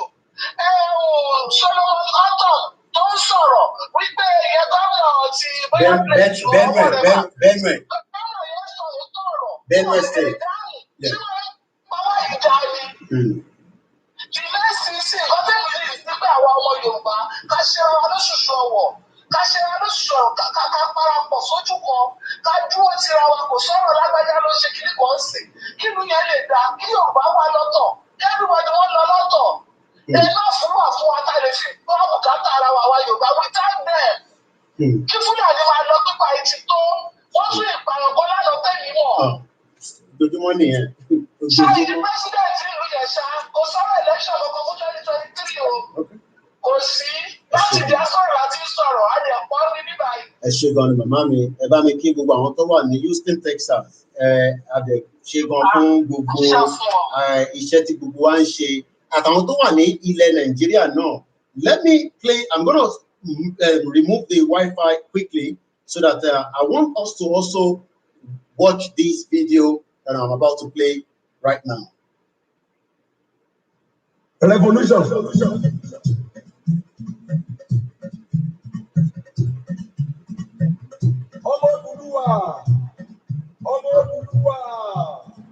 Ọmọ Odùduwà. Ó yá ẹ̀yà mi létí ká bára wa sọ díẹ̀ lọ́rọ̀. Ọ̀rọ̀ tí bẹ nílẹ̀ yóò ṣe é dákẹ́ sí mọ́. Ohun tó ń ṣẹlẹ̀ yóò ṣe é máa fẹnu sọ. Ọmọ Yorùbá ẹ má ṣàṣùpé iye ọ̀rọ̀ revolution pọ̀. Revolution ló dé tán ẹ má ṣe jẹ́ àgbàrò tara wa. Àwa tá a jójú lówó ọmọ orílẹ̀ Yorùbá. Abẹ́ ẹrú bọ a sì fẹ́ ṣètùtù ẹbọ. Gbogbo ẹni tó bá ní kẹ́kọ̀ọ́ ọmọdà yóò máa bẹ́ bọ lọ. Àwọn ọmọ ọkọ Yorùbá a fẹ́ gbára wa lọ́wọ́ amúnisìn lórílẹ̀-èdè. Ọmọ Yorùbá ẹ múra kó lé revolution ló fẹ́ wáyé. Àwọn mẹ̀kúnnù tá a jójú lówó ọmọ ọkọ orílẹ̀ Yorùbá. Olúwa ọba ló ṣe tán tó sì fẹ́ gbèjà wa. Iná ti tó lórí kókó revolution bọ̀. Ìjàmbá ṣèlú o. Revolution ló dé ẹja pagidi mọ́ra. Ẹ wo iye ẹ̀mí tí Fúlàní ti pa nílẹ̀ Yorùbá. Ẹ wo iye ẹni tó ti kú fún oró. Àwọn olórí wa ò wí kankan. Ẹ wo iye ẹ̀jẹ̀ tó ti sàn lórílẹ̀-èdè. Ẹ̀yin ọmọ Yorùbá, ọ̀rọ̀ yìí ti kọjá Sunday Igboho nìkan ẹgbẹ́ra ńlẹ̀ dìde ẹ̀múra ogun. Bá a bá gbẹ́kẹ̀lé àwọn olórí wa, nǹkan ti bàjẹ́ dínàdínà. Àwa kà ń pariwo Fúlàní ni. Ogun Boko Haram ló dé. Wọ́n ti sọ̀rọ̀ àǹdí wa. Wọ́n ń bẹ nínú fọ́tò yí wa ká. Wọ́n ti gba gbogbo oko wa. Ojoojúmọ́ ni wọ́n fi tírélà kó wọn wọ̀. Níṣe ni wọ́n ń gbé wọn kiri ìpínlẹ̀. Ẹ̀yin ọmọ ọkọ Yorùbá, ẹgbẹ́ra ńlẹ̀ dìde iṣẹ́ tó ń ṣe. Sunday Igboho nìkan kọ́ ló lágbára nílẹ̀ Yorùbá. Ẹ̀já sùn ó papọ̀ mọ́ Sunday Igboho. Fúlàní ti léwúrẹ́ Yorùbá kàn kiri ẹ̀ẹ̀kan ṣoṣo làákọ̀yà. Dájúdájú, ètè àwùlẹ̀ ló ń jà wá lọ́wọ́ táwọn èèyàn kan fi ń jalè nílẹ̀ Yorùbá. Ìgídàgbò ẹ wo ohun tó ṣẹlẹ̀ sọ́báfẹ́mi Awólọ́wọ̀ lọ́jọ́ sí. Lọ́dún tí wọ́n ju Ọbáfẹ́mi Awólọ́wọ̀ sẹ́wọ̀n. Ọmọ Yorùbá ló ṣe lọ́ọ̀yà, ọmọ Yorùbá ló ṣe adájọ́, ọmọ Yorùbá ló tún ṣẹlẹ̀ rí ìjọba. Wọ́n ti wá ṣọmọ iná làárán síná. Inú ni bínú ọmọ Yorùbá papọ̀ jù. Ẹ̀yin ọba wa nílẹ̀ Yorùbá, ẹ̀yin kábíyèsí wa gbogbo, mo fẹ́ kó yé ẹ̀yin lòdì wípé bí ìgboro ọmọ tálákà kan ò ní ròde ẹmu gbogbo yín wá dákẹ́ ẹ fọwọ́ léran Fúlàní tí wàá gbé wọn ń pa wá kú lọ nítorí màlúù yín gbogbo tí ń bẹ lọ́wọ́ wọn ẹ̀ tún lè sọ̀rọ̀. Kábíyèsí ọba Olúfọ́n tìlú Ifọ̀n nípínlẹ̀ Oǹdó ọba tí wọ́n ti dáàbò tó kú mo ti ẹ̀ lérò wípé gbogbo ọba Yorùbá ó dìde ni kí wọ́n fara ya títí di àkókò tá a wà yìí kò sí tó ṣẹlẹ̀ lẹ́yìn ọ̀rọ̀. Ẹ wọ àwọn olóṣèlú ọmọ Yorùbá tí gbogbo wa ń dìbò fún bámúbámú làwọn yóò mú òmò bébí kọ́mọ ẹnìkan kan wá mo ti ẹ̀ gbọ́ wípé látòrí gómìnà sẹ́nétọ̀ rẹ́ẹ̀mù títí lórí kọmíṣánná pẹ̀lú alága ìjọba ìbílẹ̀ pátá gbogbo wọn ló ń sin màlúù. Alábàjọ tí wò lè fèsì fọmọ Fúlàní bí Fúlàní ṣe ń pa wá tí wọ́n ń jí ọmọ mẹ̀kúnnù gbé ó tẹ́ wọn lọ́rùn ju màlúù wọn lọ. Ìjẹ́ ẹ gbọ́ wípé kí wọ́n jíyàwó gómìnà gbé rí tàbí kẹ́kọ̀ọ́ ọmọ sẹ́nétọ̀ láì fèsì rẹ̀ gbà. Èyí tó yẹ ká sọ ọ́ pẹ̀kọ̀ kájíjà àjàgbára àsìkò yìí ipò 2023 náà ń lé kiri àwọn ọmọ àgbè amọ̀kùn mẹ́kọ̀ọ́ òṣèlú olórí gbogbo ẹ̀dá èèyàn. Ẹ wo iye ẹ̀mí tó ń sọnù nílẹ̀ Yorùbá lójúmọ́. Fúlàní kidnap àwọn èèyàn wa tipátipá náà fi bá àwọn obìnrin wa lò pọ̀. Oko ò ṣeé lọ mọ́, ìrìn àjò ò ṣeé rìn mọ́, tìfura lè yàn ń sùn. Revolution dé ọmọ Yorùbá ẹ̀ lọ́sàsùnfìyè. Ẹ jẹ́ ká gbára wa kúrò nínú ìnira. Ẹ má fi gbogbo ẹ̀dá Sunday Ìgbòho ẹ̀yà pàkìtì mọ́ra ẹ̀kan ṣoṣo làákọ̀yà. Tí gbogbo ẹ̀yà ti bẹ lórílẹ̀‐èdè yìí, àánú ọmọ Yorùbá ló ń ṣe mí, ẹ̀rù ọmọ Yorùbá ló tún bà mí. Níbi kẹjọ ṣàdéhùn ọ̀rọ̀ tán, fọmọ Yorùbá ó fojú kowó, káwá fọ̀bẹ ìjẹra wa níṣu. Ọ̀dàlẹ̀ ti pọ̀jù nínú àwọn ọmọ Yorùbá, àwọn olóṣèlú wa gan-an ò wúlò. Olúgbé ilé ọmọ lánìyàn, bí mo bá rántí fọmọ Yorùbá ni mí, àyà mi aṣàdédé jáfà bí ẹni àṣírí ẹ̀ tú. Níbi ká máa gbọ́mọ ọba fọ́sùn, ìṣọ̀kan ò sí nílẹ̀ Yorùbá. Yorùbá ló ń ṣe Yorùbá ẹgbẹ́ ẹ̀ lọ́ṣẹ́, Yorùbá ló ń ti Yorùbá ẹgbẹ́ ẹ̀ sí kòtò. Ọmọ Ìgbò ń gbàtara wọn, ọmọ Haúsá sì fẹ́ràn ara wọn. Àwa Yorùbá nìkan ló ń ṣe àwa bí ẹni èdè nì. Àmọ́ ọyẹ́ ni ó kìlọ̀ fún onítòbí tó bá yá ẹrú fẹ́ mọra rẹ̀ lẹ́rú, ìwọ̀nba fẹ́ mọra rẹ̀ níwọ̀nba. Adìyẹ ọmọ Yorùbá ló ń jẹ fún ara wọn. Ilé ni fún ẹran Àjàyí. Àyànmọ́ àgbé ẹran Olúkòde. Ará òde ò mọ̀ ní gẹ́gẹ́ bí ẹrú. Ará ilé ẹni ló ń tọ́ka ẹni. Ohun gbogbo lọmọ Yorùbá máa ń tìbọ̀ ọ̀rọ̀ òṣèlú. Bẹ́ẹ̀ kẹ̀, ọ̀rọ̀ òṣèlú kọ́ ni Fúlàní tó ń pa gbogbo wa. Àwọn ọmọ Odùduwà àgbójó lórí wa ni òwúlò. Ìbà Gani Adams, Ààrẹ Ọ̀nà Kakanfò gbogbo Yorùbá. Irú yín ló yẹ kó síwájú láti fọwọ́ sọ̀yà wípé ìyà ò gbọ́dọ̀ jọmọ Yorùbá, èèrà ò gbọ́dọ̀ rí gbogbo wa. Kí ló dé lẹ́ẹ̀ wá ṣe bí ẹni fàsẹ́yìn? Ìbà Gani Adams, Ààrẹ Ọ̀nà Kakanfò, ẹ̀yin ò gbọ́ táwọn ará ìlú ń wí ni. Wọ́n ní ẹ ti gbowó tó pọ̀ lọ́wọ́ ìjọba lẹ́sẹ̀ fún lágídí. Ṣùgbọ́n èmi ń pè jẹ́ lọ́wọ́, mo ní Ààrẹ Ọ̀nà Kakanfò tiwa ò jẹ́ dárú rẹ̀ lásà. Bàbá wa Olúayé Ọ̀nìrìṣà, ọ̀dájà agbọ́dẹ̀wọlé bámúbámú. Ọmọ ọwọ́ kì í kú lójú ọwọ́ lè ní gbọ́. Àwọn Fúlàní pa ọmọ Yorùbá lọ́wọ́ ẹ̀rí nǹkan ṣe sí. Mo ti ẹ̀ gbọ́ wípé ẹ lọ bá Ààrẹ Buhari ṣèpàdé nígboro Àbújá. Àbálọ àbábọ̀ ìpàdé ẹ ti sì rìnà lórí ọ̀rọ̀. Bàbá wa Adéyẹmí Aláàfin Ọ̀yọ́, Aláké tìlú Ẹ̀gbá, Olúbàdàn tìbàdàn, Aláké tùtàkẹ́tù, Àwùjalẹ̀ tìjẹ̀bú, Èwí Adó Èkìtì ọba Adé Èkìtì, Ajérò ti dèrò ọba Adéwọlé, Òòrè tìlọ́ọ̀tù Èkìtì ọba Adé Àgbo, àti gbogbo ọba tí ń bẹ nílẹ̀ Yorùbá pátá. Ilé tẹ́ ẹ kọ́ ẹ má jẹ́ ó kú. Àwọn ọmọ Odùduwà tẹ́ ẹ jọba lé lórí wọn ò gbọdọ̀ parun. Ìtàjẹ̀sílẹ̀ yìí tó gẹ́ ẹjí lójú oorun abẹ́ gbára wa sílẹ̀ lọ́wọ́ ìyà. Ẹ̀yin ọmọ Odùduwà, ẹ jẹ́ dúpẹ́ lọ́wọ́ ìjìká tí ò jẹ́ kẹ́wù ó fọ́ lọ́wọ́lọ́wọ́. Ká tún dúpẹ́ lọ́wọ́ orí tí ò dóòrùn ó pàṣẹ ìsàlẹ̀ kú. Ká dúpẹ́ lọ́wọ́ ajá tó mú sánsán tó fi ipò ti ilẹ̀kùn nínú igbó. Ìran àgùntàn tó bímọ mẹ́fà lẹ́ẹ̀kan ṣoṣo ó yẹ ká kíkú ewu.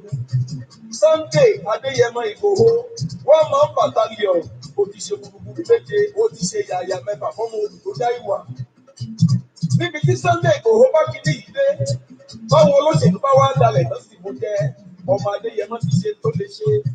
Ìfẹ́ ará ìlú kọ́ ní bẹ lọ́kàn àwọn èèyàn wọn. Sunday Igboho ń gbèjà ọmọ Yorùbá àwọn olóṣèlú ọ̀dàlẹ̀ èèyàn ronú bí wọ́n ṣe máa wà nípò.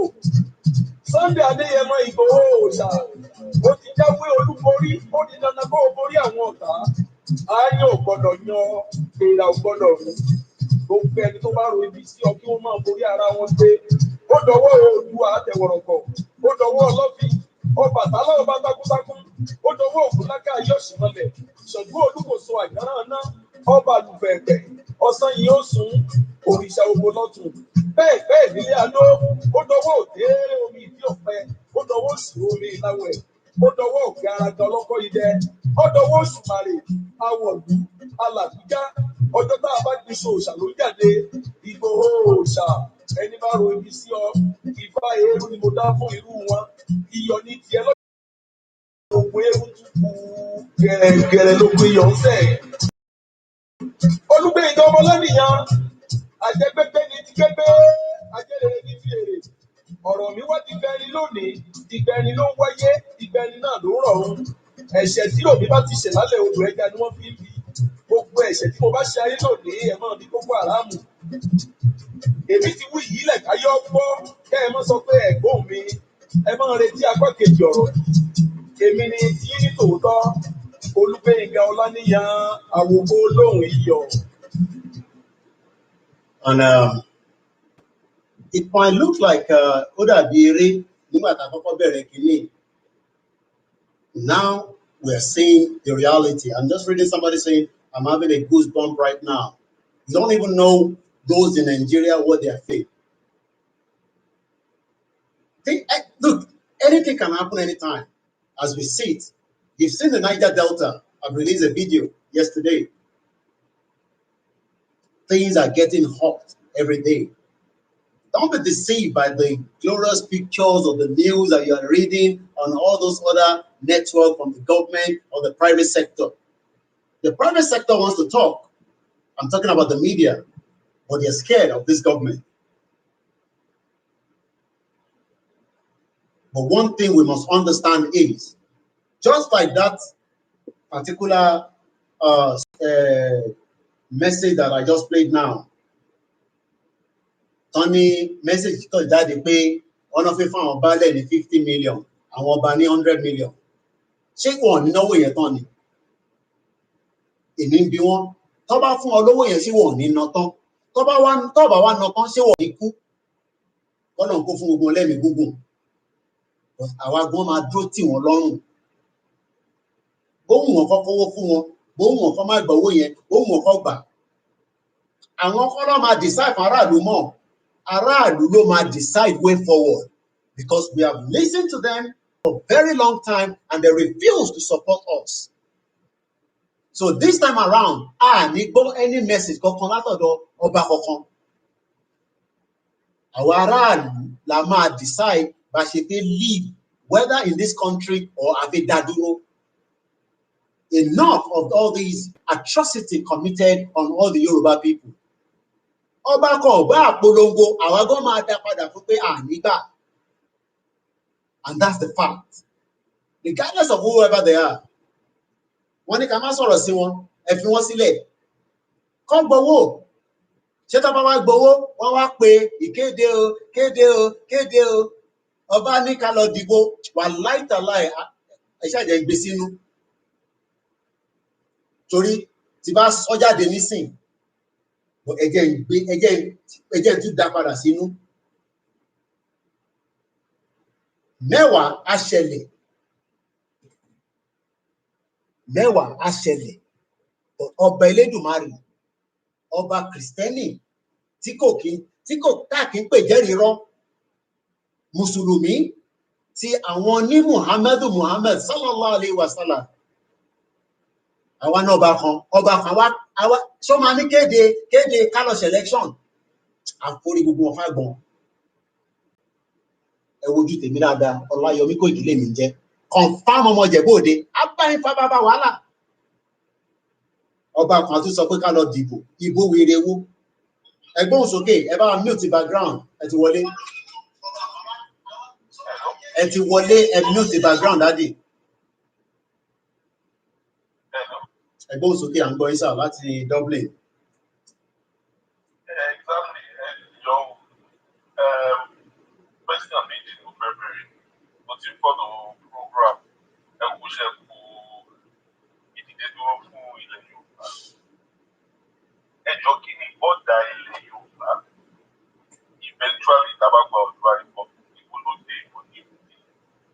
Ibo ni border wa dé. Okay. Yeah. Secondly, there was a sensitive issue raised up because you actually form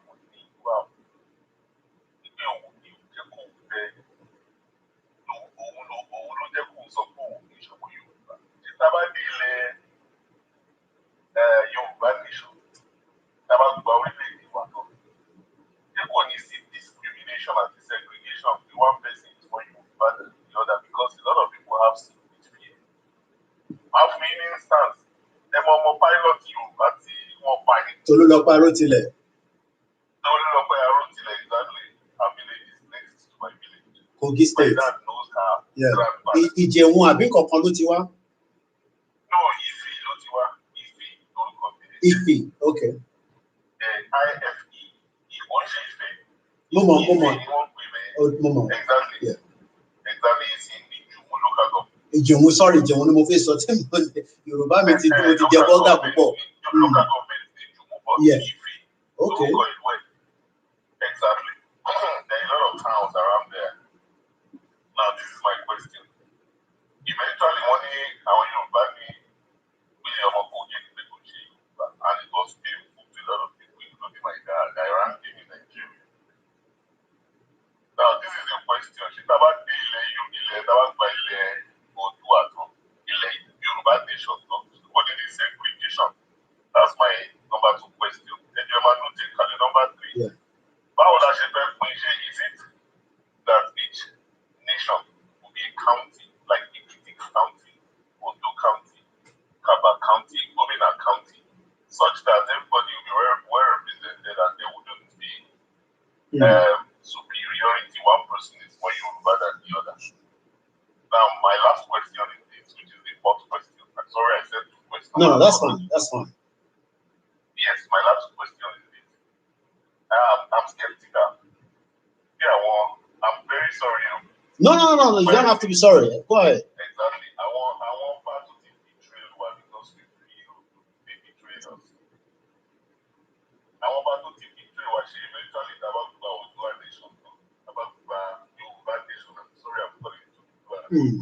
It's Yoruba nation. Yoruba is bigger than Yoruba. Yoruba has existed for almost 20,000 years. Herodotus named Ile-Ife as one of the 5 ancient African cities.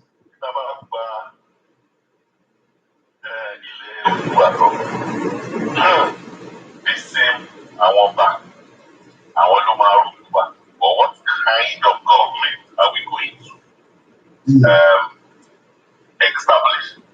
Will it be the kind of the United Kingdom, monarch system? Government? Yeah. And exactly how much power will they wield? That's my question. All right. Now, are we going to have a secular state? The only time when you go try not to create, because if we have government for the people, of the people for the people, a commoner, Mali were educated like Awolowo did, and then we'll be able to contribute. Wisdom is not limited to royalty. Commoner on the streets might be an idea to buy Lewan, and that will make our nation great. So if we confine it to the kingship, to the royals, to everybody there, wisdom might not be found in the royals too. Sorry, I'm using more than 2 minutes. No, that's fine. Exactly. The royalty, the royal lineage might not be endued with the wisdom that will make our nation great. All right. Are we going to equate automatically the leadership of our country that we fought with our blood, that we see how these people lavish wealth, and I'm sure they are not going to be at the forefront of the fight. Okay. Exactly. Are we going to bequeath the leadership to them? If we bequeath it to them, what will be the big? Or we are going to form a parliamentary system of government such that we give them their respect, but they have no say, just like female respect. We do our thing and we give them their respect because I'm confused. There's mixed messaging. People who want power give them respect. More than in Nigeria, I don't think they should have any say over there. We should respect them for sitting on the royal stool, but we should run our control ourselves. All right. Thank you very much. Very lovely question. We have a lot of intellectuals around the world, not just Yoruba precisely, that are watching. They are concerned. They are not happy with Nigeria. Some believe that the country can still work because they are skeptical about what might happen should the outcome of these whole agitation, and the outcome can be bloody. Let's note that down first. And if we go through that line, it might take us some time before we fix things back again. But the question we should first ask ourselves is, do we want to remain inside this contraction called Nigeria based on all this skepticism around your own mind? Gbogbo tó ń bà wá lẹ́rù táwọn wò lọ́jọ́ iwájú pé ìjà àwọn kan ní máa sọ pé táwọn bá tún dé Yorùbá nation Ìjẹ̀bú á tún náà fẹ́ dá lọ, Èkìtì náà fẹ́ dá lọ. But what we need to understand, I would answer what area I can touch. But mo mọ̀ pé nínú ọ̀rọ̀ tí bàbá wa tó pè tán, doctor, very intelligent man, he talked about the borderline. He talked about the Showore, segregation, the Orbas, the greatness, the Orbas, what kind of government are we going to run? All these will be part of what we will put down into a new constitution. I'm going to come back on that, but let's take this next caller. Maybe this next caller might also want to help out as well, but I would still touch on that. Hello, caller. About mute the background, mute the background. So many times we have to say so. It's already. Hello, Mr. Quick. We are running out of time. We only have less than 20 minutes. So, and I need to close it as well. Momento, sorry, yeah, I can see the number. Yes. Go ahead. All right, sir.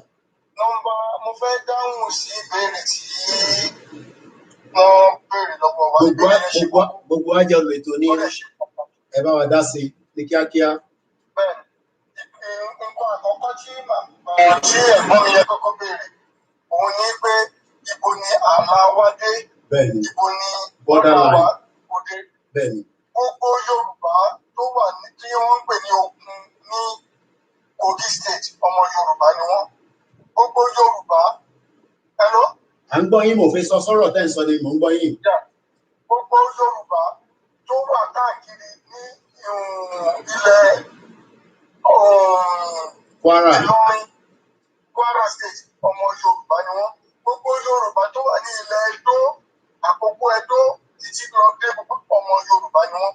Àlà wa wà very easy, ó dẹ̀ wà very very easy.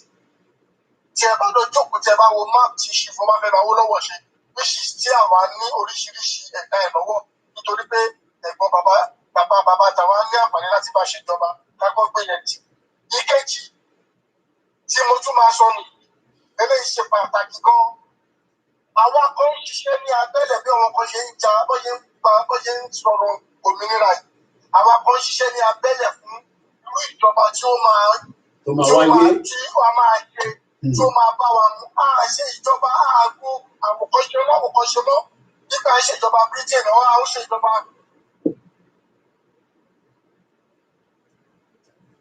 Ẹ má wà tí ì lọ, kí ló ṣẹlẹ̀ kẹ̀? Irọ́ alágbàáyé má ṣe ẹ lọ underground ni ẹ jẹ́ n pè wọ́n padà because it's bringing out a lot of points. Point ọ̀dẹ́ fi mú jáde nísìn is a very very powerful point. Ẹ wọ McDonald's lọ ni àbí kí ló ṣẹlẹ̀ bẹ́ẹ̀ ẹ gbóhùn sókè torí time ti ń lọ Facebook. Gbogbo ọmọ ẹ̀yà pátápátá ló máa wà ní àlájọ máa ṣe ìjọba ilé ìjọba ògùn aláwọ̀ dúdú lélẹ̀. Ìyẹn ní ìwọ̀n ìjọba tí ó bẹ̀rẹ̀ pẹ̀lú ó ní ọ̀wọ́n ọba wa ṣé rí gbogbo ẹni tí a bá jà pátápátá lẹ́yìn tí a bá jagun tá a bá dé gbogbo wa ń pè kí ní kan reputation a máa jọ jókòó ẹni tá a bá ṣẹra wa àjọ máa bẹ̀rẹ̀ wa nítorí pé ọmọ ìyá méjì tó bá wọnú ilé tó bá bára wọn sòótọ́ ọ̀rọ̀ tó bá máa fi wọ jáde padà ẹ̀rí lójú gbogbo wọn àbẹ̀rẹ̀ wa ìyẹn náà tún máa lọ kọ́mítì kan máa wà ní gbogbo yẹn. Ètò ìjọba tí a fẹ́ ṣe ni ìjọba àwọn aláwọ̀ dúdú, ìjọba ìbílẹ̀ tí a mú ìjọba àmúlùmálà, ìjẹ́ Japan mú ìjọba Chinese, ìjẹ́ Chinese mú ìjọba Ukraine. Rárá o, oníkálukú wọn ní ìjọba tí oníkálukú ń ṣe nítorí gbogbo ló ní àṣà àti ìṣe oníkálukú. Irú ìjọba tí a máa ṣe nìyẹn. Ẹ bá mi sọ̀rọ̀ lórí ti Sowore yẹn quickly. Yeah.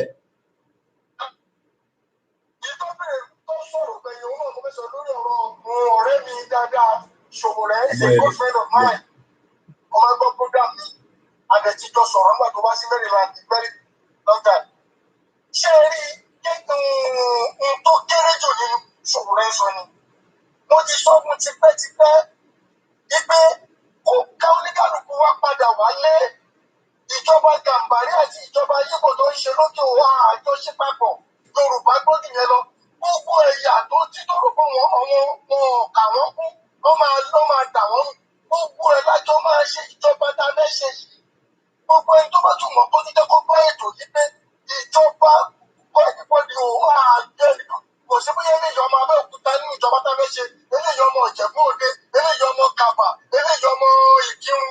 Irọ́ ògbó aláwọ̀ dúdú ni wọ́n pè wá ẹ̀rọ kọ́ àìtẹ̀mú wa dáadáa. Ògbó aláwọ̀ dúdú ni wá ìjọba tí a fẹ́ ṣe nìyẹn. Ní mo ṣe máa dá sí péré nìyẹn. Ìfẹ́ èyí tí mo fẹ́ sọ̀tẹ̀ yìí fún Mr. Koiki ni mo sọ lẹ́yìn fún Mr. Koiki. I really appreciate you. Thank you very much. 1 million times. Thank you. You are really doing a great job. Thank you very much. God Thank will you. strengthen you. Amen. Almighty God will be with you. Amen. You will not lose your children because of this Amen. fight. Amen. And you will not lose your everything you have. Amen. Ṣé a bá dé ilẹ̀ òmìnira náà lágbára Ọlọ́run? Ṣé a rí ẹni tó gbẹ̀gbẹ̀ yẹn mo fẹ́ kí kankan jẹ́ oúnjẹ yìí dáadáa? Ajá fún òmìnira sọ pé bí a fẹ́ ṣèjọba nú ẹ o. Irọ́ o. Bẹ́ẹ̀ni. Ajá fún kò sọ pé bóyá a fẹ́ jókòó. Very good point. Very good point. I fight for democracy. I'm a fan of democracy. Congress, àwọn òṣèlú o. Ajá fún ìjọba kò sọ pé a fẹ́ rú. A fẹ́ ṣe chairman local government. A fẹ́ ṣe chairman county. Or a fẹ́ ṣe àgbègbè councillor. Ajá fún nítorí pé kí ọmọ àti ọmọ wa kí orúkọ wọn lè wà nínú ìtàn. That's it. Thank you. Ìdí àdìtúmọ̀ tí a fi jà fún ìjọba nìyẹn. Ẹ ṣé Kí gan-an. ọmọ àti ọmọ wa wọ́n lè ní òmìnira lọ́wọ́ àwọn ajẹnirun. Ẹ ṣé gan-an. Gbogbo òsì kankan ẹ̀rọ wò ní ìgbà tí wọ́n kọ́kọ́ the first railway line tó kọ́ ṣe ní Nàìjíríà is from Lagos to Ebaland to Abẹ́òkúta. Owó pọ́ọ̀tù ni wọ́n fi ṣe before independent before amalgamation ló ti ṣe. Ṣé ẹ wò wá dáadáa? The next time wa pọ́ọ̀tù láti lọ sí pọ́ọ̀tù. Yẹ sí pọ́ọ̀tù wa abẹ́lé gbogbo Fúlàní kúrò ní sí pọ́ọ̀tù wa kúrò ní sí pọ́ọ̀tù wa. Kọ́kẹ́ dá omi sí Màdúgùrí. Torí àsìkò bàbá mi ẹ ti fún wa ní enough point mo dẹ̀ máa gba bí akọ́ọ̀dù méjì sí nítorí pé táìmì ẹ ti ń pé wákàtí mẹ́rin. Ẹ ṣé gan bàbá mi tó ti pè ẹgbọ́n sókè ní kíákíá ẹ tó wà lórí ìlà.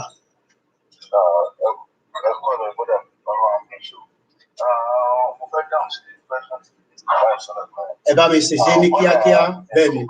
Okay. Bọ́dà ilẹ̀ Yorùbá ìfì mọ̀ pé ìgbàgbọ́ iṣẹ́ pẹ̀lú one of the biggest companies in the bọ́dà náà ló dé kábà ọ̀pọ̀lọpọ̀ gàṣà ìjẹ̀bù the part of Yorùbá ìbínú náà the part of some of them the part of Yorùbá. Lórí ọ̀rọ̀ tí Sowore ọmọdé Bẹ́ẹ̀ni. Yorùbá sọ wípé tó bá lè sọ púpọ̀ lọ́dún kan tí ìṣìlọ́nà bá kọ́ tẹ́lẹ̀tẹ́lẹ̀ nígbà tó pé ọba tó sún tọmọ fún Yéṣu tí mo jì bákàyè ní pé ìlú ìṣòwò àná gbogbo ara kò sọpọ́ nǹkan tẹ̀sí gbogbo ara àwọn tó dàbẹ́ kí a lọ tẹ̀lé before 2021 àtọ́gbà wà títún ọlọ́run àpàlẹ̀ wọn àgbà ìjà. Ẹ ṣé gan ni. Thank you very much. Ẹ ṣé gan ni. Àmín. Thank you very much. That will be my last call. Ẹ má bínú, màá pa Wi-Fi yẹn so call mi ò ní lè wọlé and I can start doing my closing remark because it's already showing me here on the Oduduwa page. I can say 3:50 That means we've done 3 hours, 15 minutes, and I only have 10 minutes, and I want to close it properly. Alàgbà tó pè dókítà mi, ṣe rí topic tẹ fún mi yìí, topic lèmi rí sí.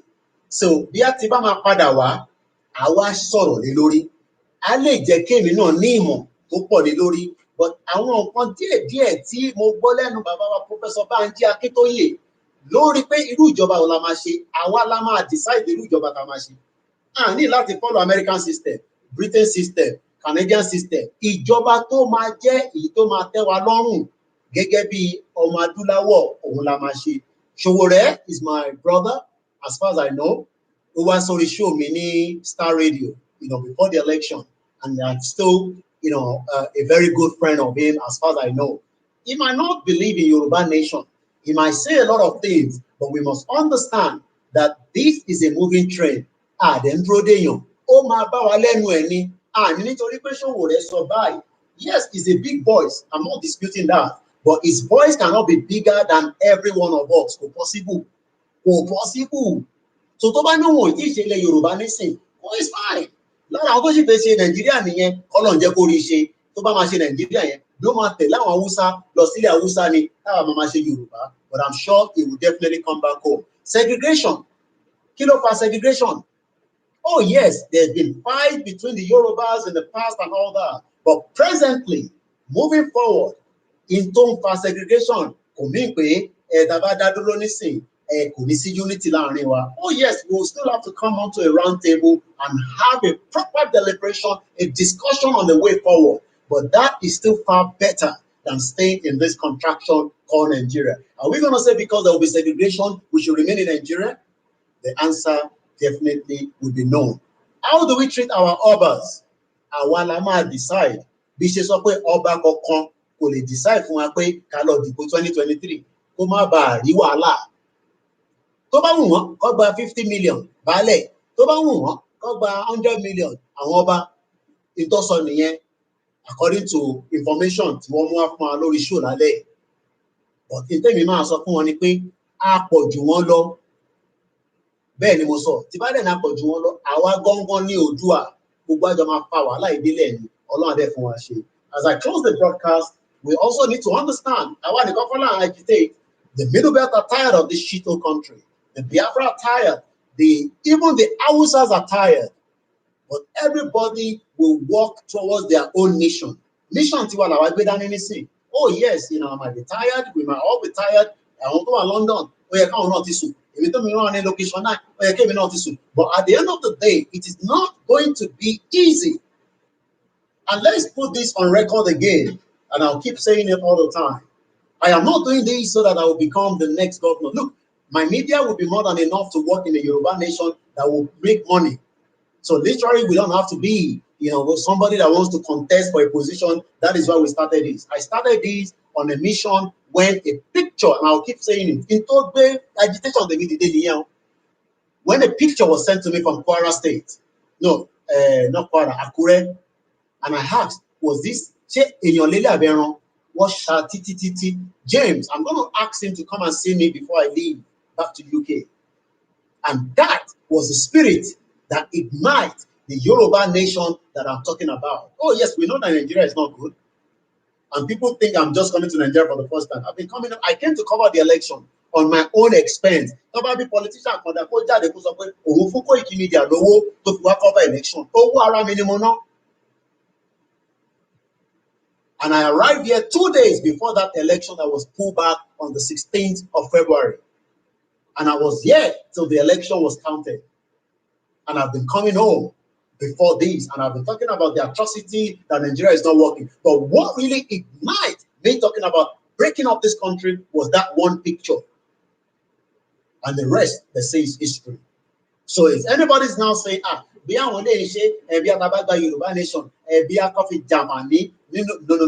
that's nonsense. Oh yes, my name will be remembered. That alone is good for me. Àwọn tó bá mọ Ebenezer Obey dáadáa, bàbá tèmi ó ṣiṣẹ́ kóun náà tó kú. So iṣẹ́ kan lèmi náà gbé dání. Wàá dẹ̀ máa rántí orúkọ yẹn láíláí ni. Kóìkí olóyè tó ń tẹ́yìn ẹ̀yin tẹ́ mọ Constant Star. Tẹ́gbẹ́ bá ń dára látọ̀dọ̀ olórí ẹgbẹ́ ni. bẹ́nìkan kó mọ kájọ máa kó, bẹ́nìkan ṣílé kábà máa ṣí, bẹ́nìkan ṣẹyẹ kábà ṣẹyẹ, irú ẹgbẹ́ wọn sàn wọn ò tó bá yá. Ọmọ Táyọ̀ Koiki ni Alhaji mi Atata, Constant Stars, President Constant, he was the president of the Constant Stars níjọ́ náà lọ́hùn, fọlọ́nkùnrin kẹ́ gbogbo wọn ló máa bá wa jà. Yẹn mo ṣe sọ pé ká lọ máa tọrọ fáwọn òkú wa tó ti kú nítorí pé ìyà yìí ti pọ̀ jù. Ayé táwọn jẹ níjọ́ náà lọ́hùn, àwọn ò jẹ kankan tó tó yìí nísìn. So when people come and say he's doing this for fame, bàbá tèmi ti lórúkọ, ó ti ní orúkọ yẹn lèmi náà tó wá gbé nísìn, ó ń lọ bẹ́ẹ̀ nìyẹn, and that is more than enough for me. So when people say he's doing this for fame, oh, mọ orúkọ yẹn ni níjẹ̀bú-Òde Koiki, tó bá mọ̀ ní sọ bẹ́ẹ̀. Yes, some of them don't believe in what I'm doing in terms of some of the families and all that. We are putting the Koiki name in dispute. But what? Understand in Tombo, Toba ye one ni ma sọ bẹ́ẹ̀. That's another story for another day. But what I'm saying is, I am not doing this so that when we get a Yoruba nation, then Mama no. Media is more than enough for me to make money from. Almighty media I'm making. And that's why I say, I would rather ask for money from the members of the public than ask money from this contraction called Nigeria. Kick off on one jáde because of bounty for me, no worry. Any one of them or jáde with evidence. But don't sort of don't pariwo yet, don't condemn ye. Article no worry company bloggers. But Koiki don't pariwo ní òyìnbó, don't pariwo káàkiri yẹn. Article no worry, kó bẹnu dákẹ́, kó wá send screenshot yẹn fún wọn. They can't. Because we are not part of those media that are brown envelopes, just like Frank Bello as well. And that's why they disagree with what we are saying. And on that note, it's been a very long evening. It's coming up to exactly 3:57. That means, we've done a lot. Even my battery cell on my phone, I still need a very good phone. If anyone can buy one for me, I bought one myself. Since I came, I have to buy one, but I still need one because it's more to UK. So if anybody can help us with a brand new phone, get in touch with me. It will go a long way towards what we are doing. And if you want to help us with the fund, and those that have been contributing, we appreciate each and every one of you.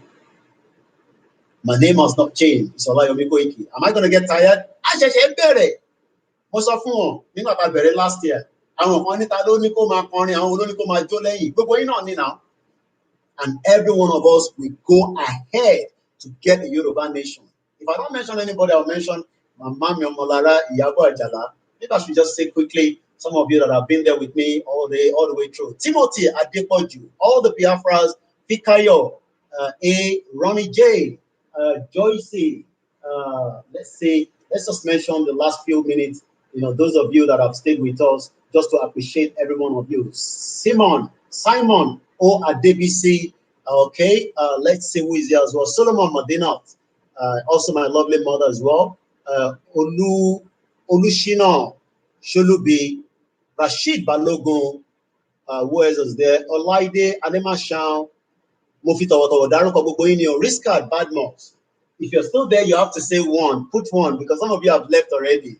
Yusuf Adekunle, some of you that are still putting comment, Samson on YouTube, good morning as well. Tajuddin Olanrewaju Ibrahim. And if I've not mentioned your name, those of you on Instagram, I can't even see those of you on Instagram properly, but I do appreciate every one of you. Abiola Digun, if you're still there, say one. Okay, Oluwakemi Adeleye, David Yinka, Ibrahim, Bobby, Udutayo, Mama, okay, printing press. Okay, I don't know who that is. Yusuf Adekunle, that shows that a lot of people are still with me. Thank you very much. Bukola, and those of you around the world and inside Nigeria as well. I appreciate every one of you. Sunday, Ayoride, cut it, put it on your YouTube channel. I've always said that, my page can be used, to, promote this broadcast around the world. Cut it to pieces. Those of you that have the knowledge, distribute it around the WhatsApp group. Taiwo, Alatishe, Ajoke, no, Ajoji. I hope I pronounced that very well. Olutade, Collins Baba, Bonifax, Reverend, Mokibobayi, Deaconess, gbogbo ẹ̀yin reverend pastor afa wòlíì àwọn babaláwo wa gbogbo yín pátápátá la kí gbogbo àdúrà tẹ́ ẹ ṣe fún wa àdúpẹ́ lọ́wọ́ yín àdúrà gbà lórí wa all the way from Hong Kong. Wow, my mom used to travel down there, you know, when that country, you know, was, you know, it's still a very good country as well. Agboloma and John alone in Hong Kong, you know, I used to wear different wristwatches. I was in primary school there, Onward Northern Primary School, through there. Ramos, Adeshino, Olalekan, Yabo De, Okunowo, David, I'm just, you know, saying good evening, good morning to those of you that are still with me. Amawa Kadijat, Timitope, Ayodele. I'm going around different. Okay, those of you on Instagram, I've not mentioned any of your name. I'm very sorry. Oluwa Femi, let me put it this way so I can say those of you there quickly. Oluwa Femi, we have, I am pleased. You know, people on Instagram don't use their real name. Adekunle, Oluwalomi 97, and the rest of you that are there as well. So I'm just going to do that until we start winding down, but we're not taking any more calls again. Solomon Modinot, Dupe, Mama Dupe,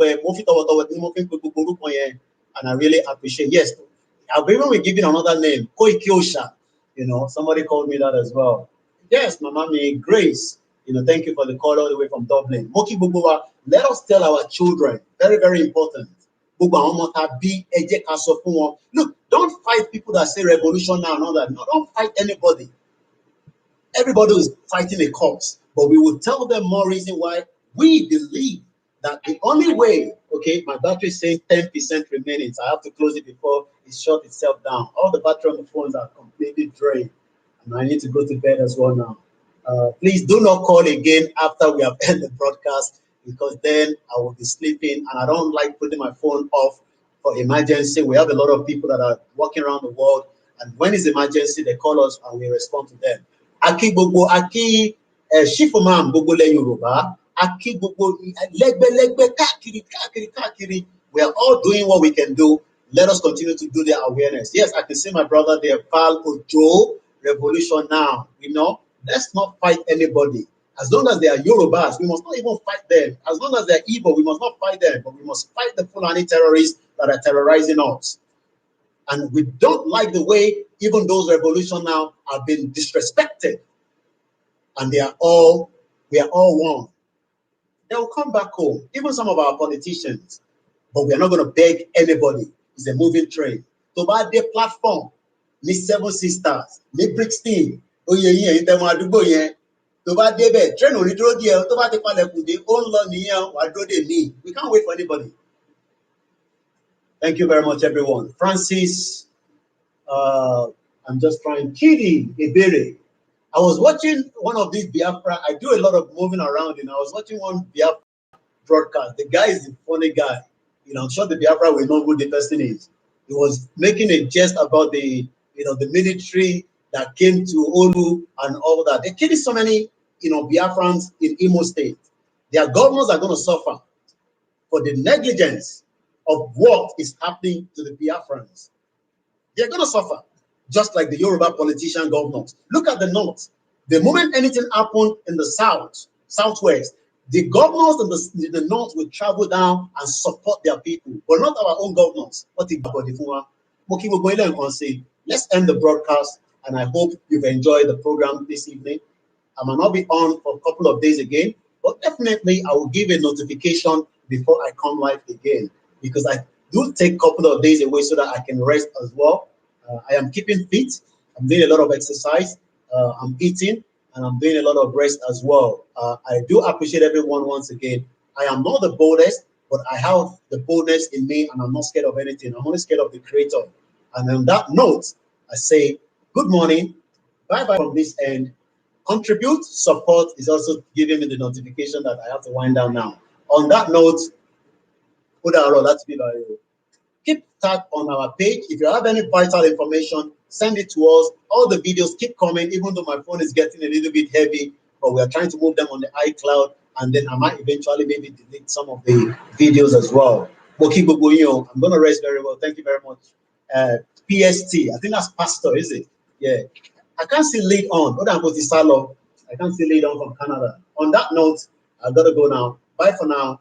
Remember, this cause is not about me. It's about every single one of us, and we will definitely make it happen. It's not a movie script. Nigeria will eventually break up, whether they like it or not. Bye for now.